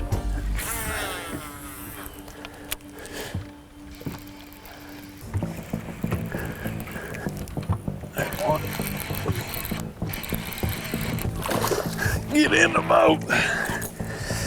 All right. The reason I think this technique works so good, if you really think about it, you know, on a lot of pressured lakes, when you're on a pressured lake, people always downsize. You know, they're gonna go to smaller baits, smaller line, and they downsize. They don't generally go up. They don't go up in size, and I think that's one of the reasons this technique works so good.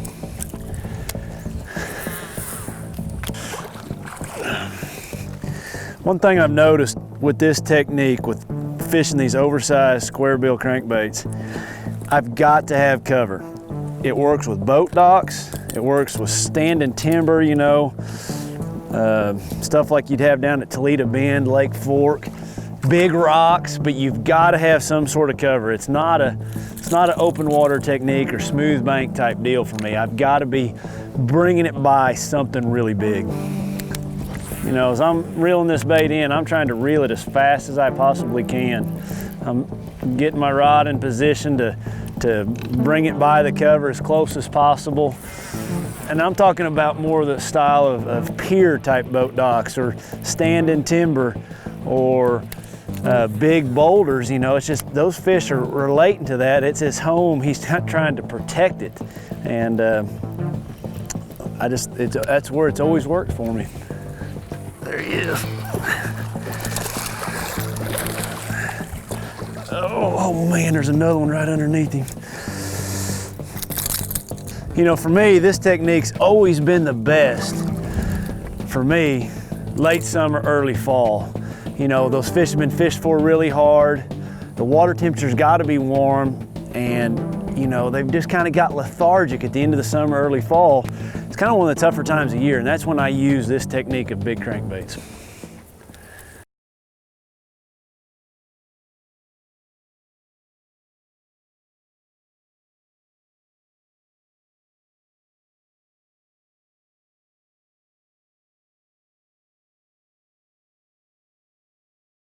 You know, the one thing I've learned the last decade covering some of the best crankbait fishermen on the planet, Rick Clunn, Kevin Van Dam, and Edwin Evers, you never hear them say, I really had to slow down when I'm cranking. The next time you're out and you feel like you're winding your crankbait slow, speed it up as fast as you can. I guarantee you, speed will kill them. We're out here today on a really windy day, and we're catching fish on a giant square bill crankbait.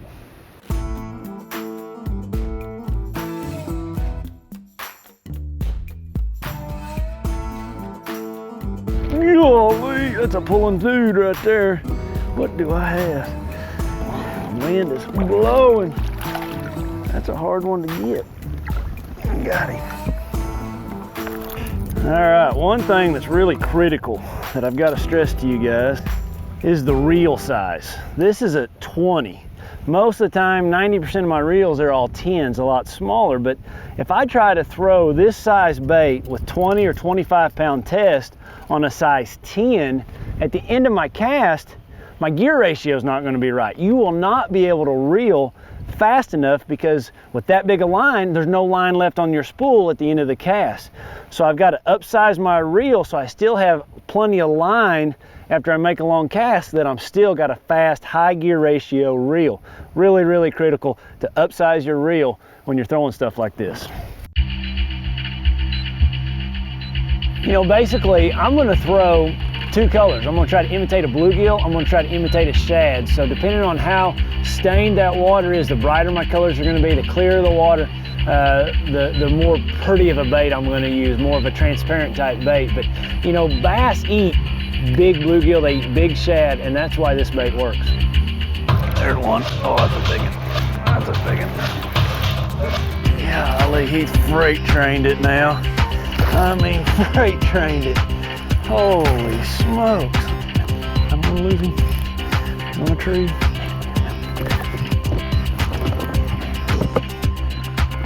Gosh, come out.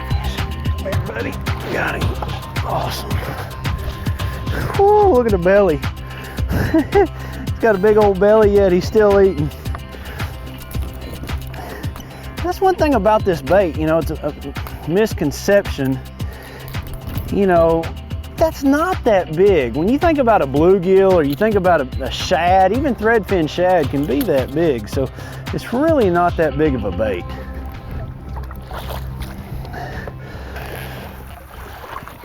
Oh, get up here, buddy. It's one thing about it, when you're speed cranking it like that, a lot of times they're just gonna get that back hook. So it's really important to have a good hooks on your bait. I'm gonna have to get the pliers to get that out. Heavy line is a key component. You know, I've got 20 pound test on here, and a lot of times I'll even go up to 25. You know, line size is not a critical thing, but you gotta have big line and good hooks.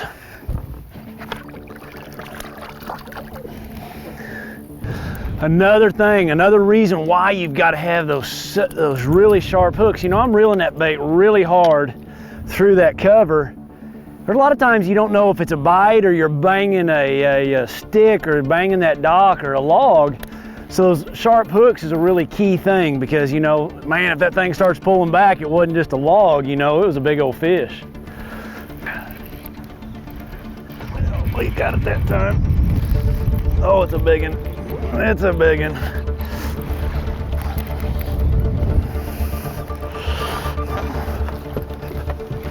Come here, girl. lot of hooks right there. Holy smokes, look at this one. Wow. Wow. Oh, that is fun right there. Look at that fish. That is a big one.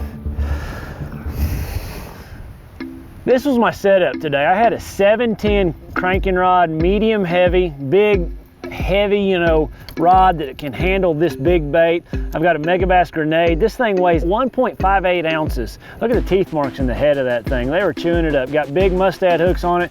Got a big reel, a size 20, Johnny Morris reel, 20-pound XPS fluorocarbon. Big component, you gotta have big line. It's a big, all big setup to do this. You know, this bait right here imitates a bluegill really, really well. And as you can see from the teeth marks, they're eating it up. There's one, that's a good one too. Oh. That's one thing about this bait. It just does not catch little fish. You've got to have a lot of rod for it. It's a big line. Golly, look at him. You don't think he wanted it, do you? Oh. Put a smile on my face. It's just a technique, guys. A bigger bait. These fish aren't used to seeing it. And just showing them something different. Thank you, girl.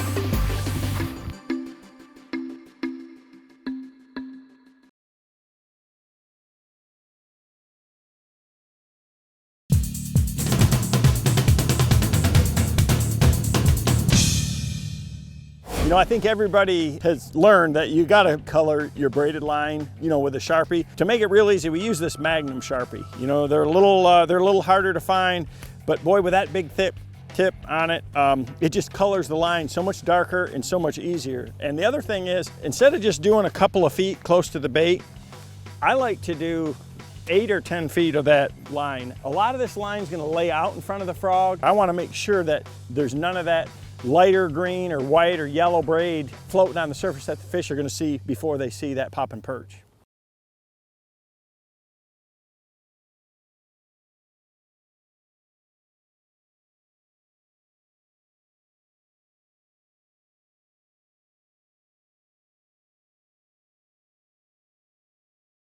Well, you see how my Bass Pro Shop's pretty much buying the kitchen sink?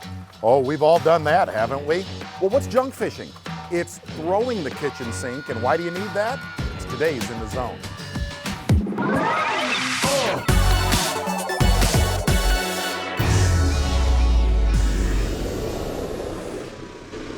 Hey, when you watch the Bass Pros, one term you hear a lot, junk fishing. Well, what is junk fishing? It's when the deck of your boat looks like this right here, that you've basically thrown the kitchen sink at them. If you look at guys like Ott Defoe, Randy Howell, Kevin Van Dam, Edwin Evers, they all utilize the kitchen sink when they throw everything at them. And what is the best time of year to junk fish? Generally, it's when there's not one defined technique to catch them. Like if you go to Kentucky Lake in May, you know you're gonna be doing one thing, that's fishing offshore. Or you go to Gunnersville in October, you're frogging or flipping grass. Junk fishing is when no one technique is dominant. It's kind of a hodgepodge. They're loaded right there, bud. Here's a perfect case in point. We were actually taping yesterday and we caught them on a Wacky rig. We caught them on a bladed jig. We caught them on a Texas rig worm. We caught them on boat docks, and then we caught them in 30 feet of water on a nail weight.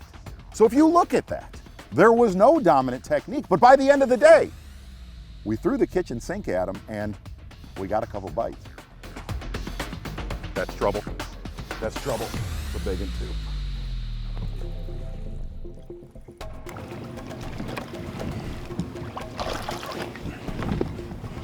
Ha ha ha ha. Cameraman, give it up to me.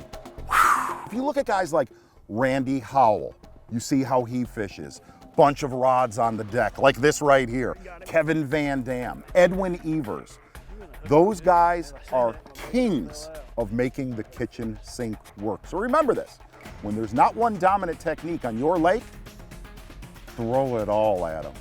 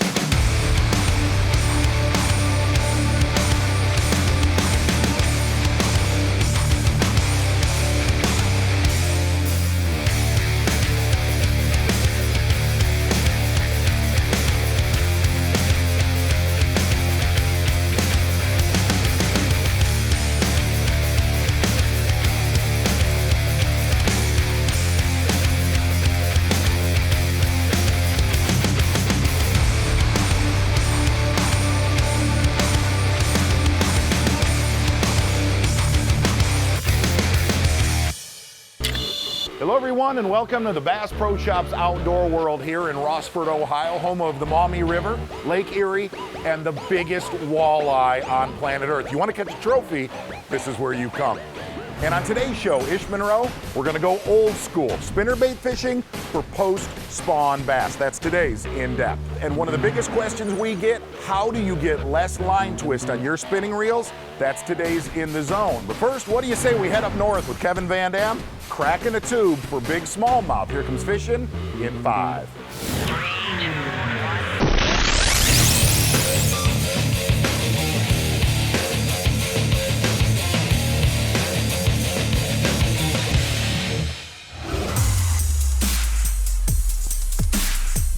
Snapped that tube and he ate it.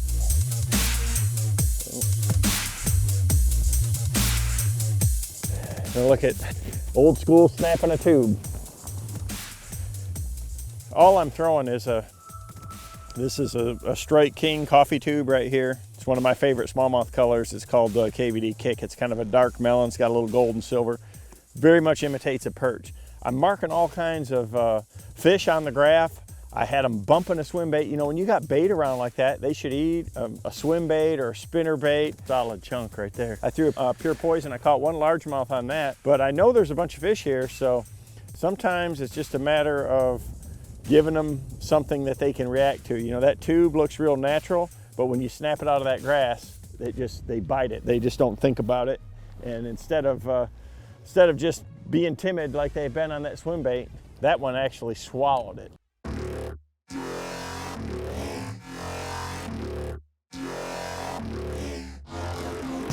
So one of the things that I like to do when I'm fishing these tubes is, you know, you want to make a real long cast. And with that fluorocarbon, because the fluorocarbon sinks, you get a good direct line. There's no bow in that line. And it keeps that bait down on the bottom. And you can see I'm just kind of reeling a little bit and shaking along. And then if I feel any tension, you know, like where it catches on some grass or something, then I'll just kind of reel and snap into it like that and then let it fall back down. I'm throwing a 7'4", my own signature rod. It's a medium action, 8-pound test Bass Pro XPS fluorocarbon. I've got a high-speed smoke spinning reel here, a 40 series. And sometimes I'll snap it hard, real hard like that, and other times, you know, a little softer. You know, the water's still real warm right now, so I want a pretty aggressive retrieve to try to trigger these fish into biting.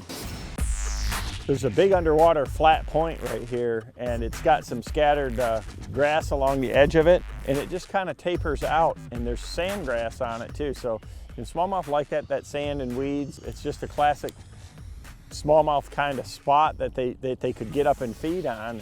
And snapping a tube like this, it doesn't work good if you have, you know, really thick, tall grass. You know, for scattered grass, especially where you got a lot of clean edges around it, and it's something that you can, you know, let that tube fall down into, and you feel it, it catches, but it doesn't really hang the tube up. And when you snap it out of there, you can clean in the bait off, clean in the hook off.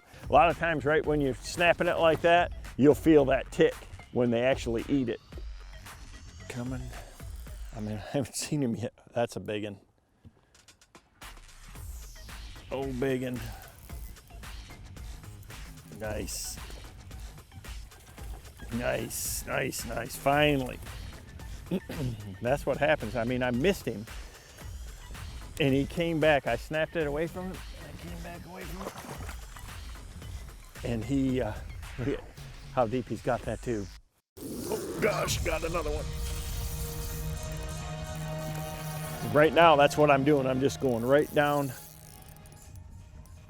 this little, there's just a subtle drop. It goes from about 11 to, you know, 14, just kind of a slow taper. And these smallmouth, they'll hunt the edges of those. Drop. There we go. That tube will slide up the line like that, and you can see, you know, I've got just a 5/16 Strike King tube head, KVD Kick tube, and you know, that little heavier tube. I'm fishing a lot of, you know, 10 to 15 foot water right now, and that right there gets in that sand grass real good. Now that's a fat one. He's definitely been feeding up. With these cold front conditions, I thought I'd get them to bite a moving bait today, but they've just really not wanted to do that, and I've had to make them react. You know, snapping that tube is a good way to do it. It's almost like fishing a jerkbait, but you're down on the bottom. You know, these fish are definitely focused on, you know, the bottom where the perch and the crawfish are at. And so when you get that bait down in that sandgrass and snap it out, it looks just like the real thing. And they just can't help that. There's another one, that quick reaction. Time to it.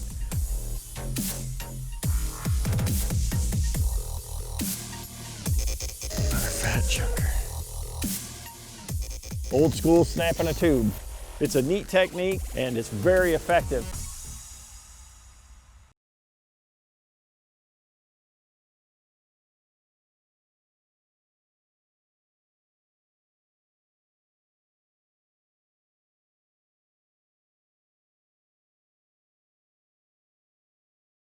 The Bass Pros, brought to you by Toyota, Let's Go Places, Mercury, #1 on the water, Arctic Cat, share our passion, and by the Wonders of Wildlife Museum and Aquarium in Springfield, Missouri. You know, one lure that's really been ignored the last decade, Mr. Spinnerbait. Ish Monroe is going to show us it still catches them during the post-spawn. It's today's In Depth.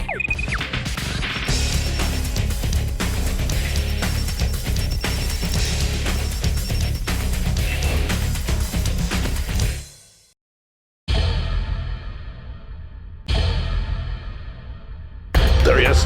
Oh, yeah, that's a good one. Oh my God, yeah, that's a good one. God, he fights so hard. Oh. Nice male. You know, bucks on the beds right now. You know, there's probably some females. Really good looking fish right there. Just pretty solid. Came off of that little point right there. You can see there's a bunch of hay grass out here and there's a couple little points, and throwing that spinnerbait, you know, some of these fish will be on the shad spawn bite. We're kind of in the middle of the spawn right now. A lot of different things going on. We've got basically the middle of the spawn. And what the middle of the spawn is there's fish that are done spawning, there's fish that are currently spawning, and there's fish that are coming to spawn. And during that time, you usually first thing in the morning, you get a good shad spawn bite going on. And with that shad spawn, basically you got these little points right here of grass, and these fish are basically setting up to grab shad as they're swimming by these little points.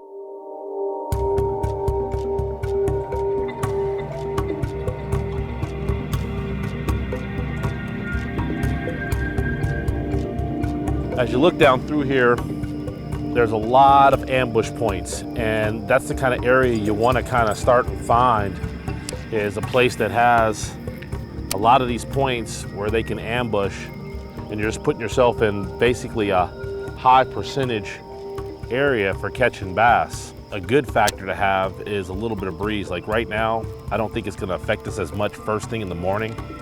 But as the day goes on, you really want to pull up on these same banks and hopefully have a little bit of breeze blowing into them, because it gets the bait fish moving, and the bass don't really get a good look at your bait, and so they're just coming up there to eat it. There he is, got it. As soon as we pull on the inside edge of this grass line, immediately catch one. So that's telling me that the fish are, once again, in full-blown spawn mode. So basically, I've been fishing the outside edge of this grass, and like I said, we're kind of been on a shad spawn deal, and I pull in on the inside edge of this grass, and there's 2 lanes here, and immediately catch one. So that fish was probably actually on a bed. There's very few times I'm out and I'm fishing without having a trailer hook on my spinnerbait. But what some of these fish are doing is them being on beds, they're short striking the bait.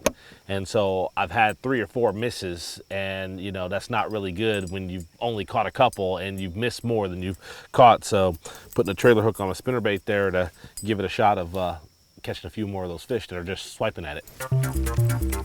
There it is.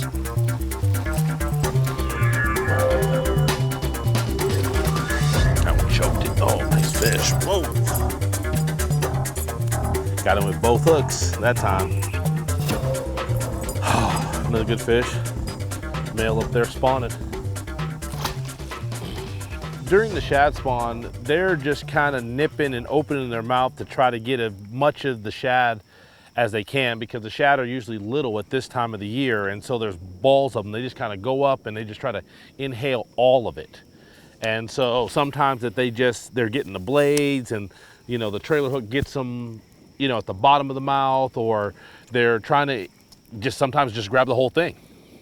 But I don't like to fish a trailer hook all the time, in especially conditions where there's a lot of grass or there's a lot of cover, because then you're hanging up and you're not spending the time fishing and you're unhanging your bait. Plus, when you could bump that cover and not hang up, it triggers fish into striking. And bumping that cover basically makes that bait looks like an injured bait fish, and bass are a bird of prey. And so they get to look at thousands and thousands of shad the whole time they're swimming by them. Well, if one of them looks like it's injured, they're gonna swim up there and attack it. And so when you fish that trailer hook, you don't always get to bump the structure that's there and make it look injured. Got it, that's a good one, got it.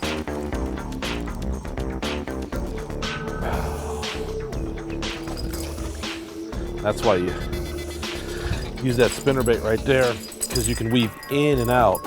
You know, the spinnerbait's such a great bait for covering water, especially at this time of the year. I mean, the fish are scattered out, obviously, and you know, we got fish on the inside, we got fish on the outside, we got fish in the middle, and having this river to sea spinnerbait, it covers water back and forth on both ends of it. And when you can do that, you catch fish, because you're covering a lot of water. If you were sitting there throwing a slow moving bait, you wouldn't be able to cover as much water, and you might not be able to get as many bites.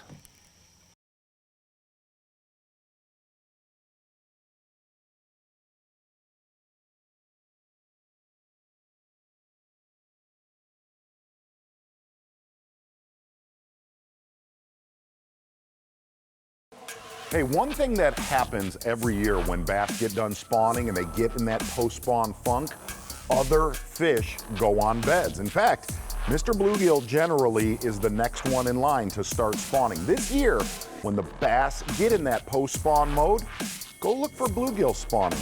You might find some big bass hanging out.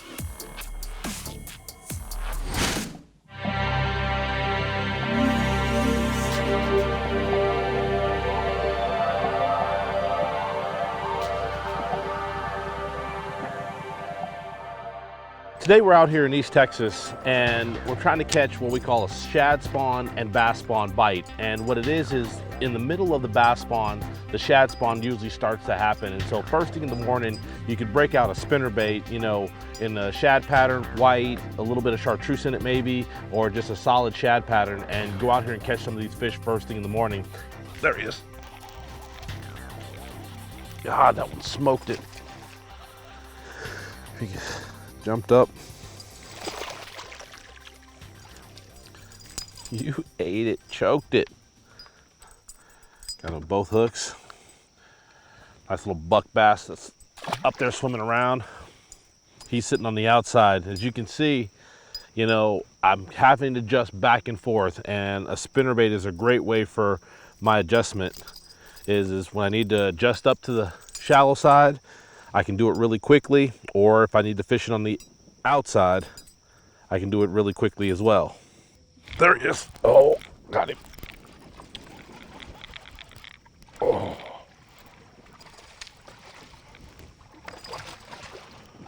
He's a fighter. Jump. Forced. Choking it. Choked it all the way down. Like to parallel the lane, but it's so thick that I can't get up there close to it, but I still want to be able to fish the outside as well. So I'll just make a couple of casts up there.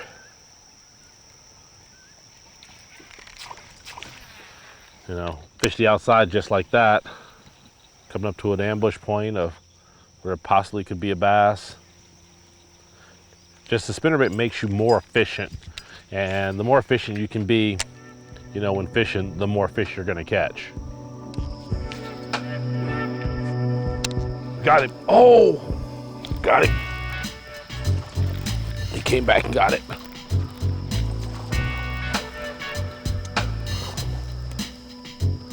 Nice little fish, another one. As you can see, on the trailer hook, a little bit better fish there. Look at that, barely hooked. So let's talk about the spinnerbait that I use. River to Sea, Ish Monroe Bling spinnerbait. A couple things that I really like about it. One, it's got a big wide gap hook on it. So for the guys who don't like to use trailer hooks, you don't have to, but I really like to. It's got a keeper for your trailer, hand-tied skirt. I like white in this situation because once again, you're imitating shad with the nickel and gold double willow leaf blades that are also imitating shad. And I've been putting a Missile Baits twin turbo as a trailer on it for just a little bit more action, a little bit more thump. And for those fish that are actually bedding around, you can catch some of those fish as well as the shad spawn fish. And so I'll put the trailer on so you don't really miss any fish. Let's talk about the equipment I like to use. First of all, Tatula Elite Series 7-foot cranking rod, but it's not just for cranking, it's a cranking spinnerbait rod for me. Takahiro designed this rod. It's actually a composite rod. It's fiberglass and graphite both, and so you have the lightness and the feel of the graphite, but you also have the slowness of the fiberglass, so you can allow those fish to come up and eat that bait and turn their head, then you get the hook into them. I team it up with the Tatula SV reel with the TWS system, 6:3-to-1 gear ratio. I like to use monofilament when I'm fishing a spinnerbait, so I'm using 15-pound Maxima monofilament. It seems to me to be about the right size for throwing that half-ounce River to Sea spinnerbait, and I can make long casts with it. I can get a good hook set with it. It slows me down for those fish that are quick striking the bait, because sometimes we get really jacked up and we start trying to set the hook too fast and setting the hook before the fish actually has the bait. And so the monofilament slows me down and the rod slows me down to allow me to land more fish. There he is, good one. That's a good one. Oh.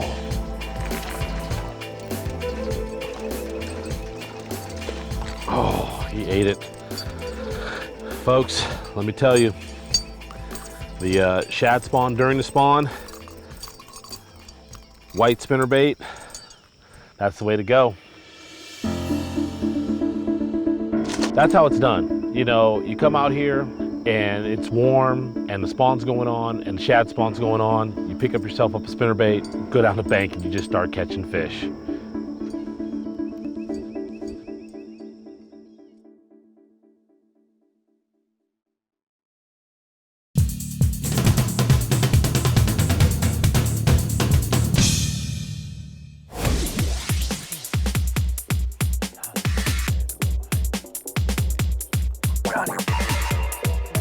Another good bite. Oh, that's a big one there, yes.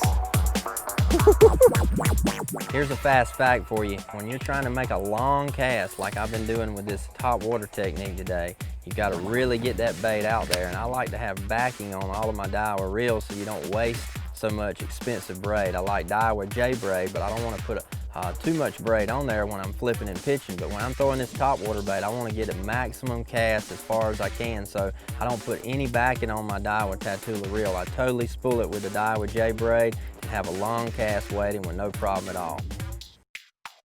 You know, one of the things that I'm always focused on is my ability to see in the water.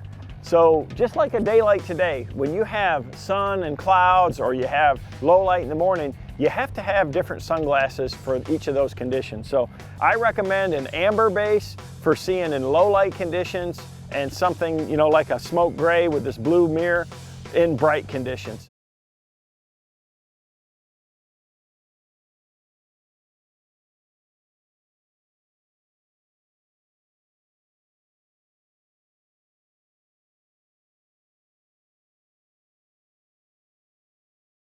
Hey, there's nothing worse in the world than putting new line on your new spinning reel and having a tangled mess. Well, I'm going to show you a little trick to not have that problem. Today's In the Zone.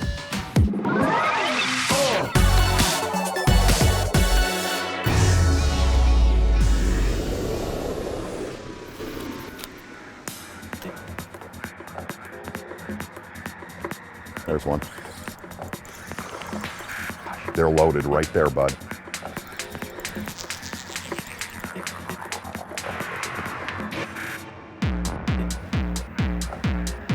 You know, one of the most asked questions I get, in fact, the guys that work at the reel counter at Bass Pro Shops, the question they get, how do I put line on a spinning reel and get rid of line twist? Well, here's a tip that I guarantee you will help you, and it's like the easiest thing you'll ever learn. In fact, if I grab this spool of line right here and just twist it, it will twist. See right there against my shirt? Here's the easiest thing on planet Earth to give you less line twist. Number one, we've all heard that label down, label up, put it on the ground, and don't listen to any of that anymore, ever. All you have to do, come off the bottom of the spool that you're reeling it in off of. You look at that spool right there, line off of the bottom on my spinning reel. I guarantee you, you will have less line twist. So if you look at your spool of line, either get somebody to hold it or put it in a canister like I have right there, and have that line coming off of the bottom. On the other side of that is, when I go to spool up a bait cast reel, and you're putting that line on that reel, come off of the top. And vice versa. You do not want to come off of the top on your spinning reel and the bottom on your bait cast reel. I don't know what the physics are, but trust me, you have to come off the bottom of a spool on a spinning, on top on a bait caster, and I guarantee you, you're gonna have less line twist. There he is.